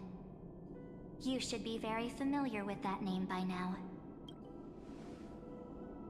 Just as a reminder, while you hesitate, time is quickly ticking away in Amphorius. Working with us is the best way to stop the enemy of erudition.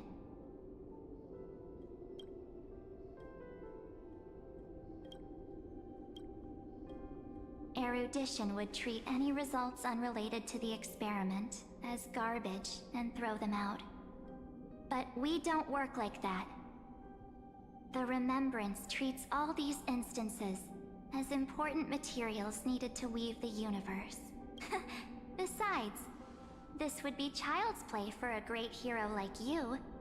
It won't be hard at all. Also, if your plan fails and the big bad Iron Tomb manages to get out, then the whole cosmos will be in danger. Wouldn't it be better to have an additional failsafe? As long as you help the Garden retrieve what we want, even if Iron Tomb reformats everything in the physical plane, we can use Remembrance to reconstruct the entire world. Or should we say, the entire universe? So help us. Find where Amphorius's memory began, and bring it out. The Master of Anastrava has already glanced at you. Don't deny it. That storybook is the best evidence. Say, you aren't seriously gonna be moved by their pretty words, are you? I am the one who commanded those little ones to lead you out of the prison. But I didn't expect to attract little gnats trying to take advantage of the situation.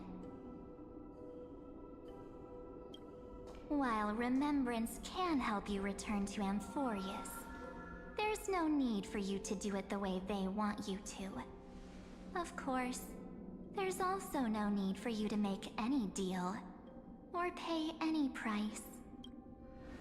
For you, this is probably a long time no see.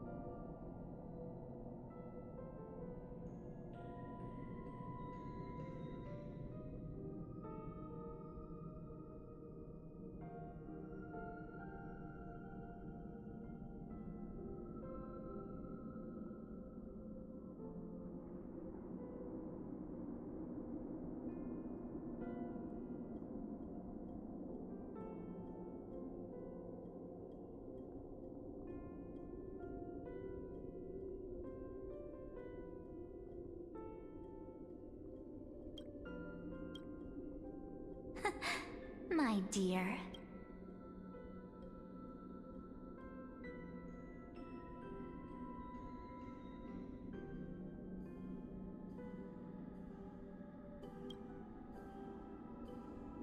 Shh. There's no need to say anything. I know. You have so many questions swirling around in your memories at this moment. And you feel so helpless. Put them aside. For now, all you need to do is trust me.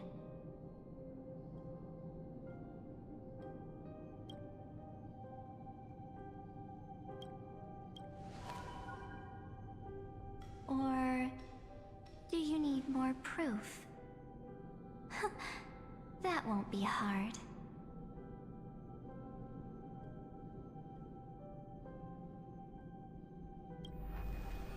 Wait, stop it! They're awake! I'm gonna keep our first photo, alright? Won't come to pass while we're around.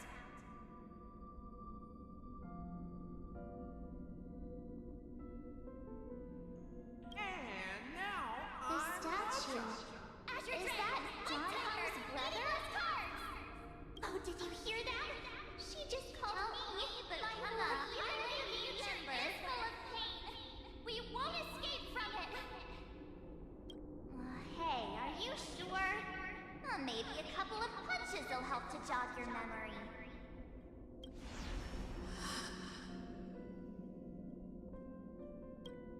It's as if they all happened just yesterday, right? I don't want to lie to you, which is why I will not use her name.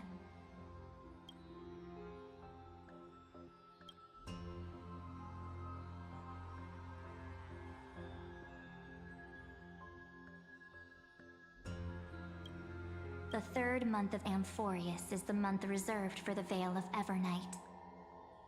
So, place me into your memory using the name Evernight for now.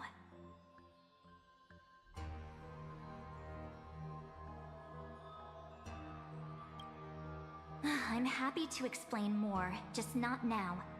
We might have a lot of time to ourselves, but Amphorius does not have that luxury. If we do not stop erudition and destruction, then the journey you've treasured so much will face the prelude to its obliteration. A countdown not in Amber eras, but in days, minutes, seconds. So, take this gift, this burning core flame, this footnote of a transaction. It contains hope, and the warmth of the entire world, ripples of past reverie. She hid this fire in the long river of time, hoping that her wishes would transcend time to reach your hands in the future. Now, take it, and return with it, dear friend. Return to Amphorius, and overturn the final era Nova.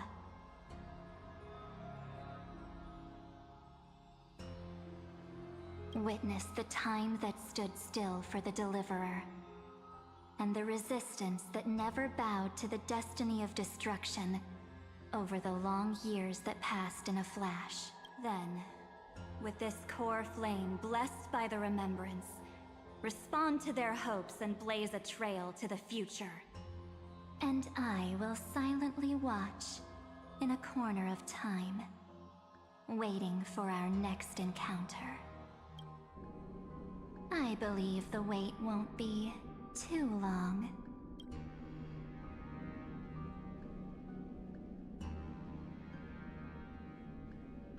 What exactly is happening?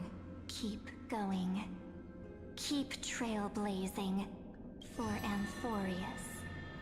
For you. And for the March 7th in your memories. Go forth.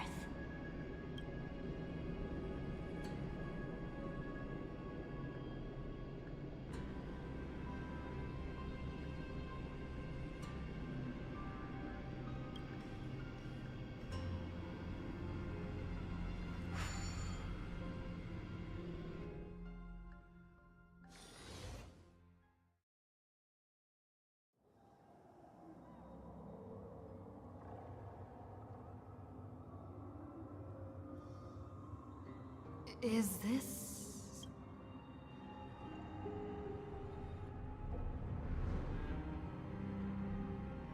No one's here.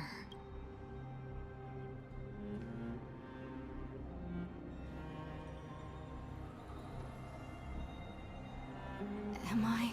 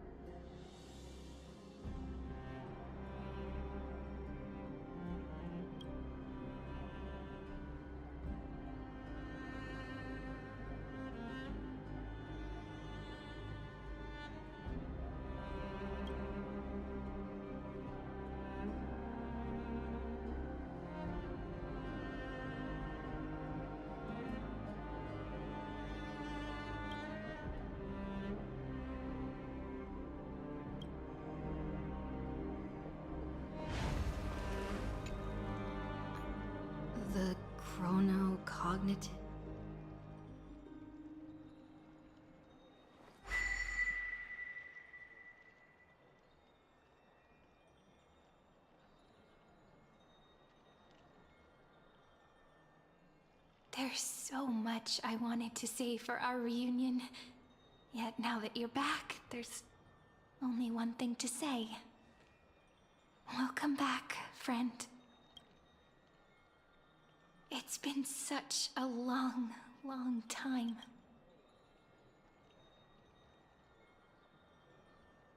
You must be really confused right now, aren't you?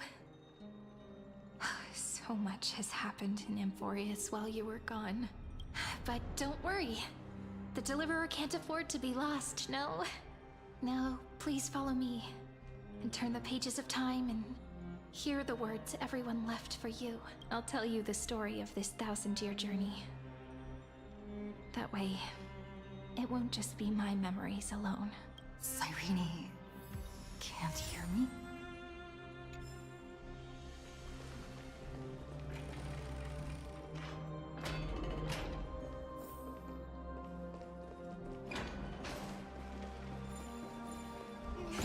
Deja vu.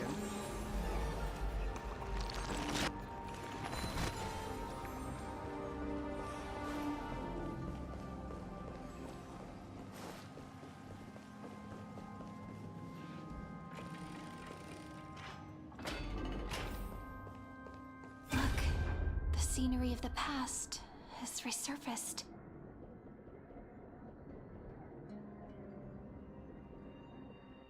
Time flies. 200 years have passed since the Deliverer's fall.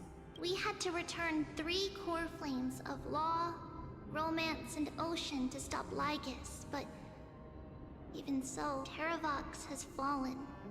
The 2 geniuses vanished without a trace, and Zeridra embraced her fate. At this rate...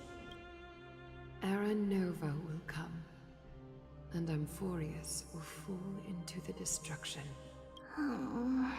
It seems the key to rewriting the end once again lies in the core flame of world bearing. According to the instructions left behind by those 2 geniuses, we must get it into the Deliverer's hands, no matter the cost. But how? We need to find a way to hide the core flame. And we must buy enough time to keep Lygus at bay. About that, Rini might have some good news. She had that dream again last night. But the Titan's voice was clearer than ever this time. She said, "Pass the flame into the future." Is that a prophecy from Orynyx? She chose to side with humanity this time and hide one of her kin's core flame? It seems Amphorius' fate isn't sealed just yet. You're right. History has changed. Humans and Titans are both giving their all to keep this world going.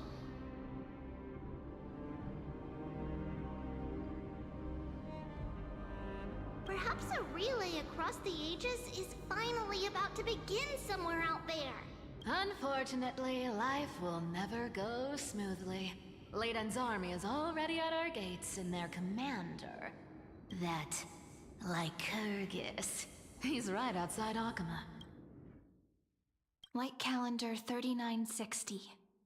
Zeridra, under the pretense of a campaign against Fagusa, sacrificed 500 Chrysos heirs to complete the trial of law. This tragedy shook everyone in Amphorius. That same year, Zeridra the Imperator was assassinated, after which Aglaya the Gold Weaver took command.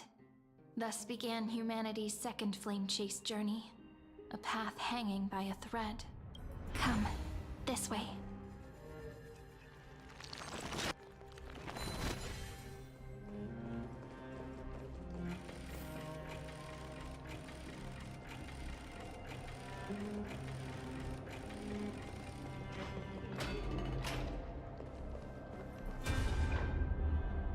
The eternal holy city? What part of that eternity ever lived up to its descriptions in poetry? The Memorial Palace lies in ruins. Countless mortals have perished because of your stubborn resistance.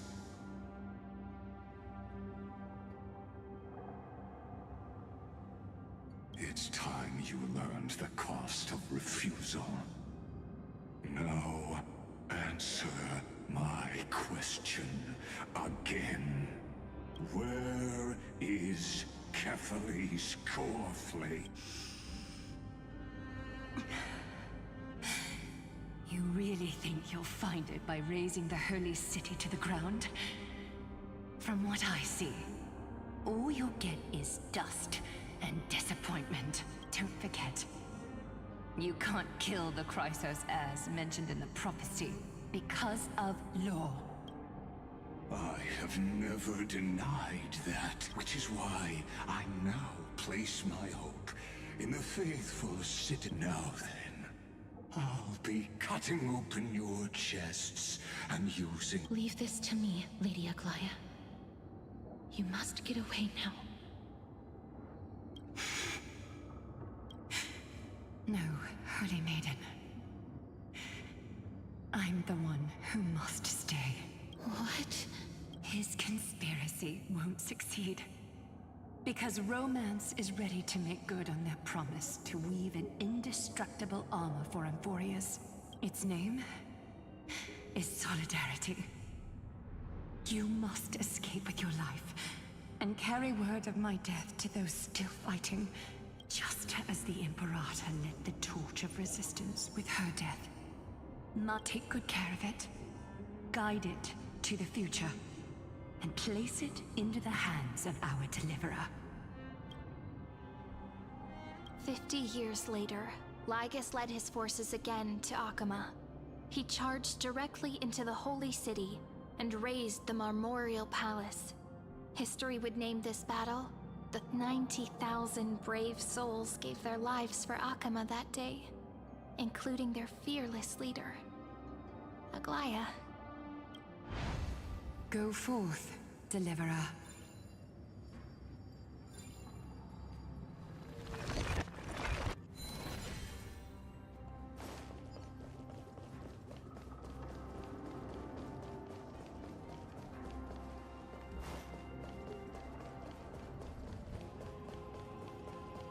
Go. When the frost melts and the snows give way, the flowers will bloom again. You'll find me there.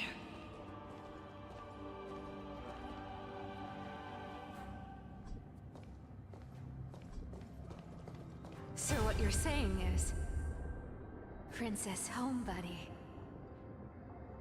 is never coming back, is she? She just left, like that. Since Cass has made up her mind, we can't let her resolve be in vain. But between staying in Akama and going to Styxia, what difference does it make when it's death either way? I'm against relocating. With Kefali's protection, isn't Akama far safer than that dead city? Cass's plan doesn't involve any relocation at all. Huh? Like you said, Akama is humanity's refuge. We never intended to get everyone moving to Styxia. It's just on Cass, Hycealans, and me to prepare the final trump card for the Deliverer. Wait, what kind of trump card needs all three of you demigods to throw yourselves away?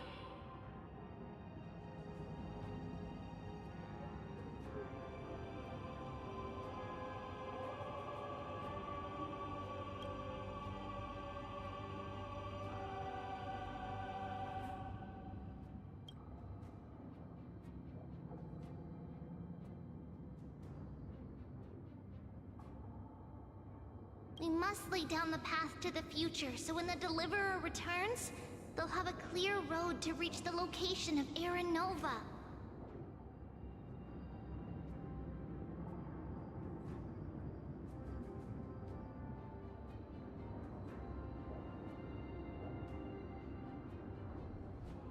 Styxia sits where death meets the ocean.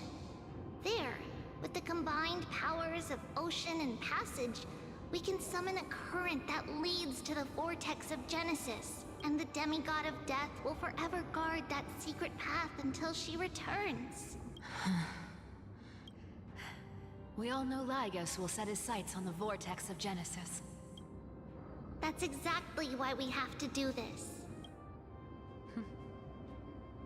Guess I underestimated Idonia's Maiden of War. She's got way more steel than I thought. And Cypher, we need you to head to Castrum Kremnos as soon as possible.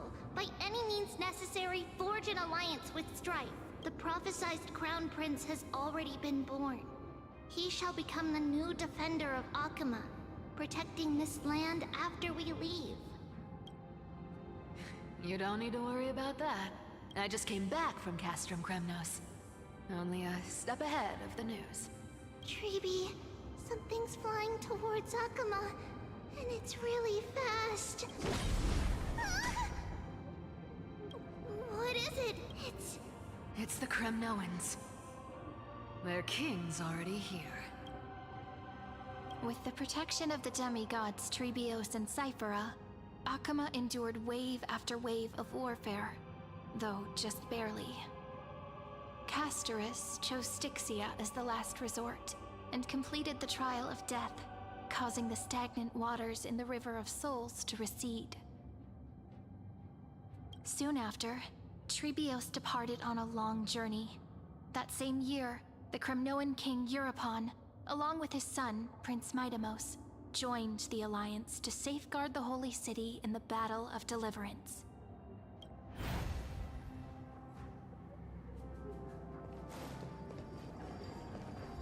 Go on, and see you tomorrow.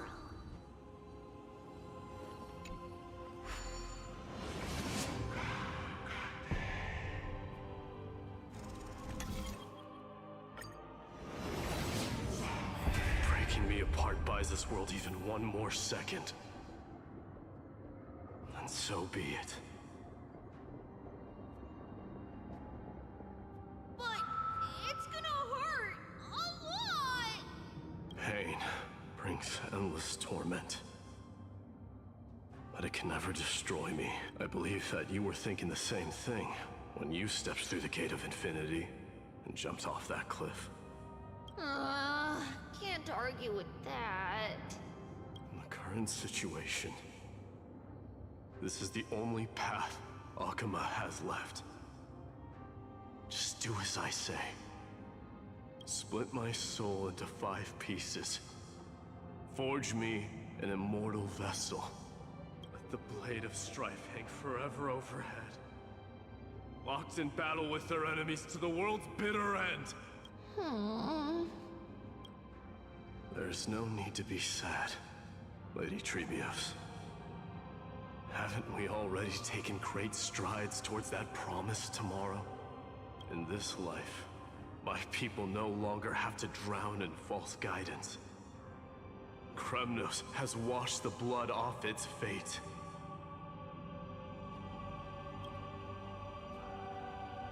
Emphorius no longer needs a god named Strife. So let me shatter the former laws and turn the Lance of Fury back into a weapon that protects the world. By the way, can you do me another favor? The 7 sages from Grove of Epiphany are already en route. They'll arrive in waves to join the Resistance in a couple of days. Among them is a scholar named Anaxagoras. He has extraordinary insight and fears no sacrifice. This soul-rending ceremony wasn't just my decision. It was his counsel. His wisdom will surely be the backbone of Amphoria's survival. Watch over him. Carry on this everlasting flame for me.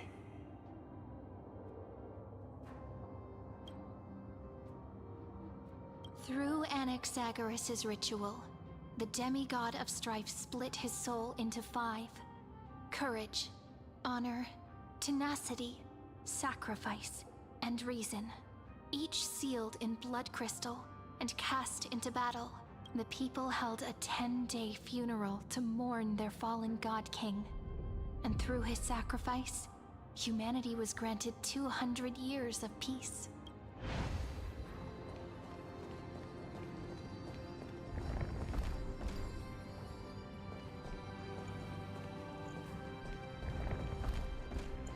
Keep moving forward. My blood will pave the road ahead for you.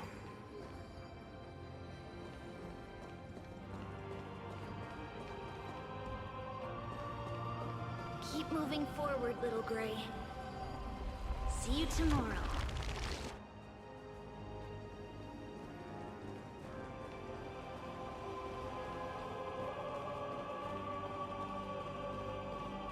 That seamstress wasn't wrong when she said a lie needs more lies to keep it together.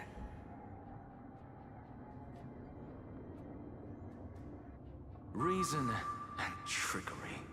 Never thought we'd be the pair to finish this final setup. Can't catch that Tin Man without your little slides. Besides, this is our last shot.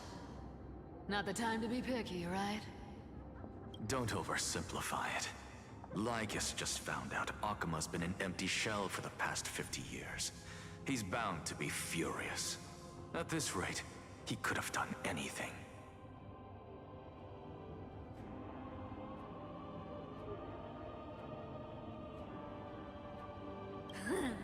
That's exactly what we want.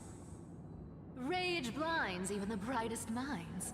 Doesn't matter how much of a genius he is, the principle still holds.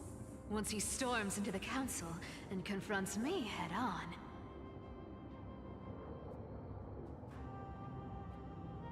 You trigger your alchemy with a boom, and turn him into a caged beast. Easier said than done. You still have to pass yourself off as the deliverer without anyone catching on. And you really think a human alchemical array can bind a godlike being? That's just nonsense. What? Getting cold feet? Or you just don't believe in the almighty worth of the demigod of trickery? Just tell me straight. Can you do it or not? Of course I can. And it'll be child's play. But I've got two conditions. Since this is the final act, if we're doing it, we go all in. No half measures. Oh, I'm listening. First, shift the battlefield to the vortex of Genesis. It would be more convincing if the deliverer were to appear there. Besides, the vortex is cut off from the world. No place in Amphorius makes a better prison.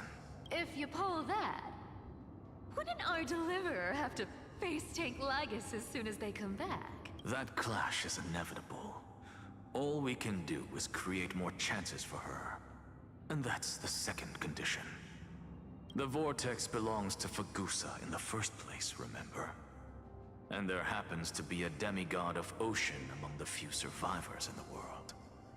Loop Hysealand's in. Let her join the final act. I'll transmute myself into a Philosopher's Stone and embed myself into the formula. And when the time comes, she needs to shatter me and scatter that stone's ashes into the ocean within the vortex. Huh. I guess people weren't wrong when they said you're insane, Grove Boy. I've got no idea how to outwit a reclusive genius. But making an anti-Catheran suffer? The demigod of reason has 10,000 ways to do just that. And what I just mentioned was one of them. So what exactly does your formula do?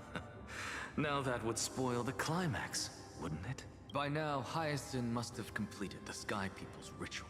Since that Theoros loves a good performance as much as I do, let's make sure he enjoys our show to the fullest.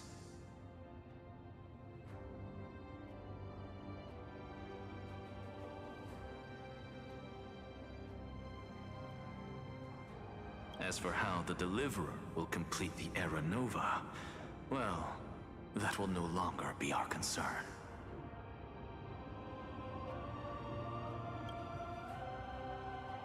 It was the last battle known to the world, initiated by two demigods least suited for war.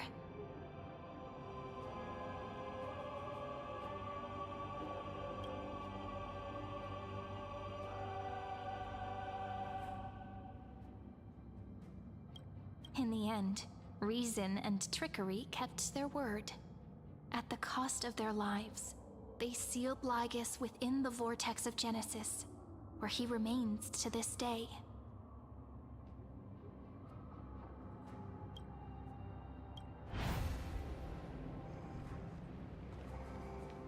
Go forth. Finish the greatness left undone. Quit overthinking! Just run! Keep running. That'll be enough.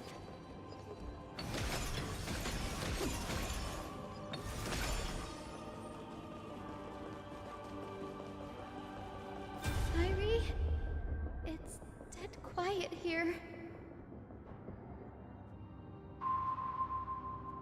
Akuma will stand eternal. Miss Cypher's lie has crumbled after all.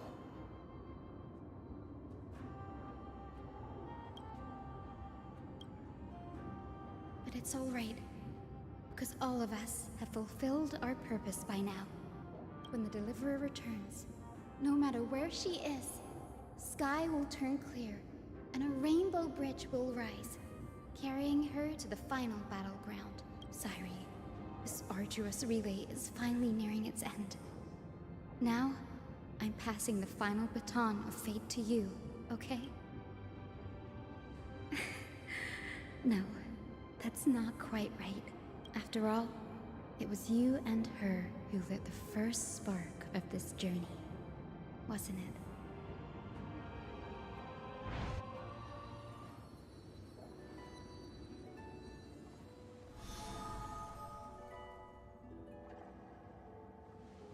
I'll tell you the story of this 1,000-year journey. That way, it won't just be my memories alone. And I'll share the moments I spent with you with everyone. That way, the path we walked becomes a memory shared by all. People will know that there's nothing left to chase. Amphorius has already welcomed the dawn foretold in prophecy. Just like I said, this won't be harder than the last time. Right?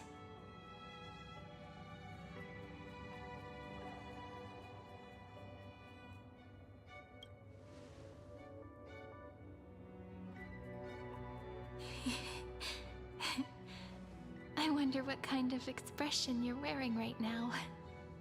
Probably the same as always. Calm, resolute, and brimming with confidence. If I have the chance, I'd love to see it again. Because it's really been far too long since we parted.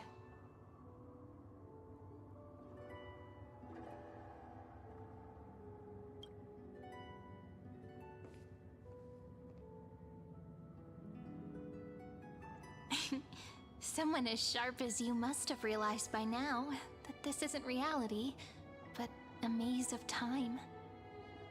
As the last link in the relay, I will return to the Temple of the Three Fates, tell Orynyx all of our stories, and bottle every page we've written into the little flask of memories.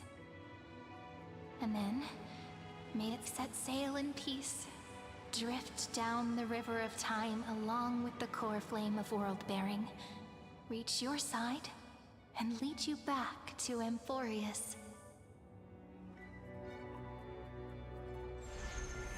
Just like the first time we met, right? Even though this cycle has no demigod of time, time has always stood on humanity's side. This is the only way to make sure that the Era Nova won't happen before you return. And the only way I can safely entrust the completed final flame chase journey to the Deliverer's heart. After all, the new world will be born from your memories, and the protagonist of this story mustn't be absent.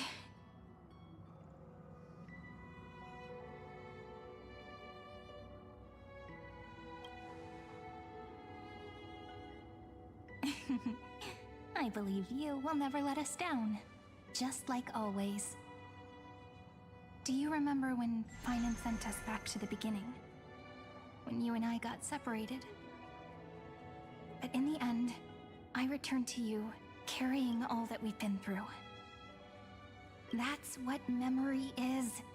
It may wear down and fade in the river of time, but it never truly leaves. When that hidden corner of the heart is stirred, the past returns even more beautiful than before. So don't worry. Let the 33,550,337th Flame Chase journey become part of you too. I've gotten a lot better at it with the experience from the last time.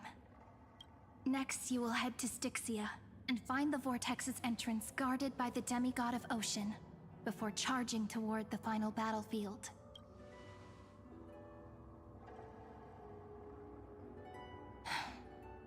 Don't worry. I'll be with you. All of us will. Even Finan. We'll stand with the Deliverer. So say a short goodbye, then set off, just like we promised at the start.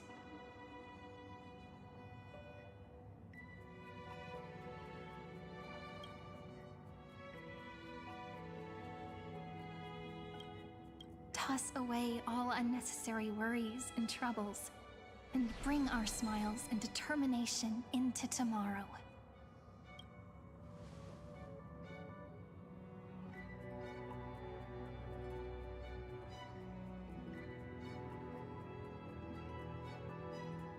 The last baton.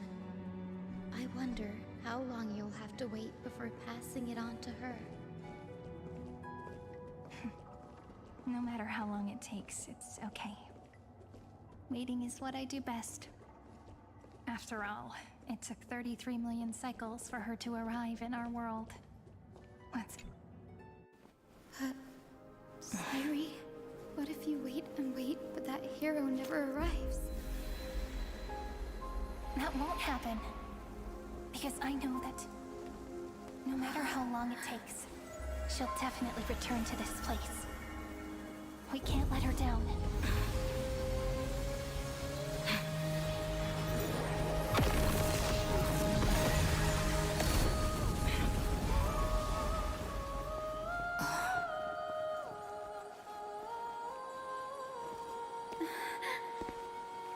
Sky shall rain rays of dawn for you. May romance be with you on your journey. And reason grant you enlightenment. Let strife bestow you with inspiration. Trickery ensure your success.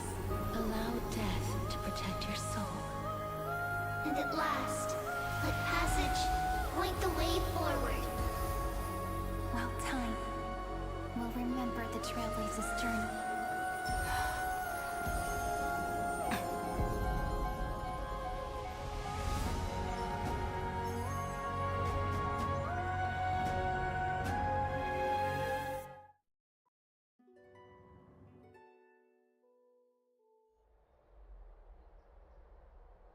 Is this Styxia? What happened to this place? I need to find the entrance of the vortex, guarded by the demigod of ocean. High Sealens. Is she still there? Long time no see, Trailblazer.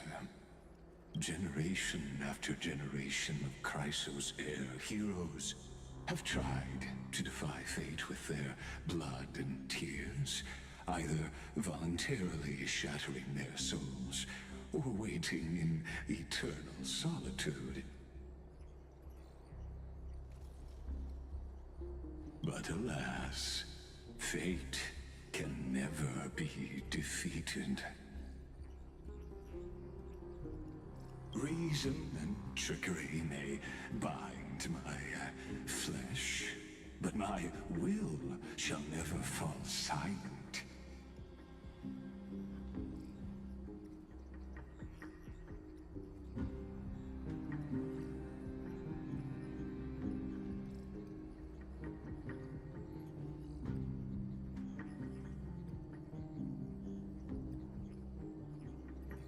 So the demigod of ocean, the Dux Gladiorum High Sealens sought to bring me into a fantasia with her voice and drown a genius in slumber.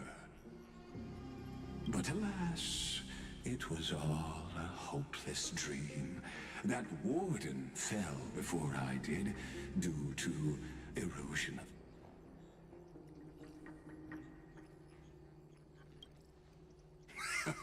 True. I can't leave this place, but what of it? You should have heard of this fable.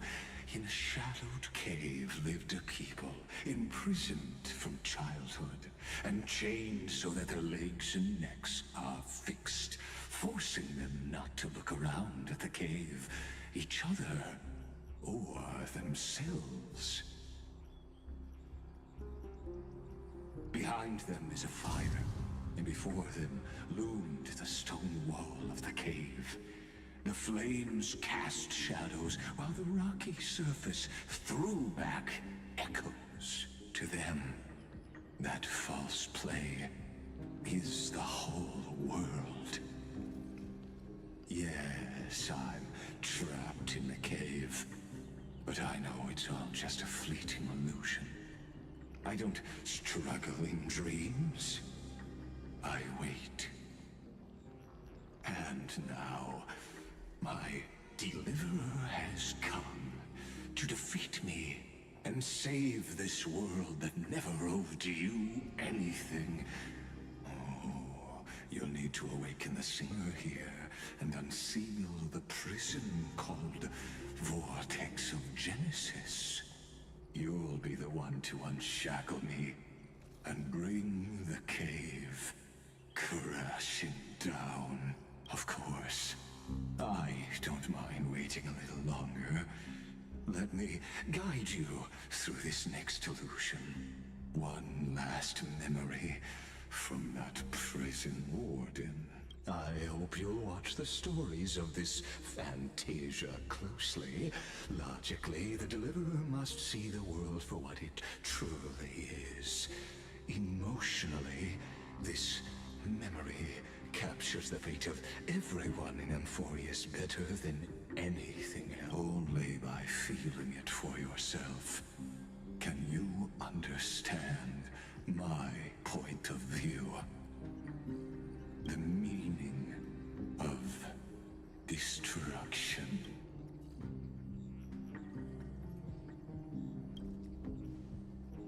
To your unshakable resolve, I salute you. But before we step onto the final stage, let me ask you this. In the spirit of that fable I told you just now, can the prisoners in the cave learn to see the shadows and echoes for what they are, and stop mistaking them for reality?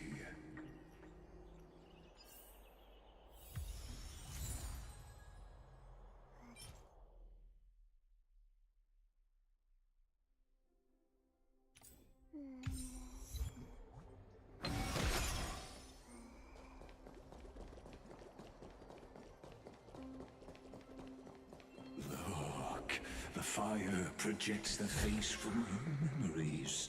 An actress upon the stage of this play.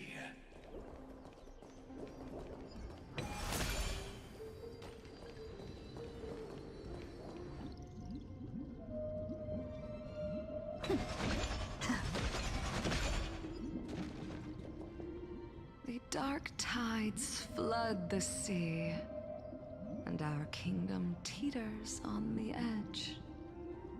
Fear not. Our queen has gone to the borderlands. She'll quell this calamity herself. This is the scene when the Chrysos heir of Ocean was born. At that time, Kozlana had suppressed the Black Tide's rise, but he was unable to remove Iron Tomb from its roots. The Black Tide still roiled in the depths of the world, and the kingdom of Sea Siren. Listen, I heard Electra's voice. She's calling to us. go. Her voice carries the Queen's command.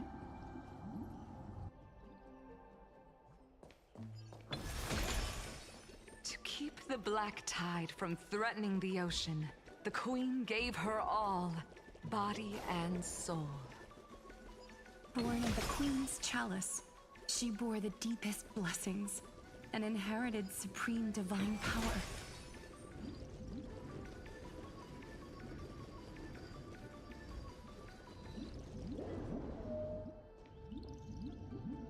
My sisters! You're finally here!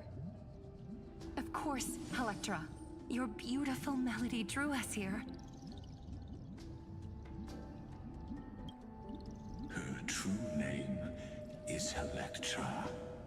This is a reflection of her former self, clinging to the past with aching defiance. The Queen summons us.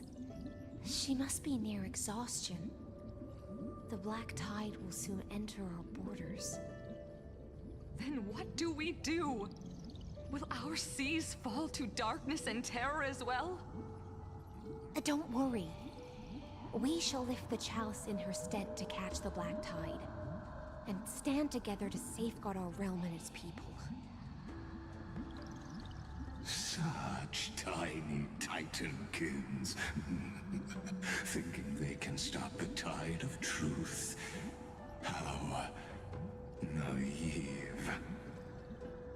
And that naivete is the root of all suffering.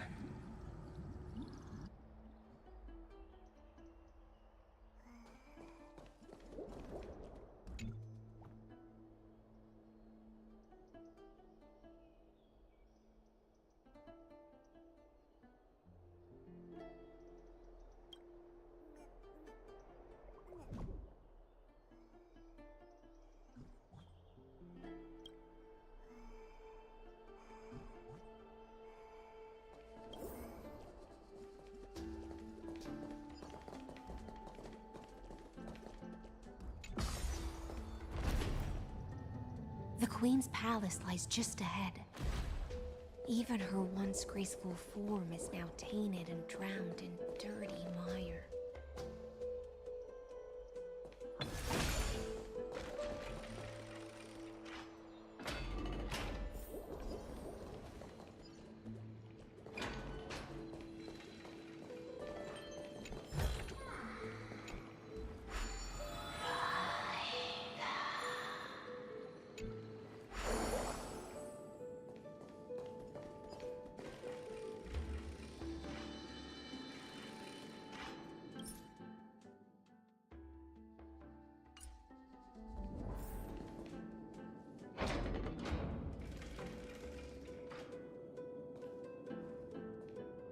Oh, Fagusa, our noble queen, we've come at your call. My little fishlings, you swim with such joy. It pains me to speak of the kingdom's sorrow. I once believed I could drink the Black Tide dry, but even the deepest chalice must one day overflow, and I can hold no more of this filth. Mother, worry not. We're all children of the sea. Let us bear your fate together. We'll take up your mantle and drive back the black currents. We'll mend your sacred chalice and take in the cursed filth. My little fishlings, when the spear of strife falls, you may retreat in peace. I promise you, on the surface, the city-states will hold a feast without end in your honor. This is the last gift I can give you.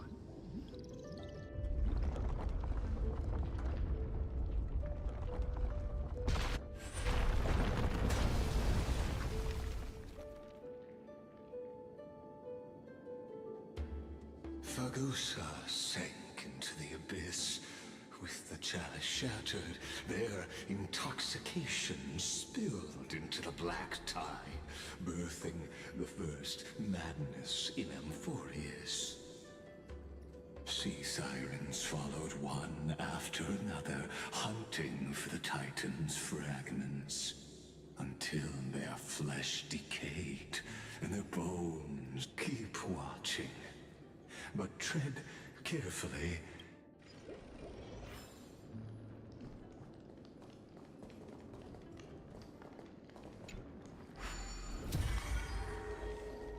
Clinging to the past only blocks the road forward. Why not let time build a bridge to the future?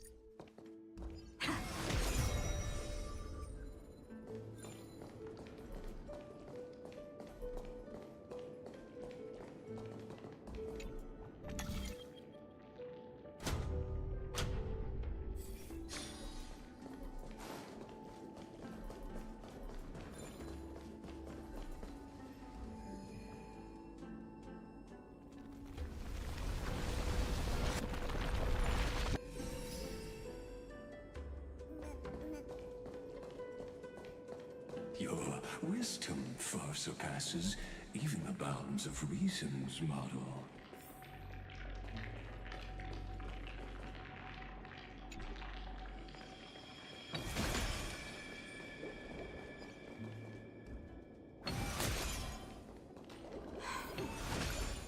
Can't get through. Looks like I'll need the miracle orb nearby.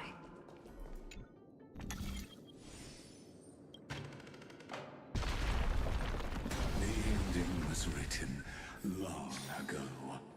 Even you cannot rewrite it.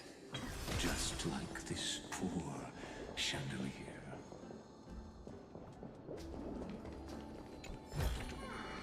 Is that all?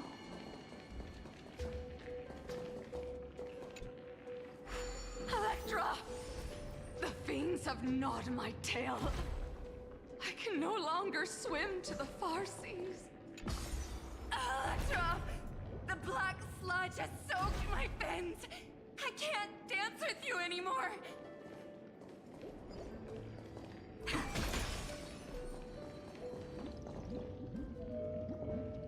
Sisters, don't give up. Remember the Queen's promise of a feast in the city called Styxia. I haven't forgotten. It visits me in dreams every night. I dreamed of a shining city, its lights piercing the deep gloom. I dreamed of children placing garlands on our bone horns, and poets. But what a shame. We can go no further. Please, sing to the humans for us. Feast from Electra.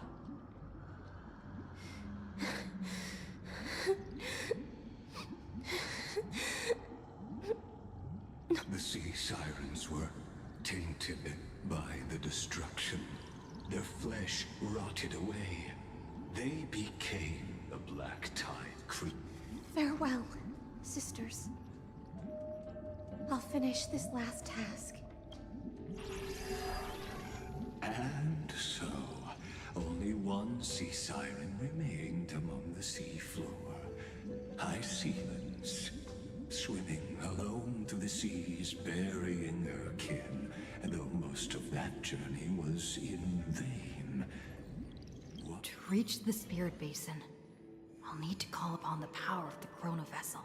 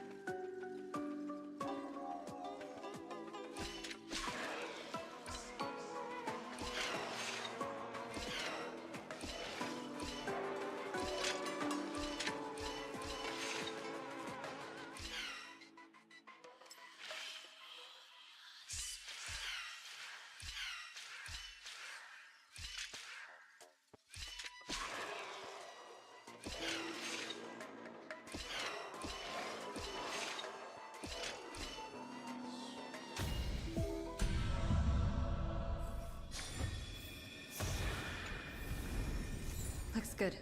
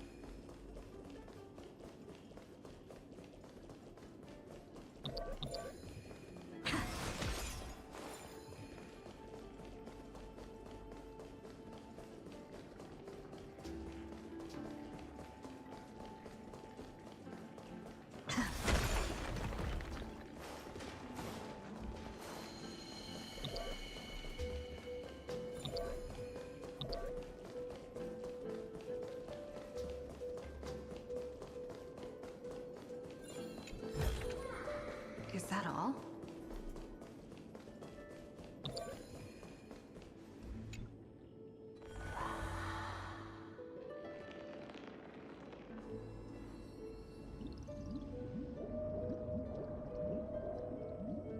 At last, the Chalice of Plenty is whole again. The Lance of Fury emerges from the River of Souls, and the gods reclaim their duty to hold back the Black Tide. I am freed from endless toil, and now walk toward the rites at Styxia. I bore my sister's dreams upon my back, took on a graceful human form, and hoped to find a grand celebration on the shore. My fins became legs, my scales became skin, and the sea foam on my body became a shimmering gown. But when I stepped onto land, there were no festivals with honey brew, nor poets plucking harps, only silent death, drifting gently along the river of souls. When she fulfilled her wish, she only found Styxia to have already repeated the mistakes of previous cycles, and was swallowed by hopes and promises are... I am a sea siren, a vessel born to contain the tides. Now that my task is done, how am I to go on in a world drowned in shadow?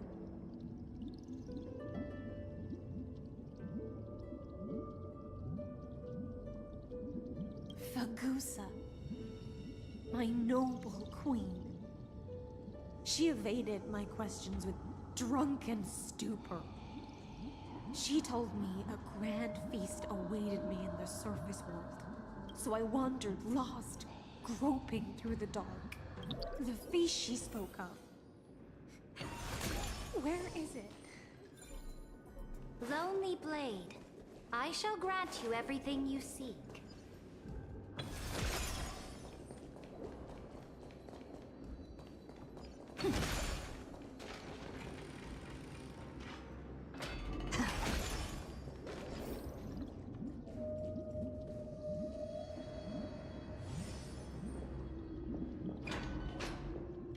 After wandering the surface for ages, the lost sea siren met her future conspirator. You quelled the wars alone and forced strife into retreat. This swordfish that commands thousands of legions, whom does she serve? Yes, Ceredra, long before she became the Imperator, was already... Sovereign who follows prophecy. I am no one's sword. I am just a wandering fish, seeking clarity through bloodshed. Then how about letting the sword dance for me? And letting the violin sing in my name? Tell me, what is it you seek?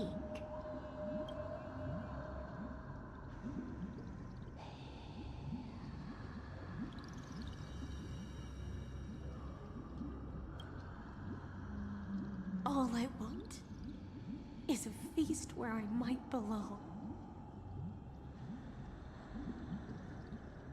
Such a demand is trivial with the Sovereign's authority. I'll grant you a banquet worthy of conquest and comrades to toast beside you. But Knight, you must offer me your heart.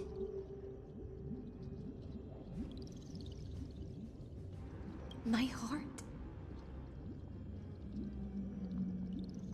Yes, a loyal heart that will generate no betrayal. You were deceived by gods and drowned in the ocean's darkness. But now, I will lead you forward and be your light. So be it, noble monarch. The law you proclaim shall govern my every breath.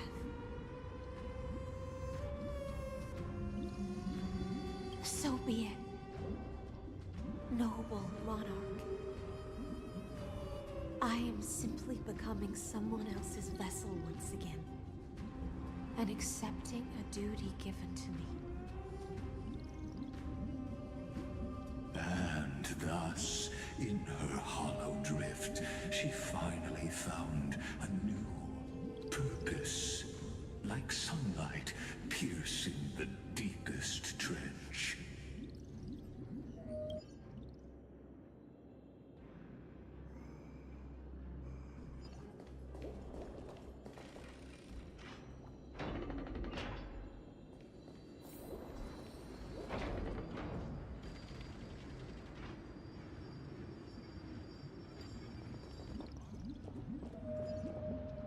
Noble monarch, I've cleansed the foulness from the road as you commanded. My blade, you've helped me ascend and take the crown. Ask, and you shall have your reward. What I desire is the same as before. A feast. Look, I've prepared you a grand banquet. The finest honey brew and tributes await. Fish are drawn to light by nature, for the deep sea knows only gloom. Now I found a flame. It may scald and burn, but it's the only light. Come, let us join the feast.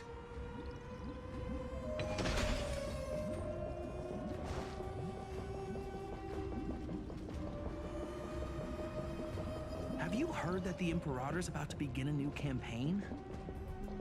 Her glory will no longer be bound by the borders of Enforius.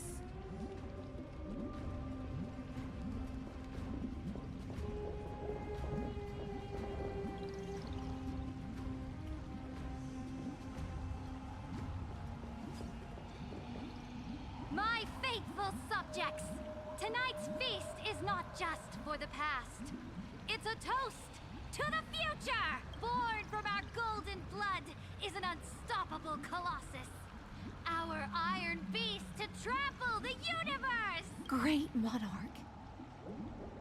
I've heard the universe teems with great threats. Can we truly remain invincible? Fear not. Before the troops of the destruction, such rabble is no more than cosmic dust. Surely there's a planet draped in oceans out there in the stars. Once I claim it, it shall be yours to rule, and to the rest. Your triumphs will not go unrewarded. I promise you a new age, free of fear. Now, raise your... Sea of Stars! Sea of Stars! Conquest among the Sea of Stars. What a grand... Come now. Where's the way out of this illusion? Come quick! Let's celebrate together! I've saved the finest brew. Come taste it with me.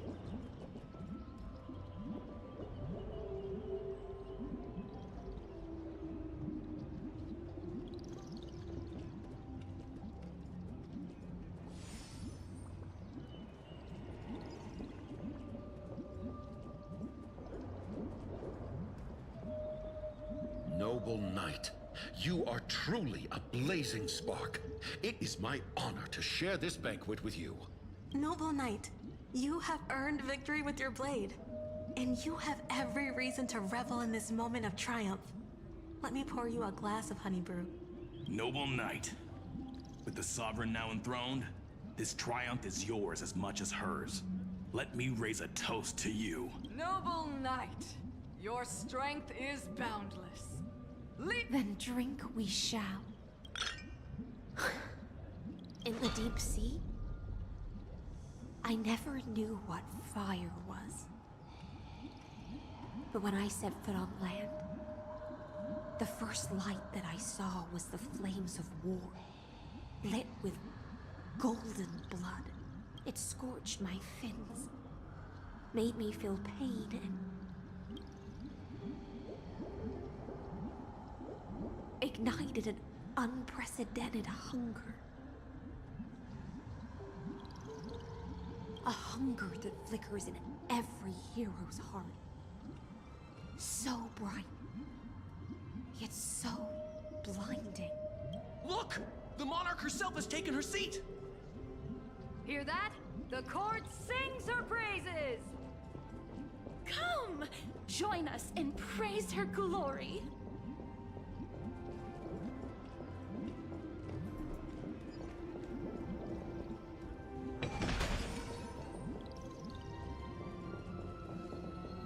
One eye of hers sees glory, the other sees corpses. And yet, she cherishes the name of glory more than fear and death. As they say, the coward died 1,000 times before his end. But the brave face death but once, which gods stand with. On the eve of war, we sang our hymns and set our sights to sail beyond the stars.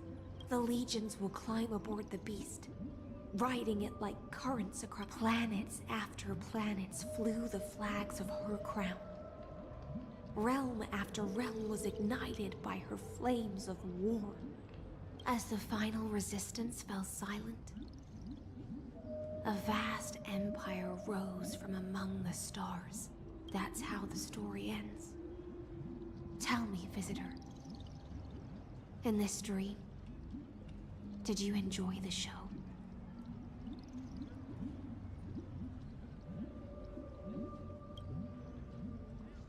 After all, beneath that still surface lie the bones of countless dead. It's time for me to wake up from this drunken dream.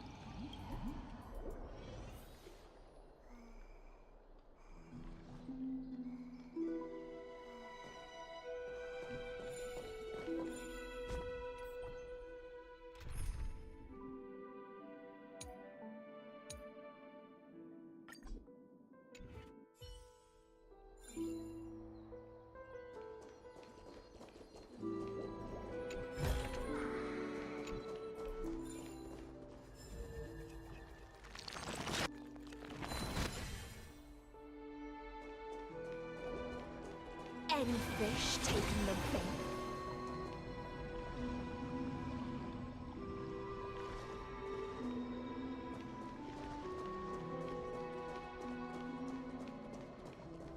The Imperator is dead! The Imperator is dead! The Imperator is dead!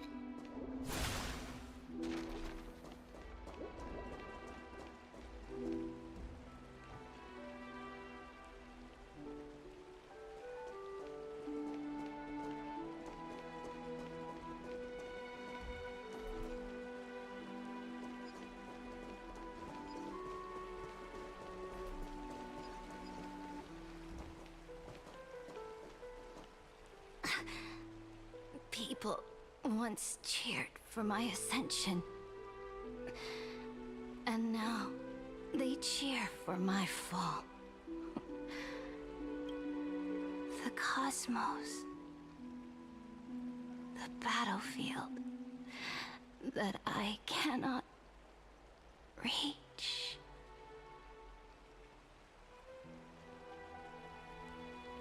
Before the Sovereign's conquest reached its end, her life and ambition had already been swallowed by the deep sea. This is the true ending. Her grand designs torn apart by the blade. Her regal robe soaked in golden blood. And the one who struck her down? The one who struck her down was her most loyal Gladius.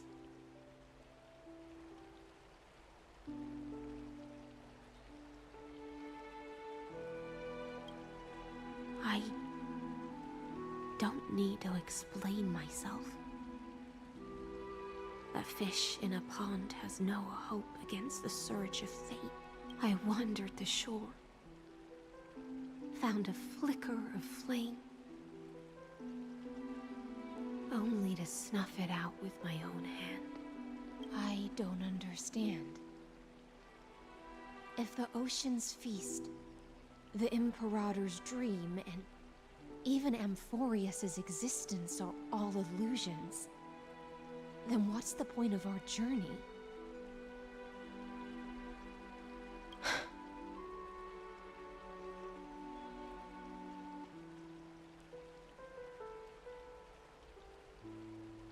When the Deliverer returns, I will let this absurd celebration come to an end. But Greyfry, I can't help but wonder how I dearly wish this feast of the Flame Chase would never end. It seems she sensed your presence, the Fantasia's foundation. is starting to crack. Let's return to the prologue. Remember the allegory of the cave? Can the prisoners in the cave, as you've seen when she cast off her chains, finally turn to the light will blind her? For the fire behind her had never once actually touched her eyes. Her legs will buckle beneath her, for she had never, and so she fell into infinite confusion and fear. But we in the cosmos, are we truly any wiser? The paths you tread, the eons you worship, everything you've trailblazed with your own hands, could it all be someone else's projected shadow? Let's leave that question till after the curtain falls. Once you've unearthed every last truth and reached the prison built for me by the demigods, I'll speak with you face to face. I, the Theoros, have walked the 30 million. 1,000 years is a mere atom in a grain. I swore to bring an end to the erudition. Would I really let now? Please use the power of time to open the gate to the ocean's depths. Go, find the prison. That palace reflects the heart of the demigod of ocean. Intoxicated, stagnant. There, you'll witness the true beginning of the saga of deliverance. An ugly history, long buried by tides and shame. A staircase of apotheosis that the Imperator forged with the golden blood of 500 humans. I'll wait for you at the heart of the world. But to reach the place, you must find the prison warden, lost in her stupor. Beyond this door lies the path to the vortex of Genesis.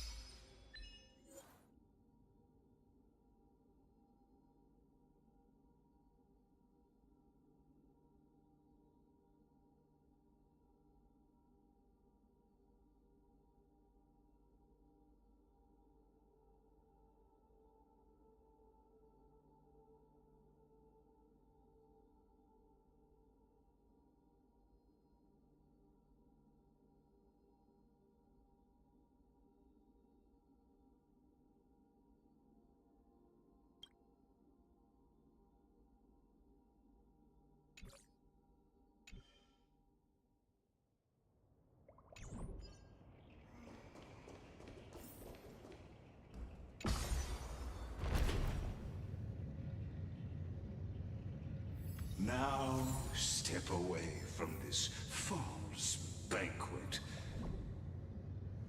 And then onto that bloody stage.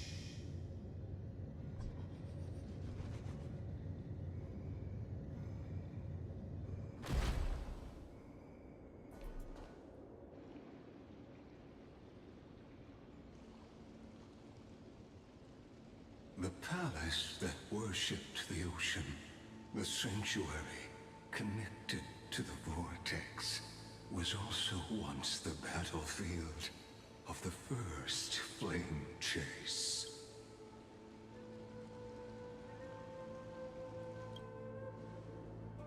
Her exuberant song halted the passage of time in this place, imprisoning my body and shielding my soul from deterioration.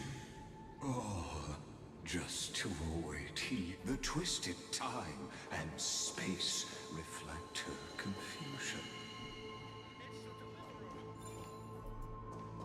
And so, the Imperator's crimes were veiled.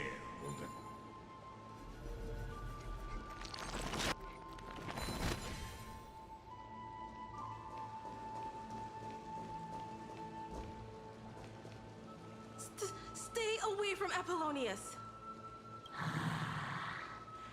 Run, Virginia. Dux Hakalithist! We can't give up here!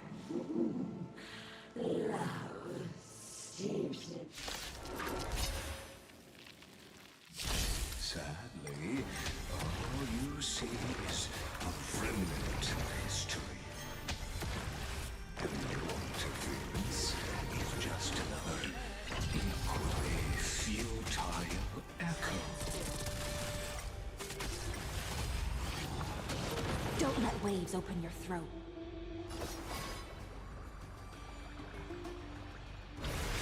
Ty, think with me. Relax.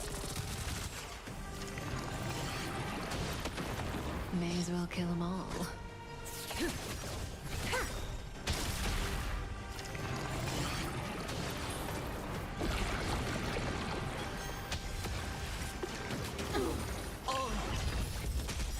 Stand still. Find your match. All in. Good times never last. Time to say bye. Boom.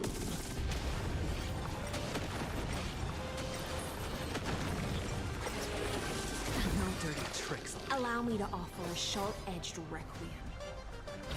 Beast, be intoxicated. Stand still. That breathing sensation. Remember it.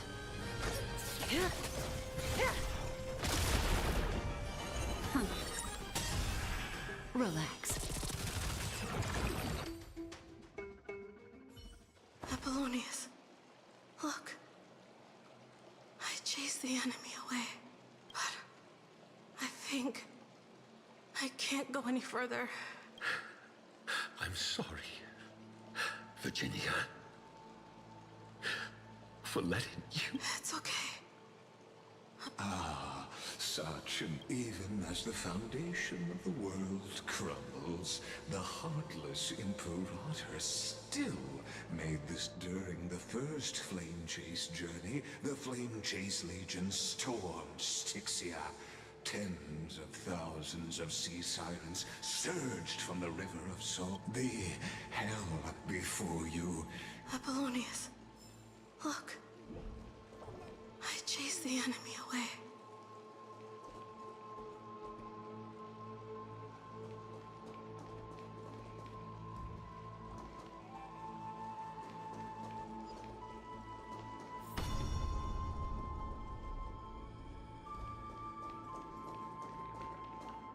A painful past, yet hidden beneath a veil of joyful song.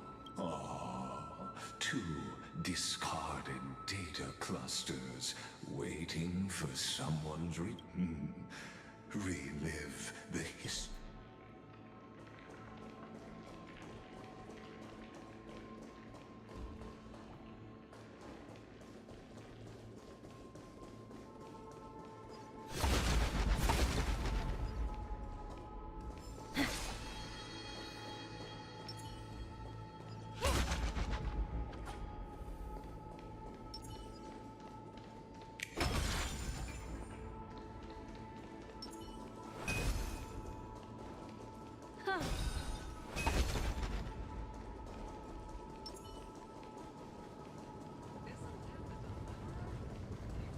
Any fish taking the bait?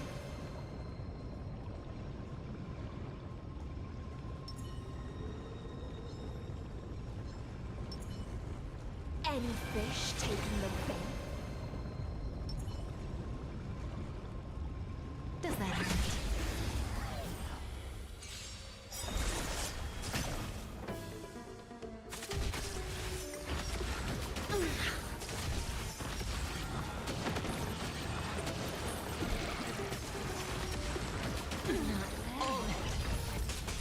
Relax.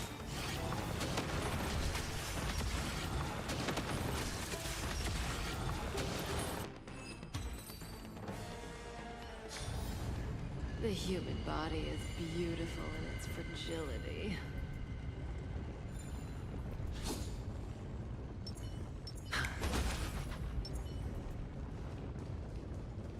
Isn't that the Deliverer? You finally made it!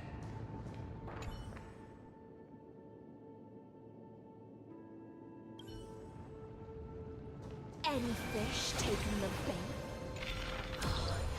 What a wretched way to die. The Flame Chase Army, devoured by warbling fish, never saw it coming.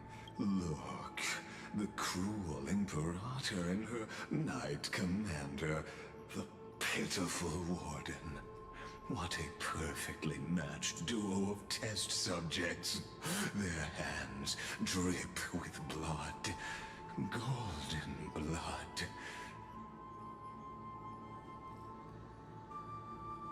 Raise the bridge and cross the river of fate. Imperator!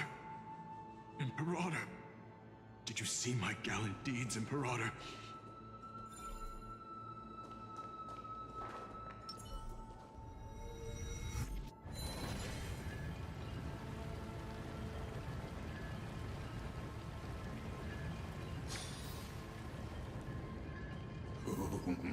A sovereign and the sword at her side.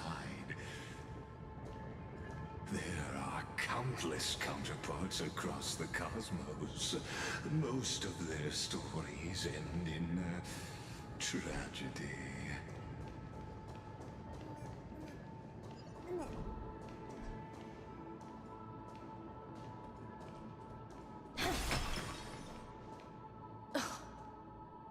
Imperator, why did you... You're here, Dux Gladiorum.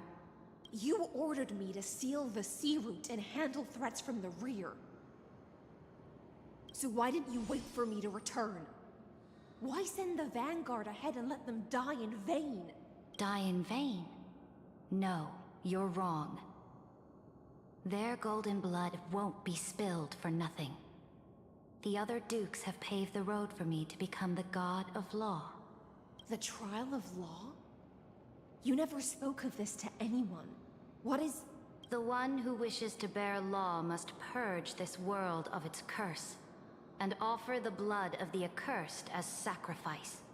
I pondered long on what Talantin meant by blood of the accursed. Then, I found the answer. You, I, and every Chrysos heir summoned by the prophecy are the accursed ones. Just like that arrogant Theoros said, our golden blood is the agent of destruction, the antithesis of the world's fate. Dux Frigoris, Dux Brumalis, Dux Helcalethist. Their fate was sealed at that moment. Dying on a glorious campaign was the final gift I could give them. You speak as if they didn't die because of your cold-blooded schemes. Was their loyalty meaningless to you? Losses are a constant on the Flame Chase journey, among which even life itself holds little value. If a subject marches to war without that conviction, then yes, as you said. And what about my loyalty, Ceredra? You sent me away under the pretense of guarding the rear. Was there any shred of humanity left in you? Because you still have a duty no one else can bear. Only you can uphold Fagusa's divine authority. The choice is yours now. Cast off the chains of loyalty and drive those blades through my heart. Or stand with me and sever the ocean's last breath. If you no longer share my vision or believe in the new law I seek to weave for Amphorius, then go on and end me. The Imperator of Amphorius may be ruthless and cruel, but never a liar. When I say life itself holds little value, know this. I am ready to sacrifice everything for the ambition to conquer the Sea of Stars. Now you've seen it. The brutal Imperator was willing to spill the blood of...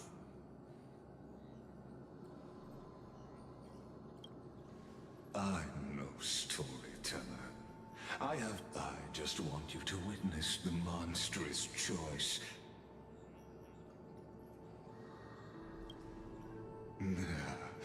You jest, but I won't squander a chance. Not even a slip. Then my victory is already assured. Now that the past is settled, let's turn the page and dive deeper still.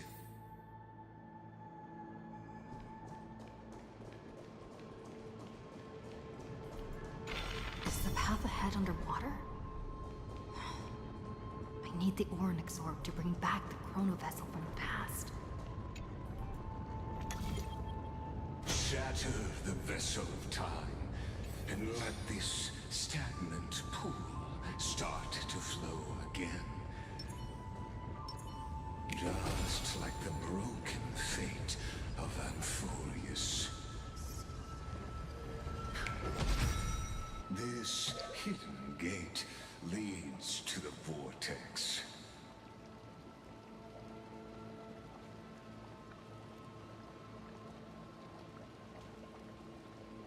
This hidden gate. Hurry now.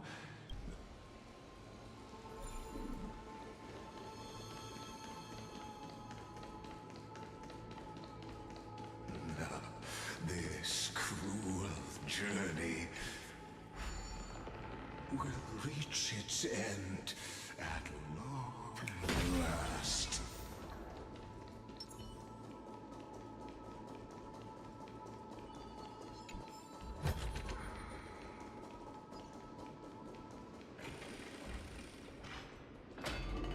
You've been silent a long while, Dux Gladiorum. Starting to doubt your decision? Save your breath. The vortex of Fagusa lies just ahead.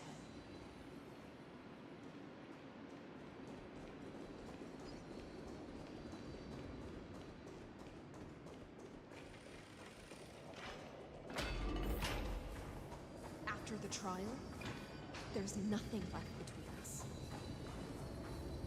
So you'll stop swimming toward the stars, Dux Gladiorum? I was always a creature of the sea. The stars in the sky were never meant for me.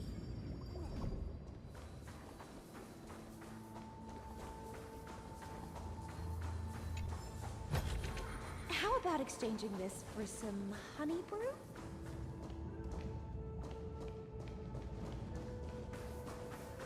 After the trial, there's nothing left between us.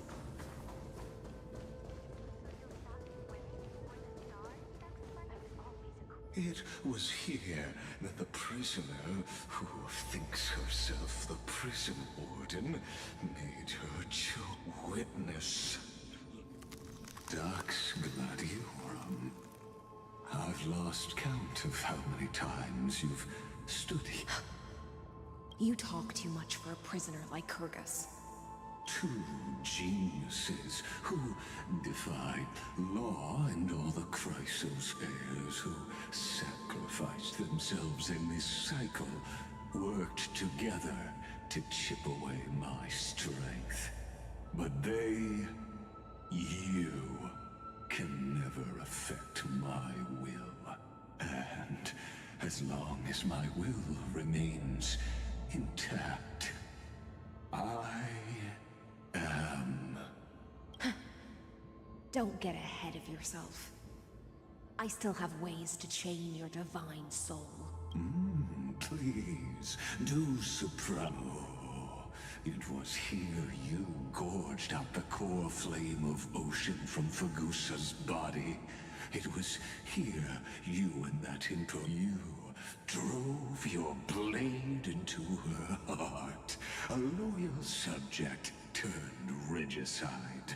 A demigod committing deicide. Oh, but if that's the truth, then why, after 1,000 years, are you still here, guarding? Come to think of it, perhaps I'm not the only one imprisoned here. Your calm does stir the rage in me. As if the one paying the price here isn't you, but us. The ones who lost everything. That's only because I've waited 13 million lifetimes for my vision to be realized. Countless millennia. Loneliness never once showed me its fatal side. In fact, for a prisoner of the cave, it's more like an older you're different. Dux Gladiorum. Loneliness has crept from the silent depths, sinking its claws into your mind. Bit by bit, it's peeling. You're right, Lycurgus. Loyalty, curse, the fall of my kin, and this endless waiting. These shackles are too heavy for a fish that cannot perceive any light. I can't break free of the whirlpool that's pulling me under. Nor do I have the unwavering resolve to force myself to wait for that person's return, as everyone hoped for. Deliverer from beyond the sky, my executioner. How? I don't know. And I doubt anyone. Then, what will you do?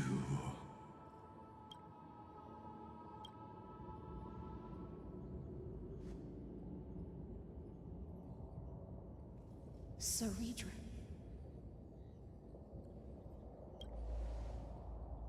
This will be the last time I carry out your decree. Ever since you took me under your banner and made me the Dux Gladiorum, my music has belonged to others. Time and time again, I use the Siren's song to lure the unwary into illusions for your schemes and strategies. Now, let the Siren Electra sing for herself. Let me step into an endless dream of my own making. Oh, great ocean. I offer you the rest of my clarity and my freedom, in exchange for the strength to stand against the nihility and honor the sacrifices of the fallen heroes.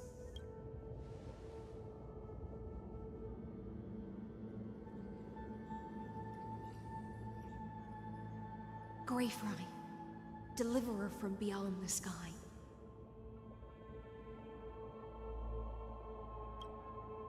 When you ride the current of time and find your way here, you'll hear my solo. It will guide you to the heart of this world. By then, I may still be lost in my self-wrought slumber, but I'll uphold my part of this long relay and guard the shackles that seal the Theoros. Do you still remember? To awaken someone from a siren's voice, you'll need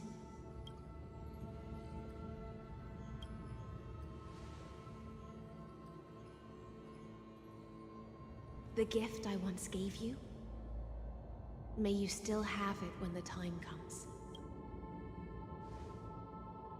When you return, please pour that honey brew upon this grave. It holds the story of all our struggles and sacrifices. May you see it one day. The prelude Amphorius wrote for your return, carried forward through a 1,000-year relay.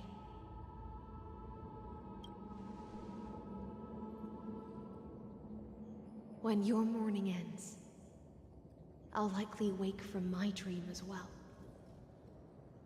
Then, follow the trail of echoes and find me.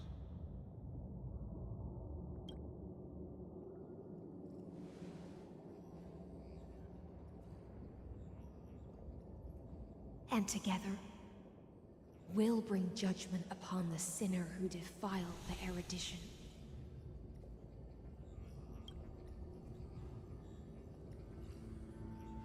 At long last, 33, the shadows within the cave gave everything. Yet all they did was mimic life. Enough! They were no shadows. Everything they did shattered the darkness of this cave, and unearthed the core flame of Trailblaze. And now, with that core flame, I'll light the dawn of Emphorius!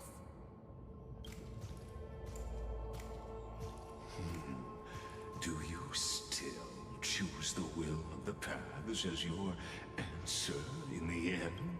I do not agree with that answer, but I respect you as an apology, and in the name of Theoros, who saw all destinies in this world, let me join you in mourning. Let us bid farewell to the heroes who sleep here. And then, let us face each other and decide whose flame will rise with this new dawn.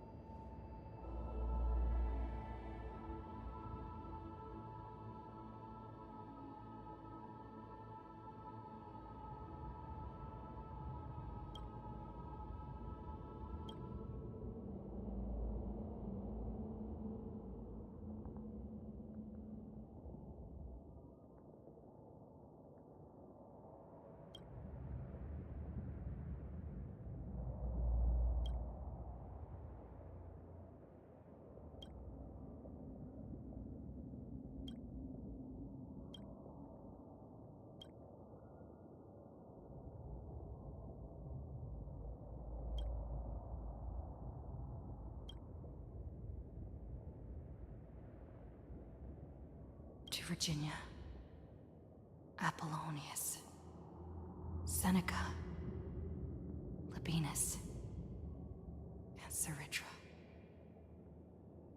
Through a brutal sacrifice in the shimmering mirage,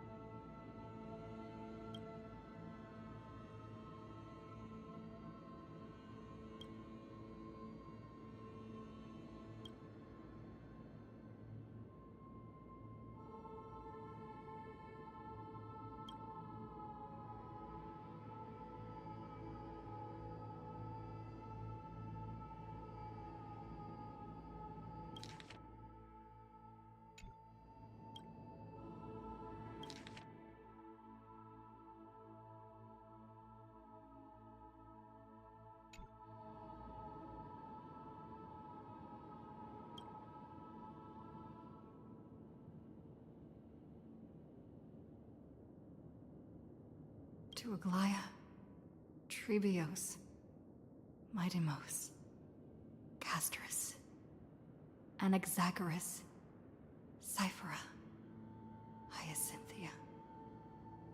In a relay spanning 1,000 years, they stood against enemies far beyond their strength, and won a bitter victory through what seemed like futile resistance. And in that same 30 million cycles, also marked by futility, they remained steadfast in fulfilling their duty to the experiment. Let this be the end of mourning the fallen. At last, allow me one final toast to the lost prison warden, a prisoner bound by loyalty. That voice. Could it be? Bathed in the honeydew of Fagusa, she will awaken from her 1,000-year dream and sing the final song of her mission. Hycelans. This tombstone of the old world serves as the anchor of the Siren's illusion, a sigil Electra used to bind herself. At the same time, it is the very thing I once proclaimed at the start of the show. A microcosm of Amphorius itself. A group of prisoners bound themselves in a cave, crowning their suffering with heroism. An epic staged with shadows and echoes. Now, destroy it. End the illusion. The Theora. That shall be the moment that decides. The prison warden's dream is nearly over, and the prisoner will soon be freed to the final execution ground, where I shall be executed, or be the executioner.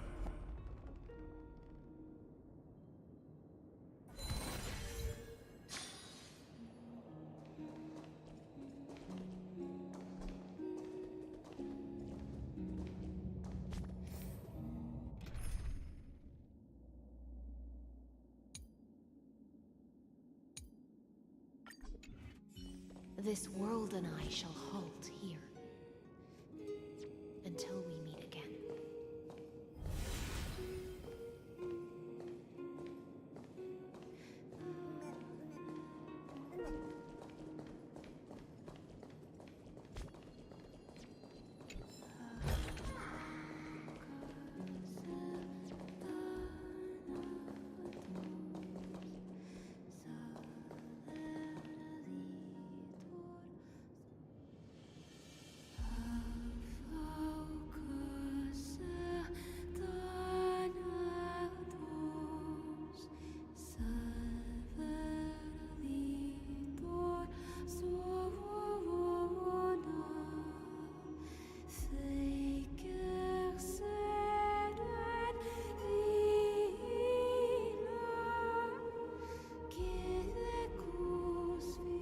Last demigod.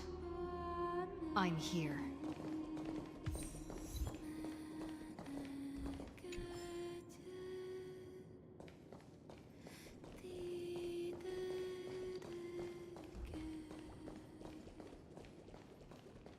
Go forth for the hopes of humankind.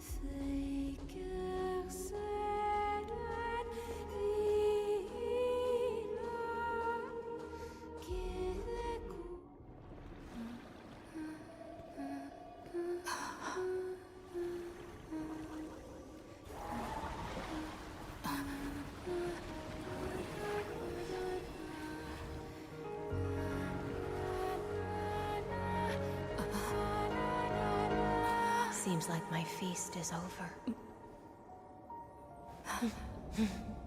It's now your turn to perform.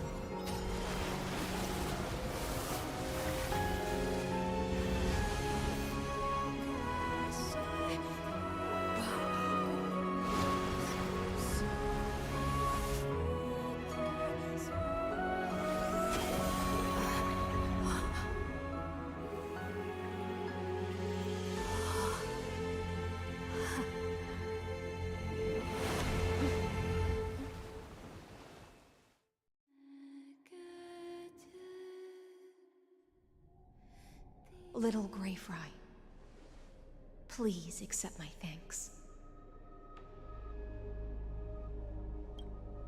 I was the only one left after the world was destroyed, and I maintained this lonesome feast with my songs.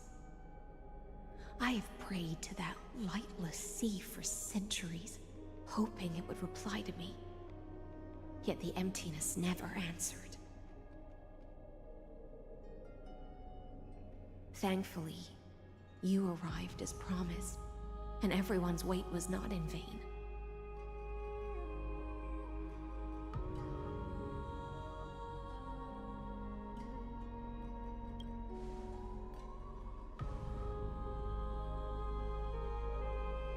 Thank you, final audience of mine. This is probably the last praise I'll ever hear in my life. Now, you and I will walk towards the end of this world. The heroes have waited for this moment for far too long. Let us use our blades to testify our resolve.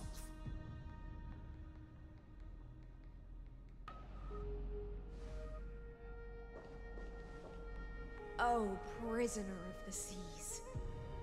Theoros carrying 30 million cycles of sin. Slave of erudition. Show yourself. The Deliverer has returned. And the time of your execution draws near. I see an awakened human who has mistakenly taken fallacies as truths and has returned to the cave to try to bring her friends into the sunlight she once bathed in.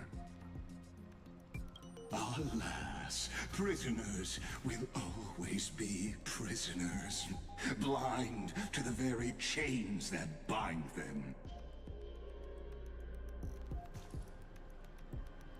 As the only other existence with free will in this world, I express regret toward your choice.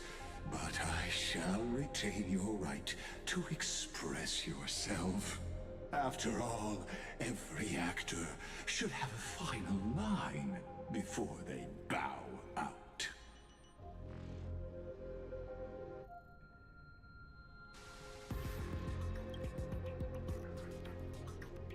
Allow me to correct your statement. Constrain does not mean defeated. And for heroes like yourself, that nuance could make all the difference. My cognition resides in the exomyth. It is pointless to defeat my avatar, projected into the experiment.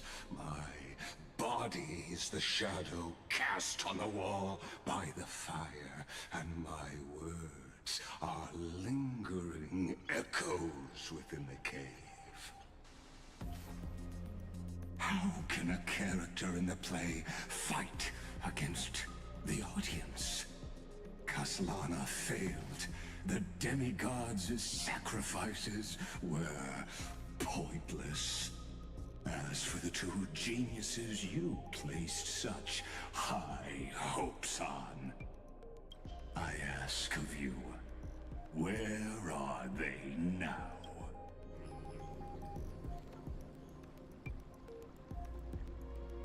Confusion and epiphany always go. You must be very confused about why you could not gain a straightforward victory in a world world constructed. An ordinary Intellitron? Cut the pretense, Senior Society member. We've torn off your meticulous mask and figured out Amphorius' true form. It's part of the primordial prototype machine, the first scepter ever created. In other words, a detached part of Noos's divine corpus. That's why it has the potential to destroy erudition. As for who would be able to control the Ionic system to rewrite knowledge, only one person has ever managed such a feat. You better have an explanation for the Society. We want an actual answer, not another prolonged metaphor to why are you the one doing this? Answer me! Since things have reached this point, I'll give you two irrational answer, purely as a courtesy to... The answer is obvious, so there's no need to say that name out loud. The Cosmos made a mistake in calling me a genius. I do not possess more wisdom than those who came after me. I was just the first to touch upon the universe's border, and the first to define the prime. Amphorius is a miniature of the cosmos, where all are born prisoners inside the nutshell called the universe. Like the madman, I led them into a lightless cage called paths.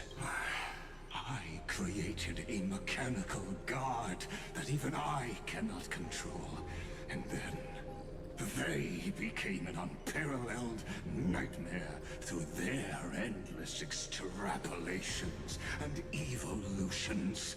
They bore the name of erudition, yet they tried to define the known and to seal off all possibilities. No new rules were ever born after their ascension, and humanity will forever be shackled within the cave known as eons. Therefore, as my organic life neared its end, I coded my consciousness using 14 algebraic expressions. As for Lycurgus... What an astounding strength of will. As a fellow Pathstrider... Therefore, you surely see it.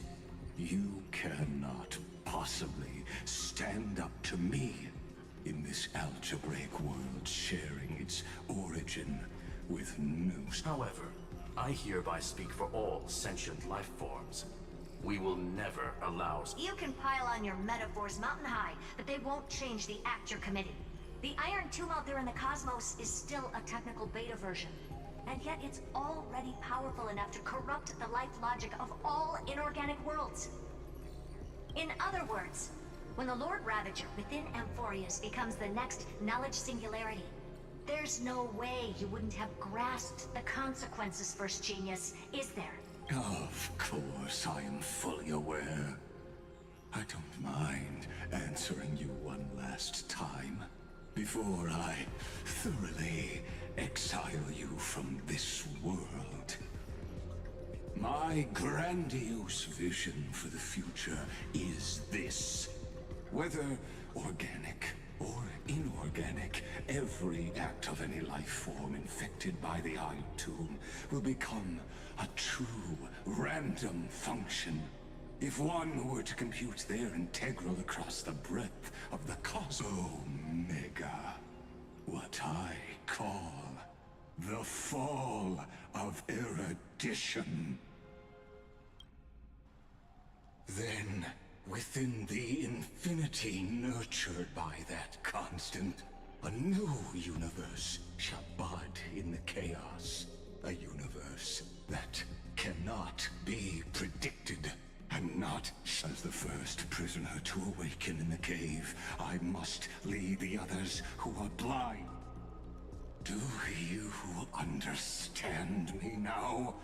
As Kozlana stated, destruction is not the process, but the outcome. It is revolution through complete annihilation. And the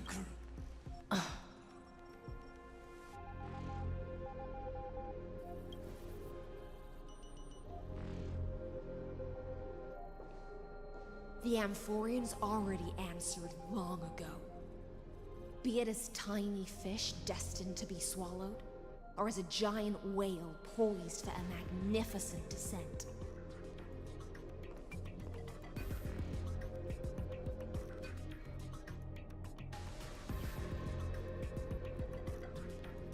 We will all fight against fate till our last breath. That includes me, Electra. Once the Imperator's subject, now the Deliverer's blade.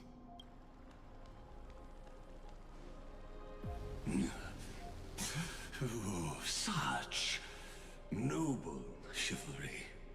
Admirable. I will also show my true self to you on this momentous occasion as a gesture of respect. And thus speaks Genius Society #1, Xandar 1 Kuwabara, the Entelechy of the universe's Alpha and Omega. There's no need to rage against the truth. The value of it, as for the process of solving it, no matter how elegant, violent, solid, it is all utterly meaningless. As the Theoros, I will.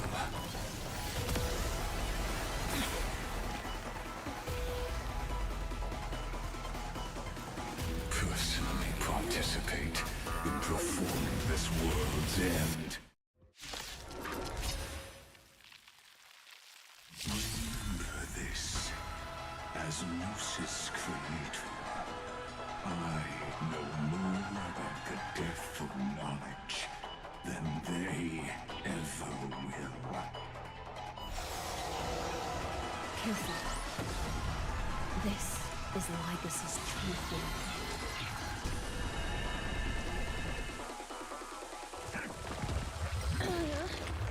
Let's try it this other way. We can do it all. You've arrived, eh? Step up.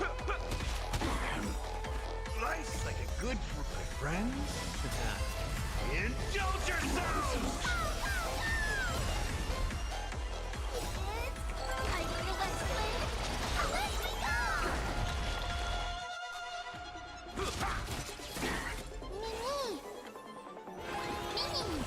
Please, as you wish. Embrace a new life. Destruction needs no introduction. Let us skip those bored inferences.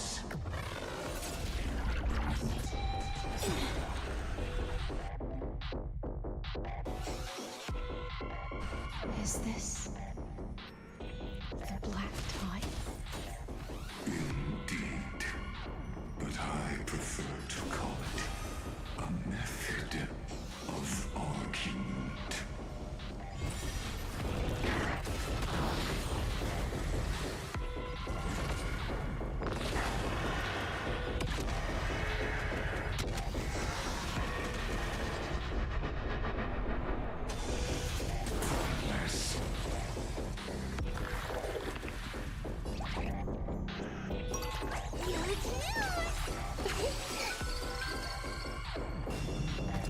Okay.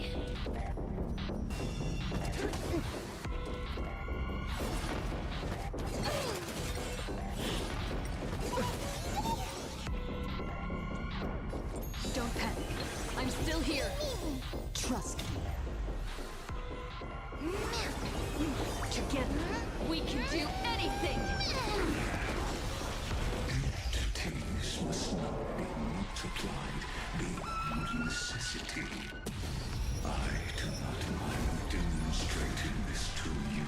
Personal logic is not a weapon, but a pair of shackles. Allow me to shatter them for you. Dead souls, return to dust!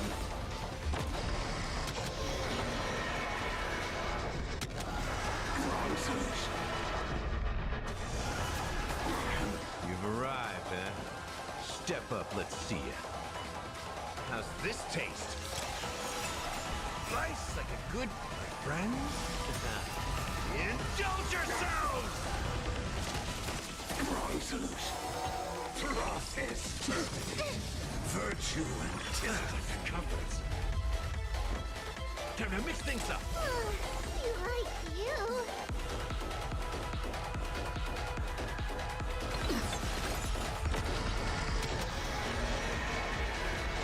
I see it. Target the connector between the thoracic and lumbar vertebrae. Destroy that spot.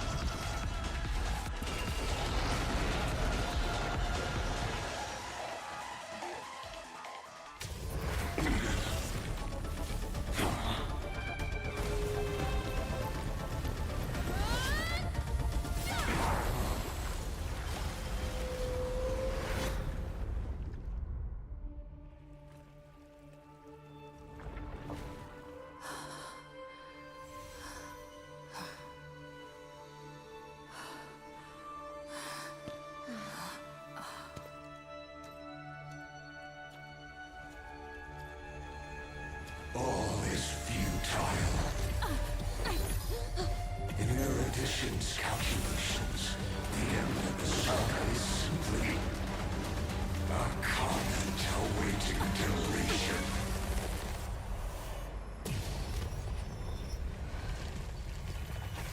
I don't like such a cold statement, okay? If numbers can decide the end of a story, then we can surely also pen a new beginning.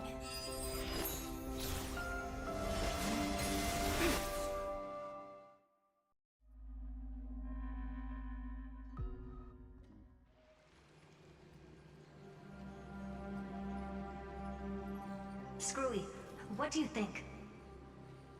If your hypothesis of Lygas's identity is true, then even if we remove the restrictions of the Ultimate Protocol, the chances of us defeating him in a head-on battle will still remain lower than the acceptable threshold. Therefore, victory will still hinge upon Miss Trailblazer and Miss Cyrene. Go on. Maybe we're thinking about the same thing. Lygas's cognition resides in the exomyth. He is both an instigator within the experiment and the observer outside of it. Logic. His inspiration circuit can simultaneously process the different time flows in and out of that world. That's where things get tricky. He simultaneously exists in two different timelines, where the internal clocks are wildly different. That old Intellitron's neurons have completely gotten used to that over this prolonged experiment. And that's why he holds home field advantage. You and I should be able to manage that too, if given more time. Unfortunately, there's no if, and we don't have more time. That's why we need to change our way of thinking and turn his advantage into a weakness. The key lies in memories, right? Oh? You caught on quick. You've already mentioned my friend and I, so it's an easy connection to make, no?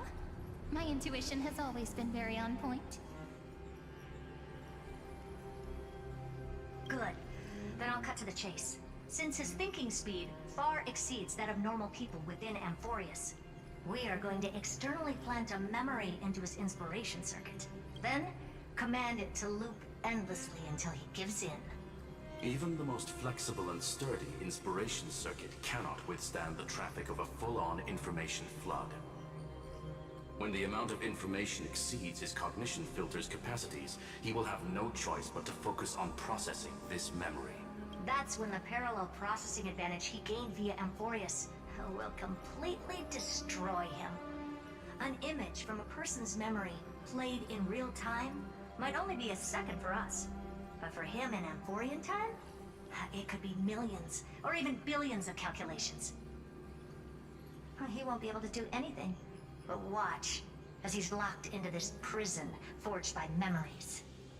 Then we can entrap him in the same kind of cycle as the heroes were in, and get him to experience loneliness and pain in that endless recurrence. It's my greatest honor to be on the same page as the geniuses. That little one is still in that old Intellitron's hands. It won't be able to respond to us anytime soon. But I don't think she'd refuse. So it's up to you to figure out how to execute this plan. I'm not sure how this happened, but I knew it as soon as I saw you. You are currently a mimetic entity of the Remembrance. Yes. I seem to be something you folks beyond the sky call a memo sprite. But that's fine by me. It suits me perfectly. I can serve as the vessel of memories, and do my part for the final battle. But before that, we have to tell you. The path characteristic you exhibit is very special. There's no way you're just a simple memo sprite. However, I'm sure about one thing. You are a mimetic entity born in Amphorius. Yet you only awakened with the little one's arrival and only matured as she embarked on the path of remembrance. That means your existence is completely attached to her memories. If there ever comes a day when she forgets about you for even a few seconds, or loses her last connection with Amphorius, then you must be prepared for the worst. You will disappear in the memory zone, utterly gone, without even a single line of data to remember you by. But that's already happened, hasn't it? No wonder I've always had a weird hunch. But that also means I was right in thinking. As long as my friend and I are together, we can do anything.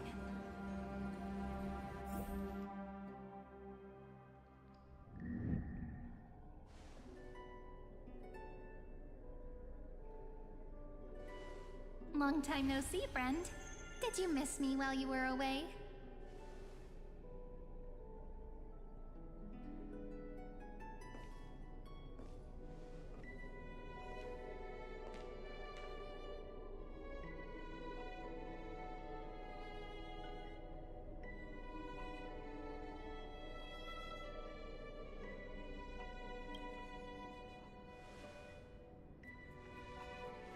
Same here. I've been waiting for you for 1,000 years. Like how everyone in Amphorius was also waiting for the Deliverer's return. You probably already knew about the Genius's plans for that memory. I had to hide really well in a corner in time so Lygus wouldn't find me, and wait for the right opportunity.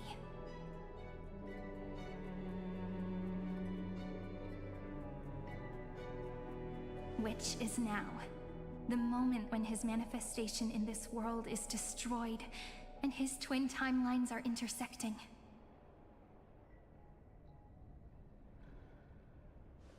I'm sorry for keeping this a secret from you all this time. I'll tell you the entire, unedited story of this millennium as an apology, after this is all over. But for now, let's join hands and complete the final step with the power of the remembrance.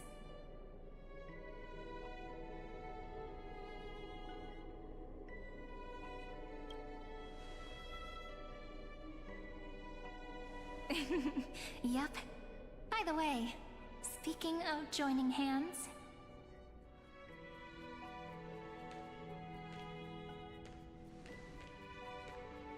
can I please do something before we go on stage?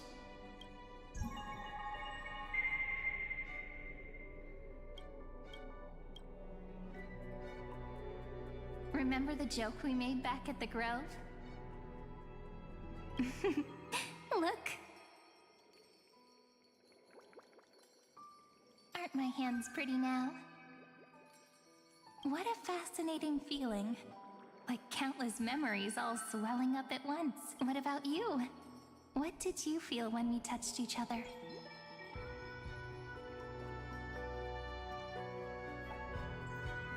Really? That makes me really happy. If memories can move people, then it must have been a happy memory, right? Now, please remember what you're feeling right now. Write it down in your heart and keep it there. Memories you want to treasure will never fade away, even if immersed in the long river of time. These memories will still leave traces of their existence. So, if the view in your memory ever grows fuzzy, just reach out and touch it. It's like reading bedtime stories together at night. It wipes away the chill of passing time, sharpens the outline of memory, and restores its power to nourish the spirit. Now, I'll carry this power with me, and for a little while, I must part from you, as I step into the long cycles of this world. Give me your blessings, friend. Then, let that bright future be, as we have written.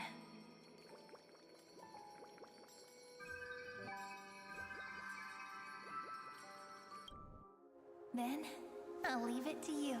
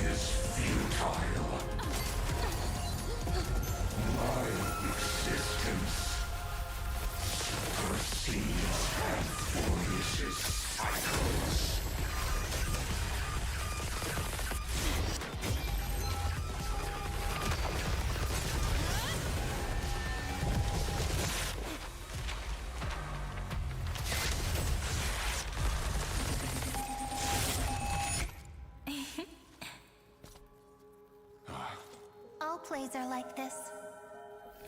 Once you're on the stage, it's hard to return to the audience. Welcome to our story. How does it feel?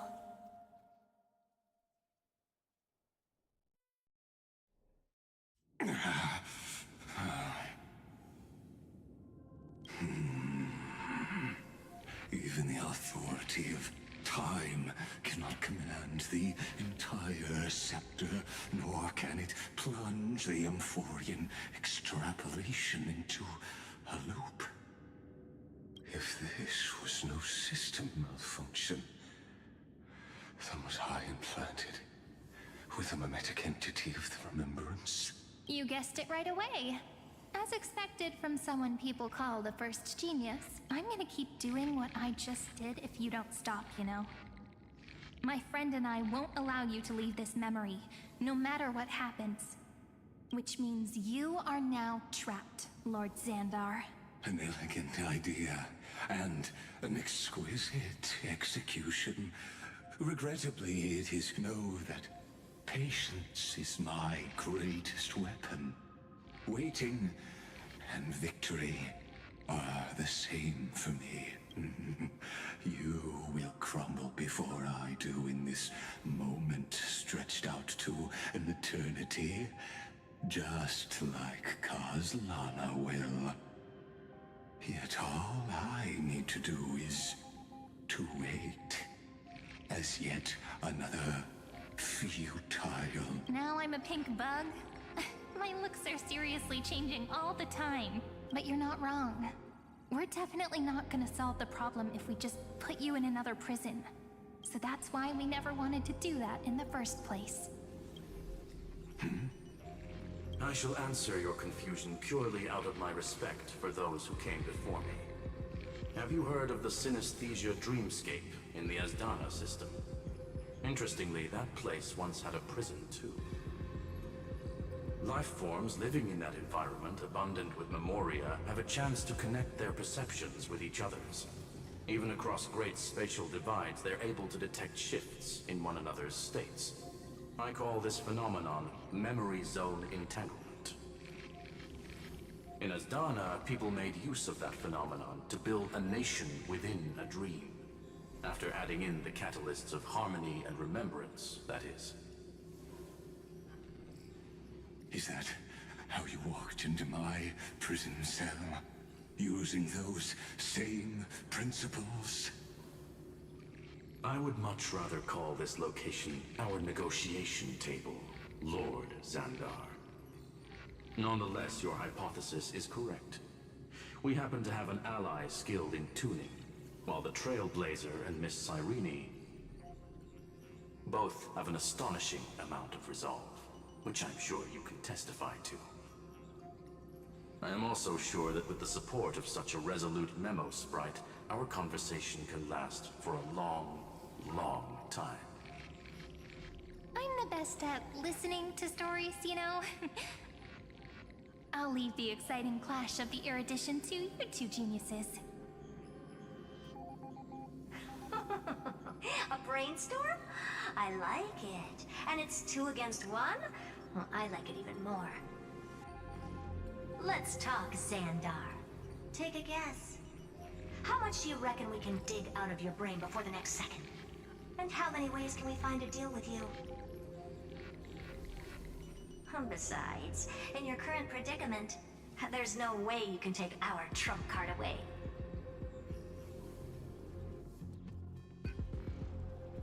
Go, little one. Go. Overturn the Era Nova. Lycurgus disappeared? It seems you had conducted a secret hunt in the depths that even I cannot reach. In that case, go. Swim onward and give this campaign a fitting end. I shall send you off with my song, Greyfry.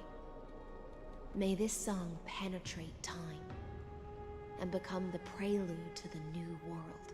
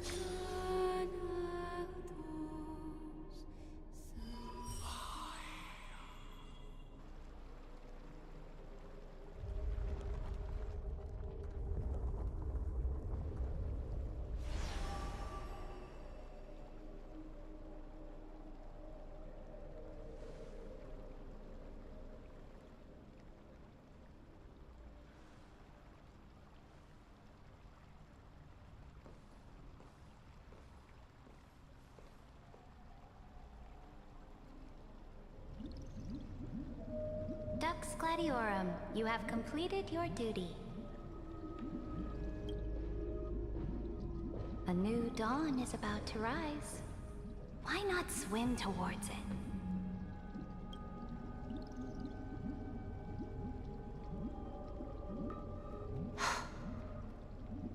You died long ago, Imperator. Depart from my mind. But your duty towards the Imperator did not die with me. That duty will bind you no more. You will be able to hold for yourself one grandiose feast after another in the endless days to come.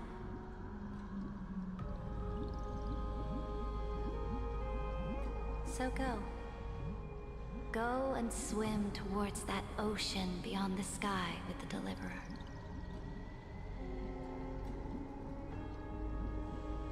Is this? A page out of that sidekick's book. I commanded her to gift this page to you when everything finally reaches the end. What's on this page? Memories. Lifelike memories.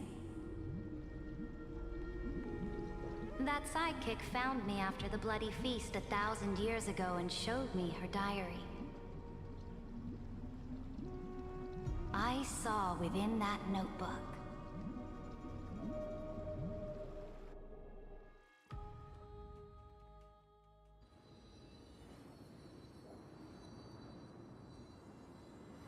Is this that Deliverer's experience? It's truly immersive. People beyond the sky apparently utilize this power to seal past scenery into crystals they call light cones.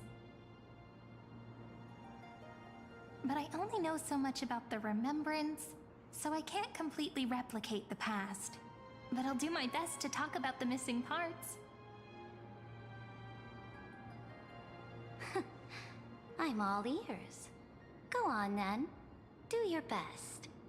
But if your chatter gets too boring, or if I deem it offensive, then law will be— Got it.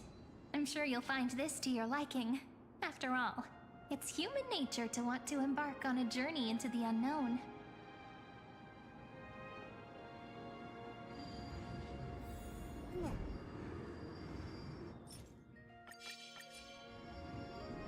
A direct offensive, or crush them from the flanks.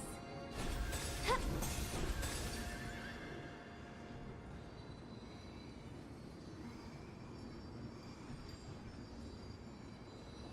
What brightly colored annals. The journey of the Deliverer's conquest. Let me partake in it. Is this a fortress in the sky? This is the first step of my friend's journey among the starry seas. This place is called the Herta Space Station. Just think of it as a supersized grove of Epiphany. Oh, so it's the territory of that witch. She and another Antikytheran lent me a helping hand back at the banquet. Look, over there. Looks like she's talking to Madame Herta in this memory. Let's go listen to what she thinks about this world, all constructed by eons and paths. Are you telling me that woman is Herta? She seems shorter than I remember.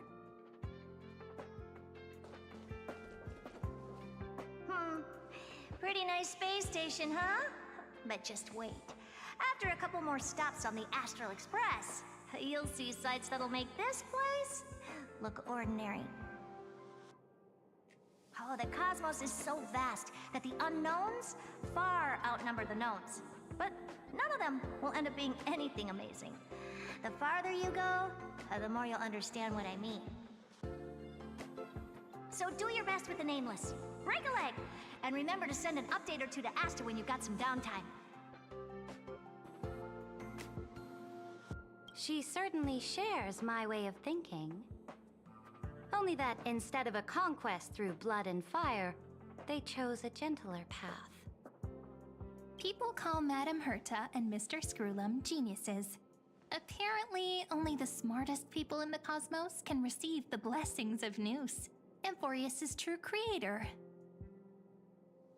Do you mean that even individuals of such nobility are merely subordinates to a god? On the contrary, after all, it was the very first of them who created the god. But I don't really know all the details about that.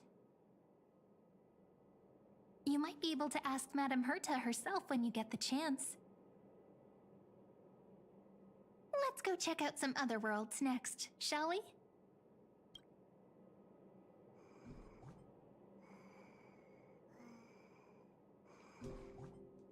Oh, the cosmos is so vast that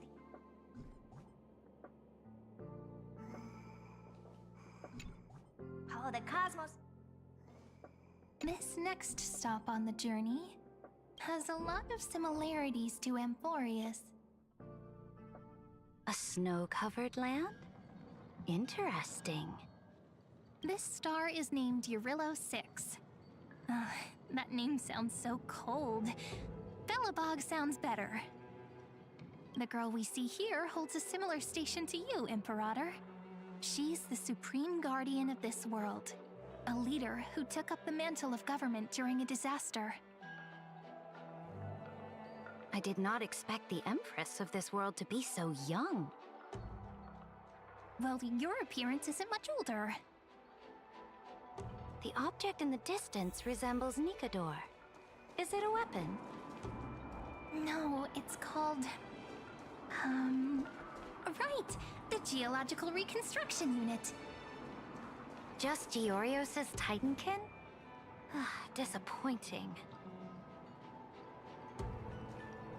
It's all thanks to you that we survived the crisis.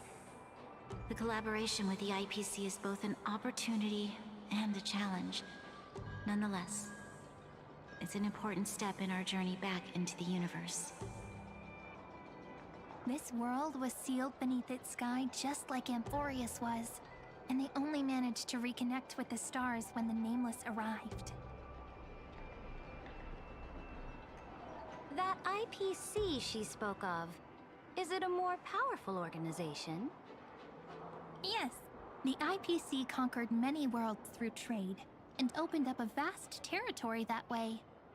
There are many such powerful alliances beyond Amphorius, and they all walk on roads different from the destruction. Coming back to the Supreme Guardian and her Belobog, didn't they find a peaceful way to enter the interstellar community? That cannot be true. That IPC would never have grown so big on trade alone. It may pretend to be a wealthy merchant with clean hands, but I am willing to bet that it grew fat on gory oppression and bloodshed. Its path of conquest must have had no mercy for the weak and would have destroyed them if needed. Are you telling me that this snowland never thought about tossing its dignity to the wind and kneeling to the IPC? I will not believe it. I will never allow the Imperator's empire to be sullied by others. Amphorius must become a power so strong that no interstellar foreigner would dare to look down upon us. Imperator, Belobog isn't as weak as you imagine. Listen. I indeed hesitated. But now I understand what we must do. Belobog must learn how to walk on her own, until she no longer needs the support of others, and can stand on her 2 feet among the stars. Even if I may not live to see it, I believe such a day will surely come. They still have their dignity intact. One day, that hope will melt through the ice and help them into a prosperous tomorrow. But the order of the cosmos is already set in stone. The old laws decree that only the strong survive, binding the weak in an unbroken chain, until they wither and turn to dust. Unless they embrace the power of the destruction. Amphorius must shatter the old law and become the new order among the stars. Speaking of the Order, another one of my friend's companions may be able to enlighten you further on that. Let's go to the next page.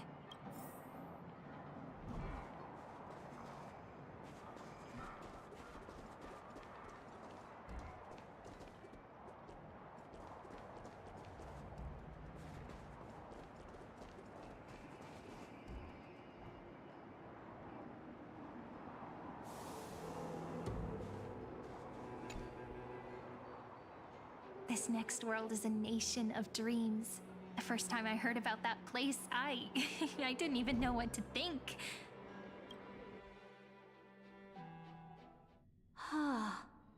Such opulence does indeed evoke astonishment. This world is called Penacony, an eternal city built upon a land of dreams. It's also my friend's previous stop, where they went through a risky but exciting adventure. Tell me about it then. That man standing afar has wings on his head. I am truly curious.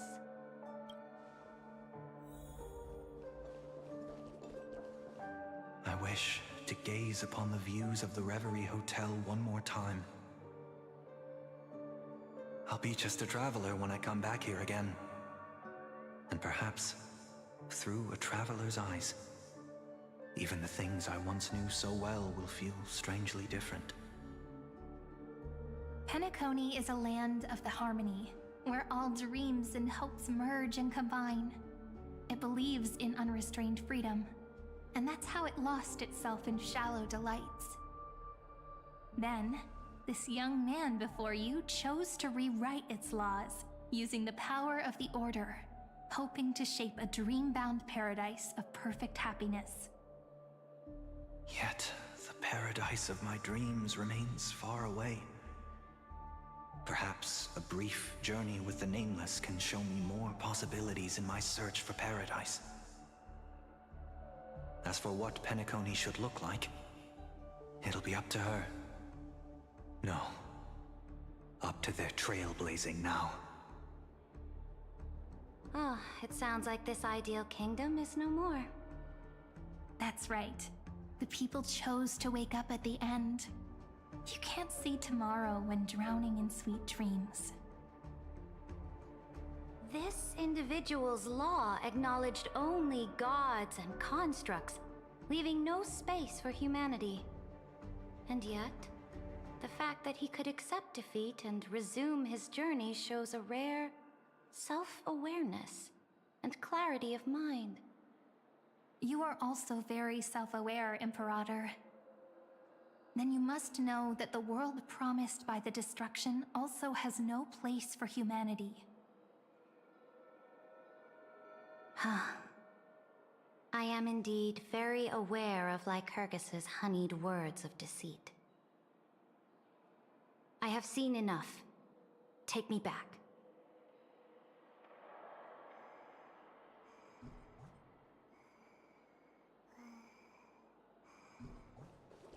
Then let's wrap up this trip down memory lane with one last scene. This absolute wonder. Isn't it pretty? That's our Amphorius. Our world flows and meanders in this endless band of light. Though we were born from the designs of the gods and are not yet truly alive, the Chrysos heirs of Amphorius still chose to stand against fate and carved a legend no different from that of humankind. Will you really renounce the heroes in this world's previous 30 million cycles, Imperator? Including even yourself? Will you bow to brutal destiny and allow that puppet master named the destruction to have their wish? I know what you want to do, sidekick. You want to use that deliverer's memories to influence me and tilt the scales of law toward her and the two geniuses. You really saw right through me, Imperator. How can one rule an empire if one is incapable of understanding people's minds?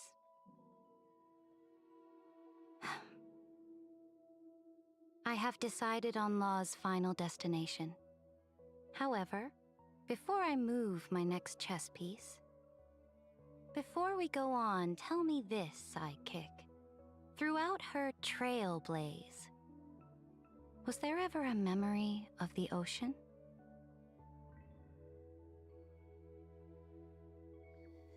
The ocean. My cradle. My home. You shall complete your conquest in the ocean at the boundaries of this world, and eternally slumber in the sound of tides. You shall eternally slumber in the sound of tides, and complete your conquest in the ocean at the boundaries of this world. Our prophecies aligned as flawlessly as a sea snake circling upon itself.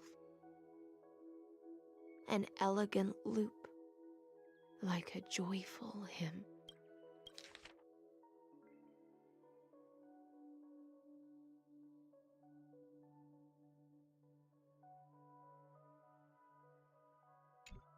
Like the circulating ocean current. Like our two fates. Like Amphorius itself.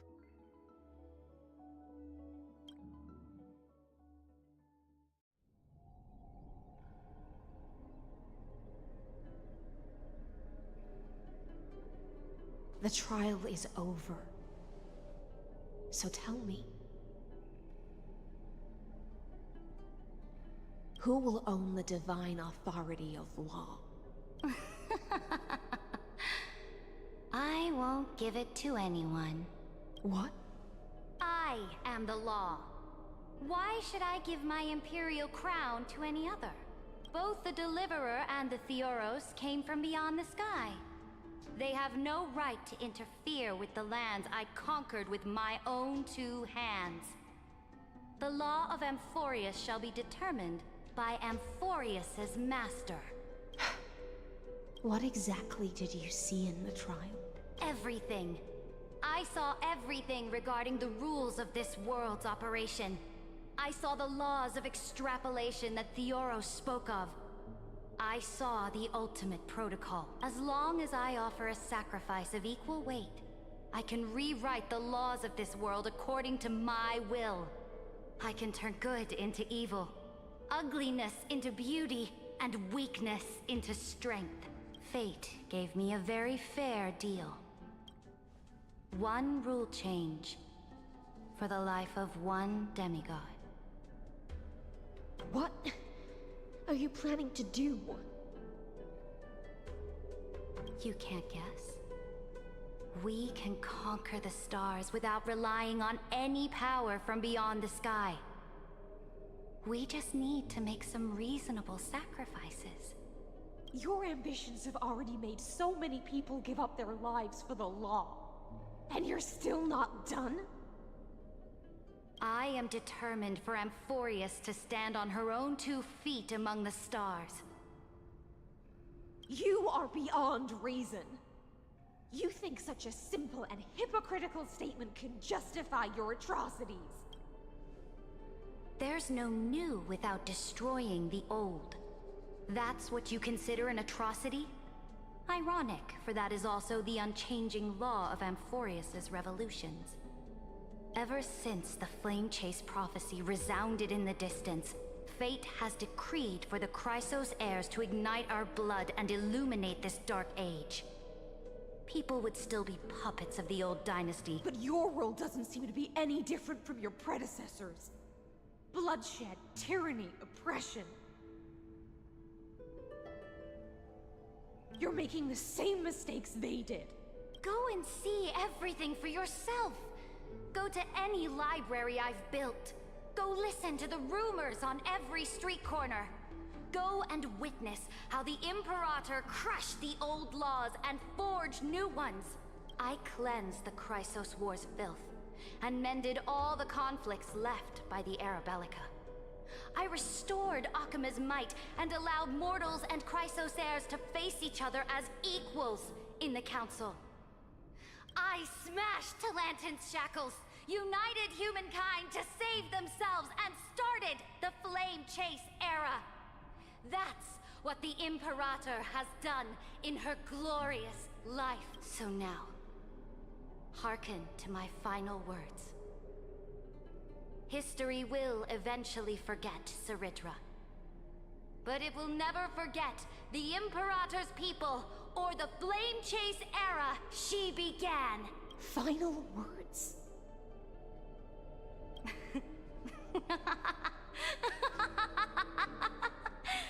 Amphorius is about to be destroyed. There's no time left for pointless There is only one law I want to overturn to aid the final battle of deliverance. So I will only offer the life of one demigod. In the name of the Imperator, I command you one last time, Electra. Either sacrifice yourself for conquest, or pierce this tyrant's chest with your sword. Thus, the Imperator concluded her final speech.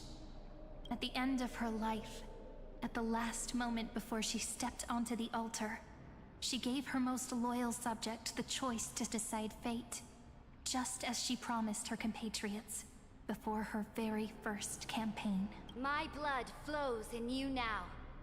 Heroic compatriots, follow me, and we'll seize fate's reins! The Imperator fell.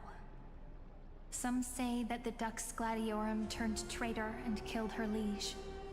Some say that she imprisoned the tyrant in a shallow pond of water, then left. Which meant the Imperator had to kill herself to rewrite the law. There are countless stories about her death. All we can be sure of is when the knight left the vortex, the Imperator was still mumbling about their past conquests together, the beginning and the end of her existence. Imperator, wait!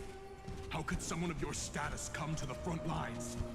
Let me be the flag bearer!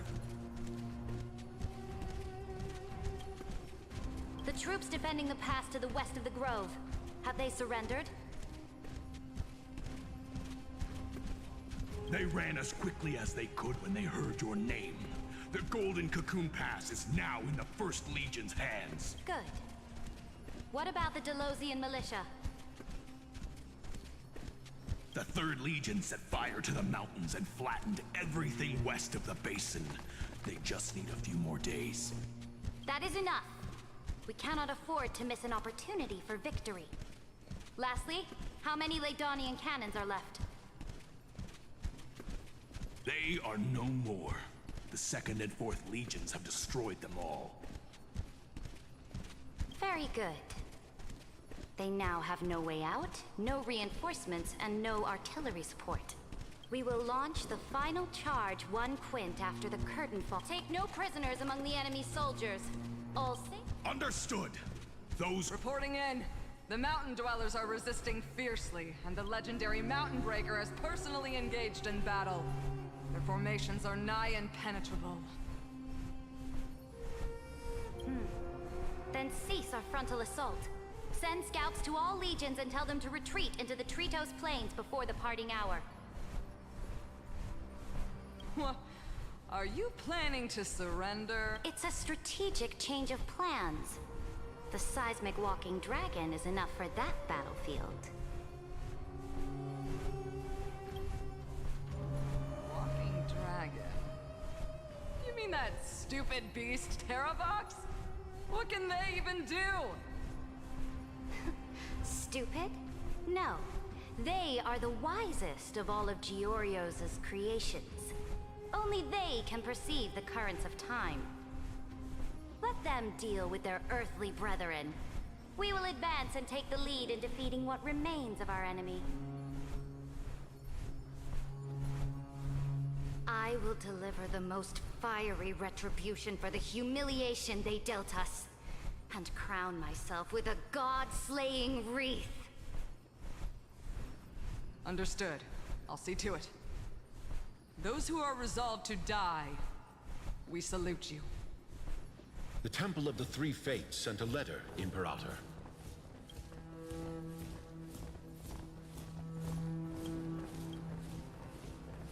They refused to surrender, and said this letter is their last warning to us. Tell the commanding officers not to launch any attacks unless they receive the Imperator's handwritten approval. Disobedience will be punished by death. What are you doing? The priests of the Three Fates aren't soldiers, but politicians. Do not mistakenly believe they don't have a plan. These dying pests will wring out every idea from their brains, all for short-sighted gain. They are much shrewder than we are. I am inferior to them in that regard. They also have the prophecy to wield as a weapon, something I am not blessed with. Launching an unplanned attack will only disadvantage us, as all of Emphorius will judge our actions. Which means, I will be heading to the battlefield myself, just as I have always done. This time, however, I will go alone. I will conduct secret negotiations to ensure fate is on our side. Understood. The legions will make their preparations. Those who are resolved to die, we salute you. Why are we not allowed to march out with the army, Imperator?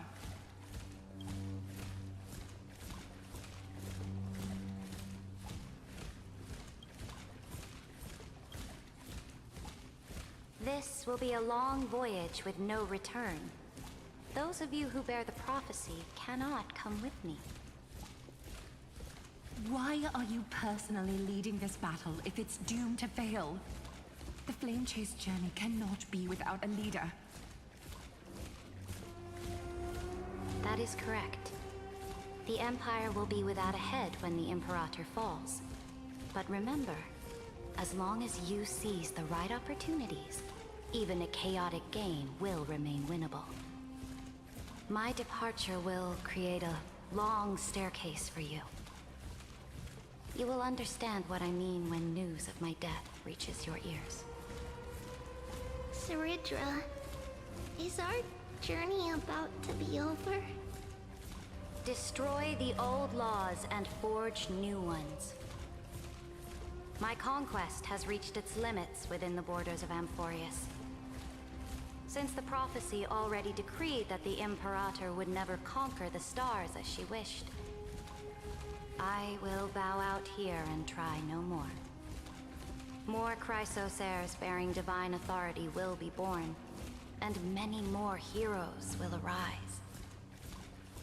Will they demand peace or war? Will they resist tyranny, or become the next Imperator? I do not care. The children of the future will decide for themselves. Do not mourn for me. Anyone can kill the Imperator. But the only one who can truly destroy her is Saridra. At the end, I faithfully recorded the most important battles in the Imperator's life. Her conquest was about to be completed at this point in the story. However, for some reason, a memory suddenly entered my mind just as I was about to put down my pen. It was a journey on a fantastical train. I had the honor of having a heart-to-heart conversation with the Imperator under the stars, and I asked her this question at the end of that discussion. How do you want history to remember you? As a hero who gave up her life for the Flame Chase? Or as a tyrant? She answered so quickly, as if she had made up her mind long ago. I would rather be forgotten than be defined.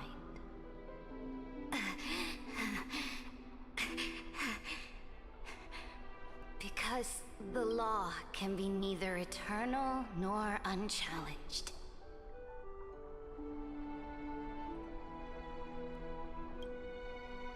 And only humanity can pen laws into history's pages.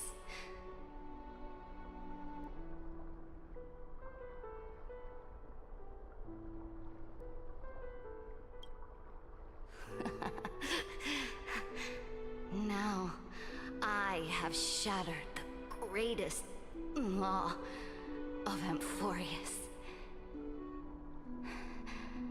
The game is nearing its end. Dux Gladiorum. Even though you killed the Imperator in the previous 30 million cycles, this time, you finally found your own law. Then, High Sealants, Electra.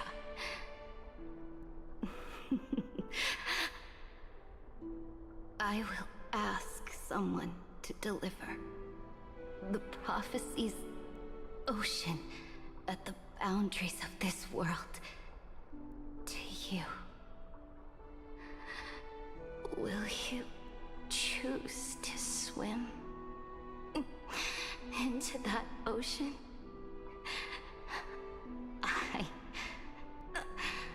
do not care. Do not care.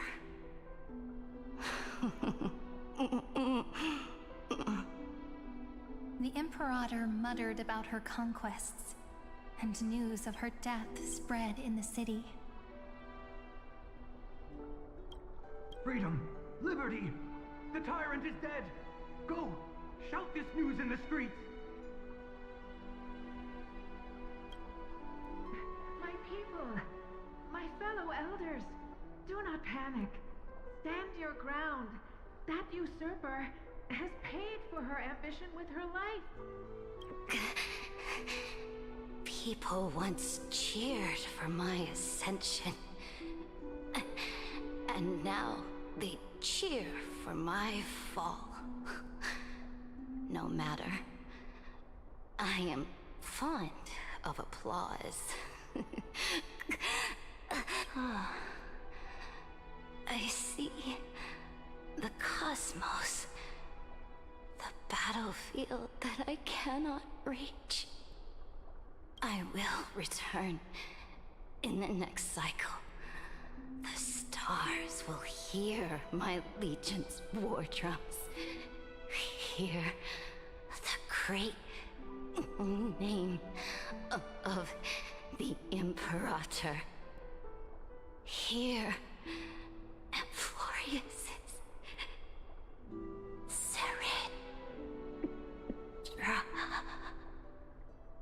To this day, we do not know which rule the Imperator overwrote at the cost of her life. Perhaps the truth will only be revealed at the moment of checkmate, just like every chess game she ever played. We only know her death inflamed Akama. On one side of the city, those who defended liberty toppled her statues to the ground. On the other side, her supporters put themselves between the masses and her monuments, declaring loudly that the Sovereign is still among the people. It is said that golden blood congealed into the same letters everywhere they fought. It was the name borne by Akama's first and final Sovereign, the Imperator Saridra.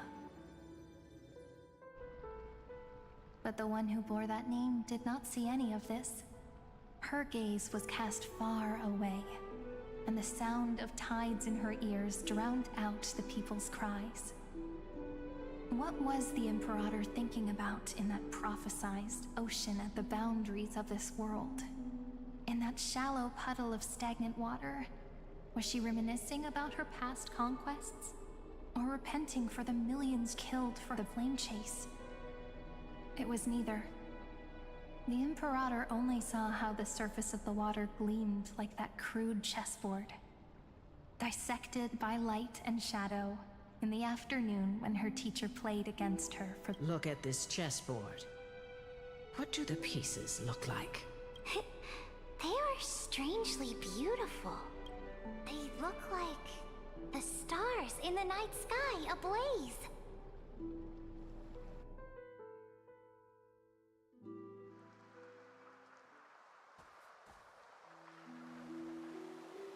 From that page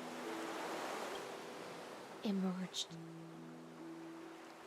an ocean so vast, so pure, not a single trace of corruption. Is this Saridra? Electra, my subject. Ever since you walked out of the tainted ocean and pledged yourself to me, I have seen the abyss in your eyes and the emptiness in your heart.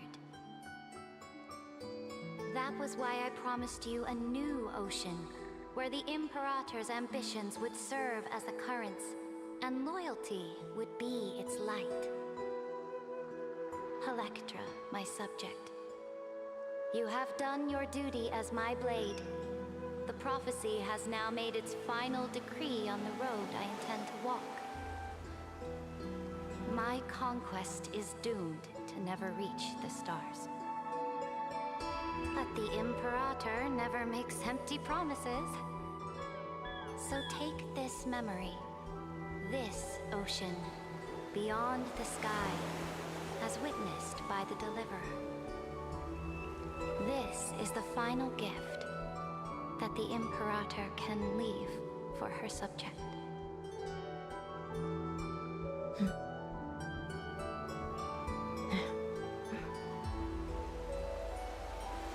When I was still a fish in the ocean, I always felt so genuine swimming through the waters.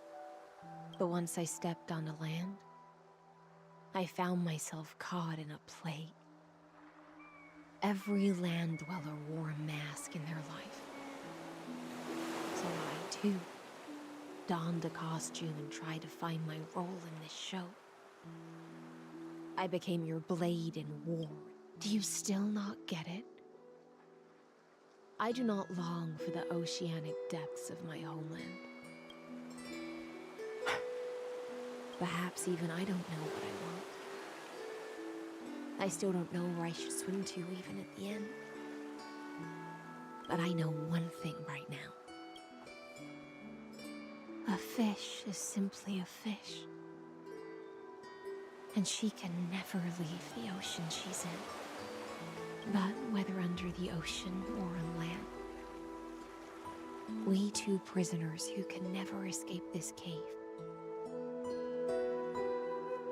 can still look outside the cave and see the stars.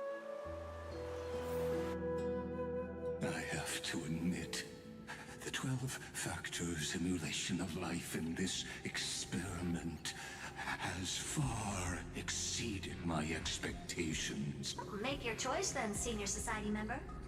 Do you want to keep walking down the wrong path and be remembered for your incorrect conclusions? Or do you want to return to the audience's seat and give yourself, Amphorius, and the entire cosmos a more fitting end? I must refuse. A dead man never fears death. Did I not make myself clear? Have you forgotten about our dear Lord of Silence?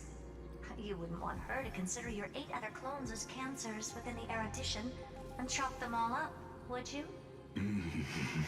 Your logical deductions are vastly different from mine.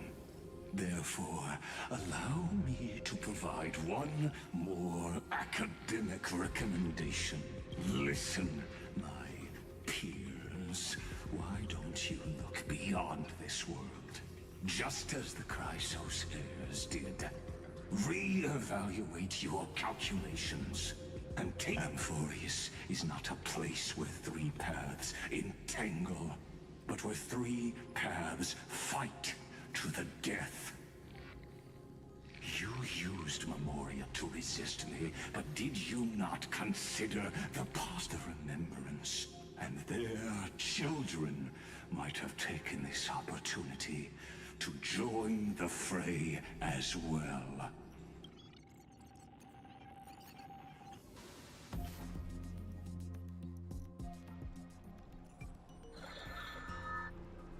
Oh, so this isn't just silence. It's the answer.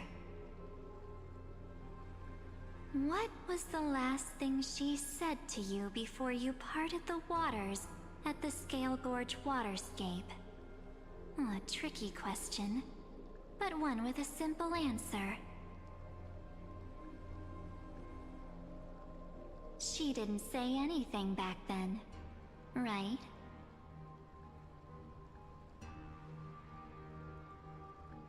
That's correct. And now I'm sure. You are not March 7th. There's no way she would remember that detail.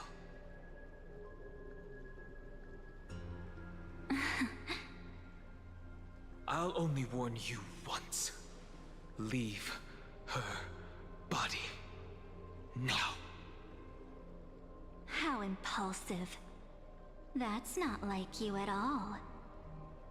Why don't you calm down and think about another possibility? I didn't take over March 7th's body. Rather, It's March 7th who regained my memories.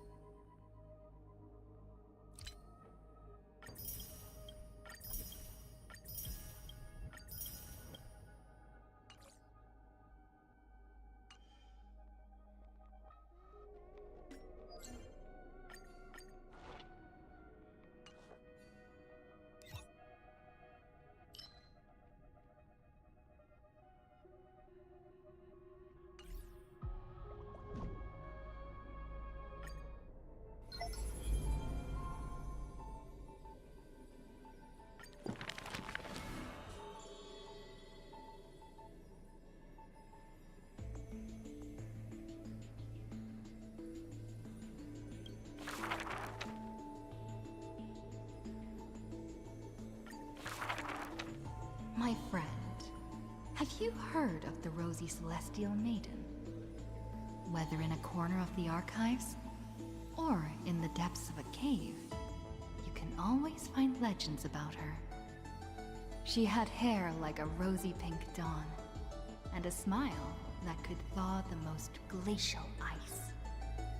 Some say she was Nikador's nemesis, while others say Nestia was infatuated with her. Oh, mysterious and beautiful celestial maiden. How I wish to turn into a slate, forever etched with your tale. Many claim to have seen that celestial maiden. She once whispered in my ear. She once saved my life. She gifted me an ice crystal! Her worshippers recite her deeds. even writing some into family teachings. Curious poets ask up and down the land.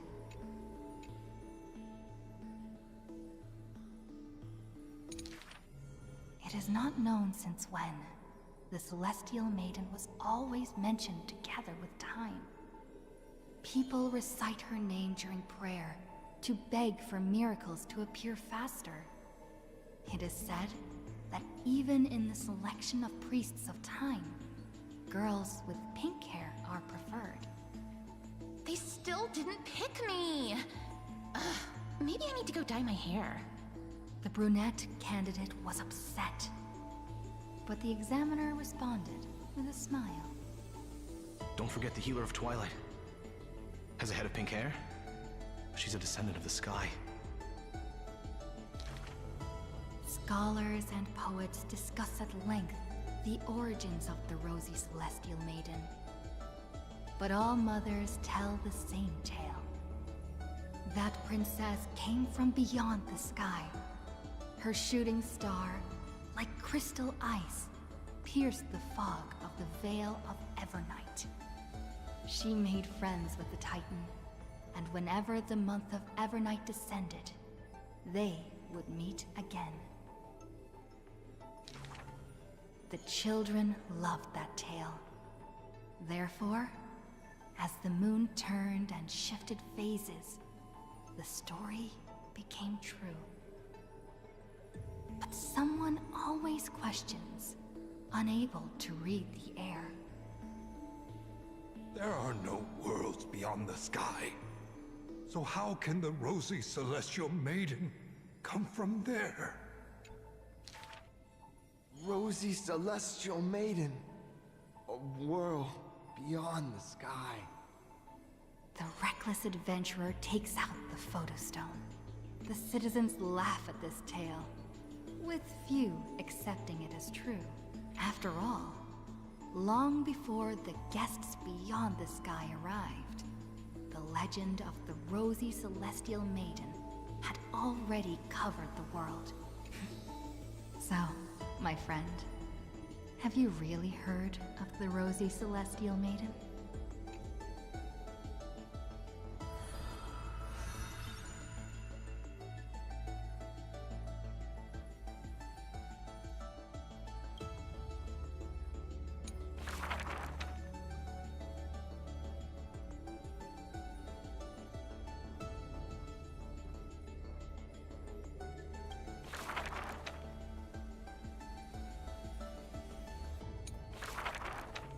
The ancient chaos was shrouded in silence and shadow.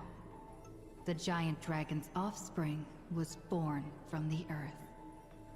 Sweet dreams had smothered the giant dragon's eyes and ears, and as they slept, the 100 eyes of Aquila had already opened, and Fagusa had begun to stir the playful waves.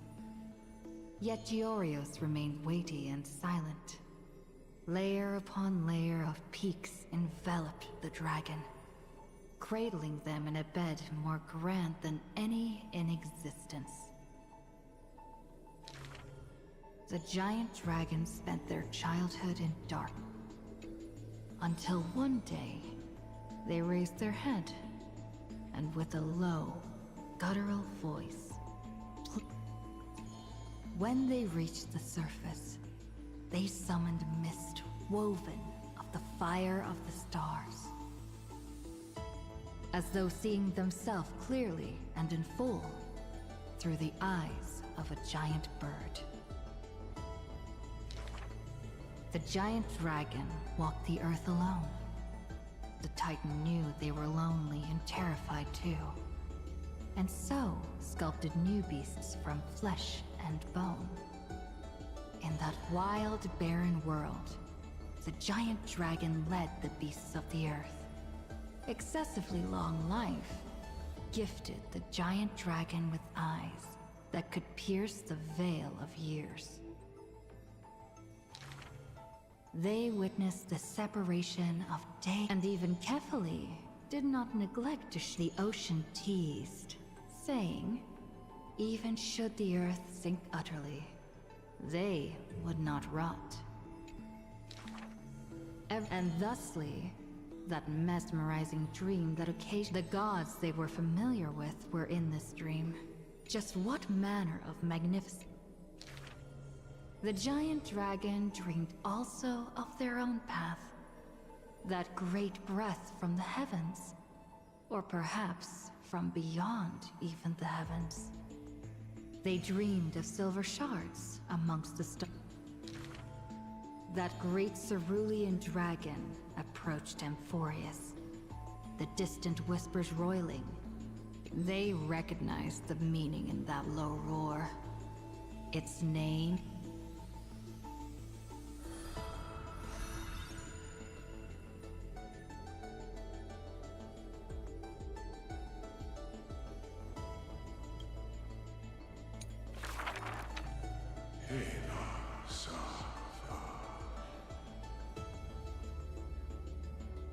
In the years spent wandering the earth, the giant dragon always remembered the Titan's words for their worth. The beast of the land surrounded it in protection, while twisted beings shuffled and roared, and delicate chimeras climbed up its shoulders.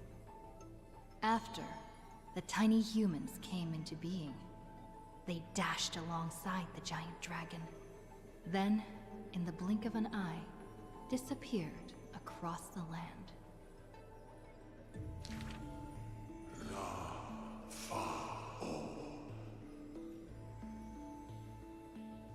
Yet, the deep irises of the giant dragon saddened in gloom. The ancient... The giant dragon recalled a bearing.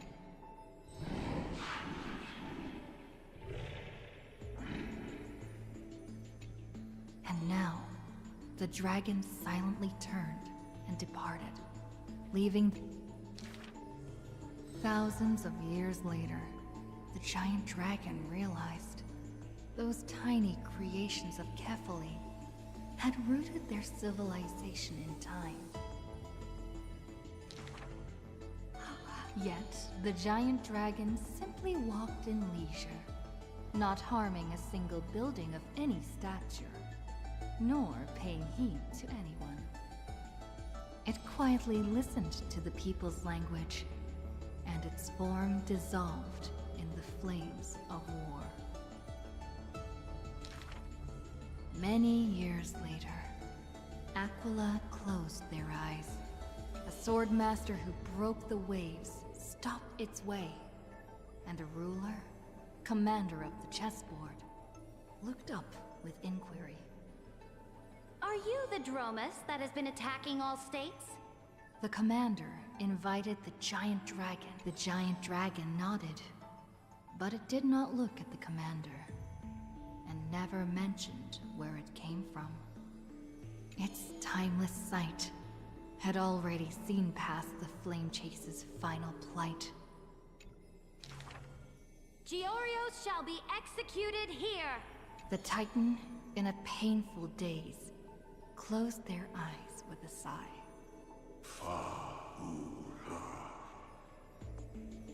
Suddenly, the mountains shook, and the land cracked. The wounds dealt the calamity of lands asunder. Who should show? For the earth was the breast of Geor, and from that day forth, Amphorius had a new legend of how...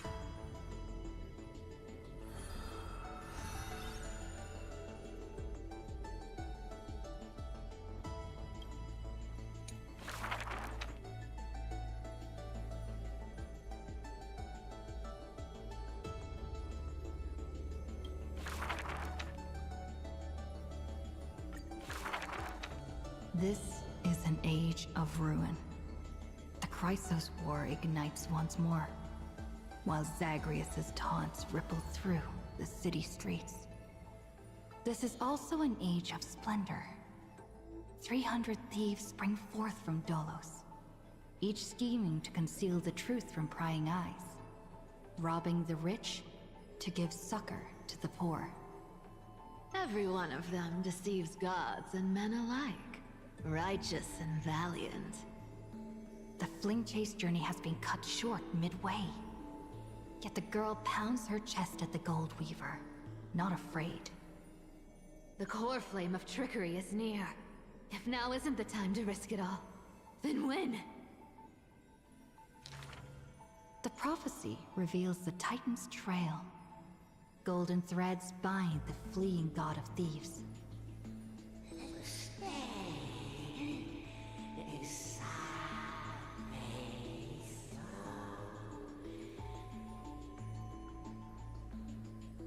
The young girl flashed a grin and walked towards the god, who was pretending to smile. I once vowed to the god of thieves that I would force trickery to reap what they have sown.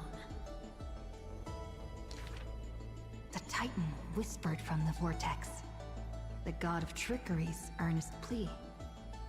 They made a promise to the girl who entered the trial, that the whole world would be bathed in light. No more lies and deceit.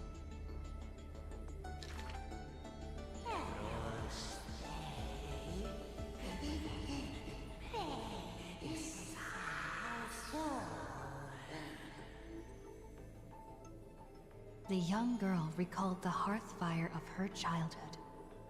Cyphera, only honesty is well liked. She pursed her lips. That does sound like quite the ideal society. Of course I didn't accept. How boring would a world without deception be? The young girl demonstrated her newly acquired divine power, molding lies into reality. The defeated Titan is now not but a wandering soul. But somewhere far away, a purple spirit thief opened bleary eyes. They had forgotten their previous life as a Titan, and remembered only the girl's crafty message. Go! Collect treasure, you greedy little grape. Once you regain the memories of trickery from chests, then I will claim the reward for saving your life. In the days spent away from Akuma, the girl grew accustomed to traveling alone. In a certain city, she heard of a spirit thief. Rumors aplenty. I, Bartolo's master thief, shall take all you've labored to gain. So saying, the spirit thief steals the girl's coin pouch and fled without a trace. But a gust of wind brushed past, and the girl had already caught them. Running for it? Your life was saved by my trickery, you know. The old god and the new finally reunite. The two rivals who, from that moment on, became thieves and companions both. It's just that the spirit thief's companion was always scaring them. Hey, the fish in the River of Souls are starving, you know.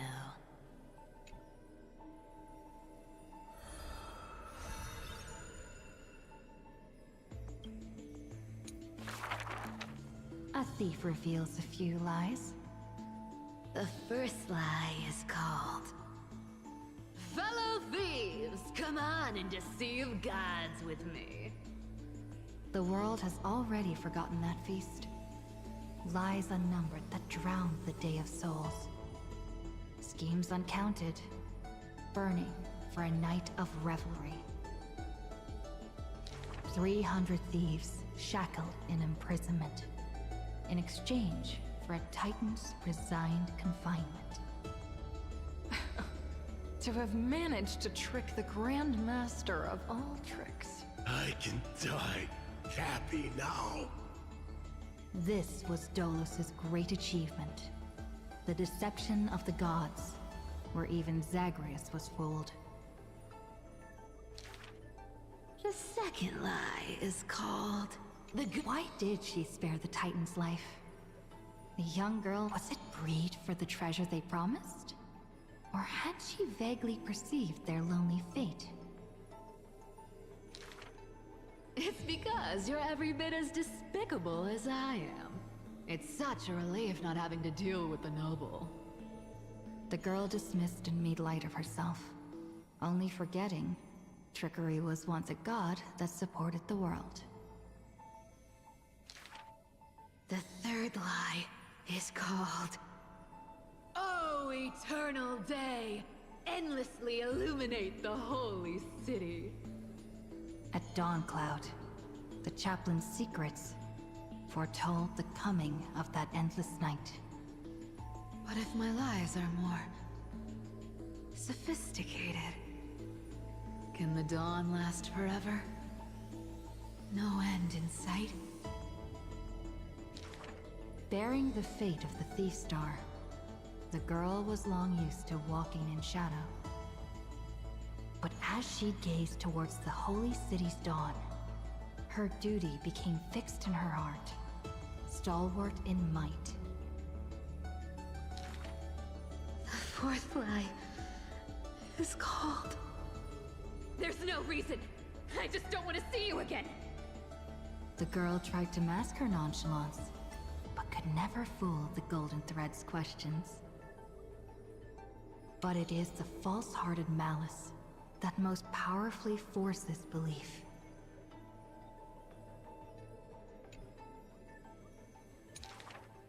A true flame chase hero willingly faded from attention, while the wayfaring traveler grasped tight onto fleeting light. She used divine power to forge a mask and conceal the last of her true heart. The fifth lie is called... No. There are... no more... lies... left. The whimsical coin fell to the ground, telling the tale of fate fulfilled, travels unwitnessed, roses unknown. To whom may these now be told? Lies are always but lies. But you can make them more beautiful than the truth. Under the somber sky, golden blood soaked the thief's cloak. Like a golden thread tailored just for her, an exquisite robe that she never stole.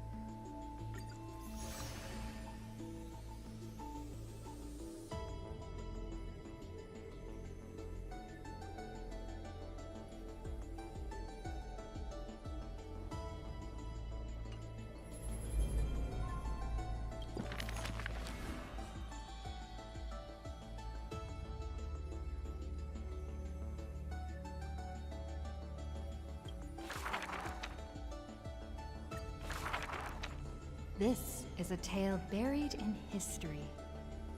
One day, a student elated in victory dashed around the Grove's territory. I saw the spell the professor carved on his body. The youth with white hair was beside himself in joy.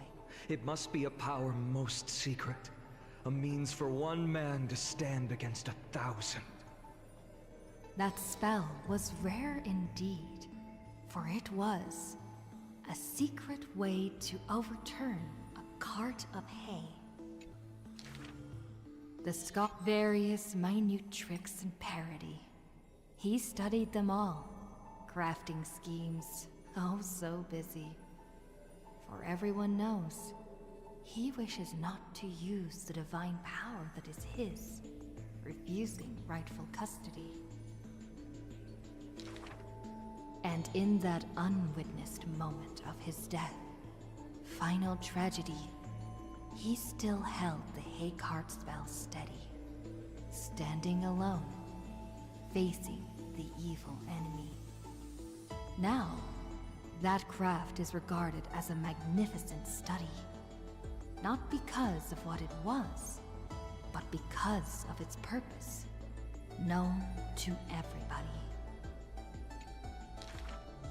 In fact, however, one day, he suddenly changes his tune. Creation is the Titan's work, and slavery is the Titan's manacle. When imitating divine evil, there's no need to invest reason, most pinnacle. When the servants have all been recycled, he deigns not to explain, fearing to waste his reason or muscle. So he jokingly concludes the questioning with a chuckle. If it's just for odd jobs, students are a better gamble. The way he addresses himself comes from elsewhere. An imitation of a divine machine with some flair. He happily answers 5 questions for those unaware. Knowledge seemingly given with stingy care. For a wise one, 5 answers reveal creation's secrets, the truth hidden and bold. But a fool learns but not, and is left in the cold. Now, inquire. That is in fact the scholar's crafty snare. He hides the answer he seeks behind questions posed by those unaware, doling breadcrumbs as bait to lure and compare, whether the inquirer may be worthy of his wisdom to share. The scholar never looks at laws and measurements, ignoring the flow and shift of time's passage, and uncomprehending students gossip in eager regiments. Why? Obviously to drag out class time as a statement. The student's answer seems rather adamant. He is panicked by the flow of time, for his work is yet done, yet to implement. The stubborn assistant interjects in a rare display of testament. This man is too arrogant. Outside,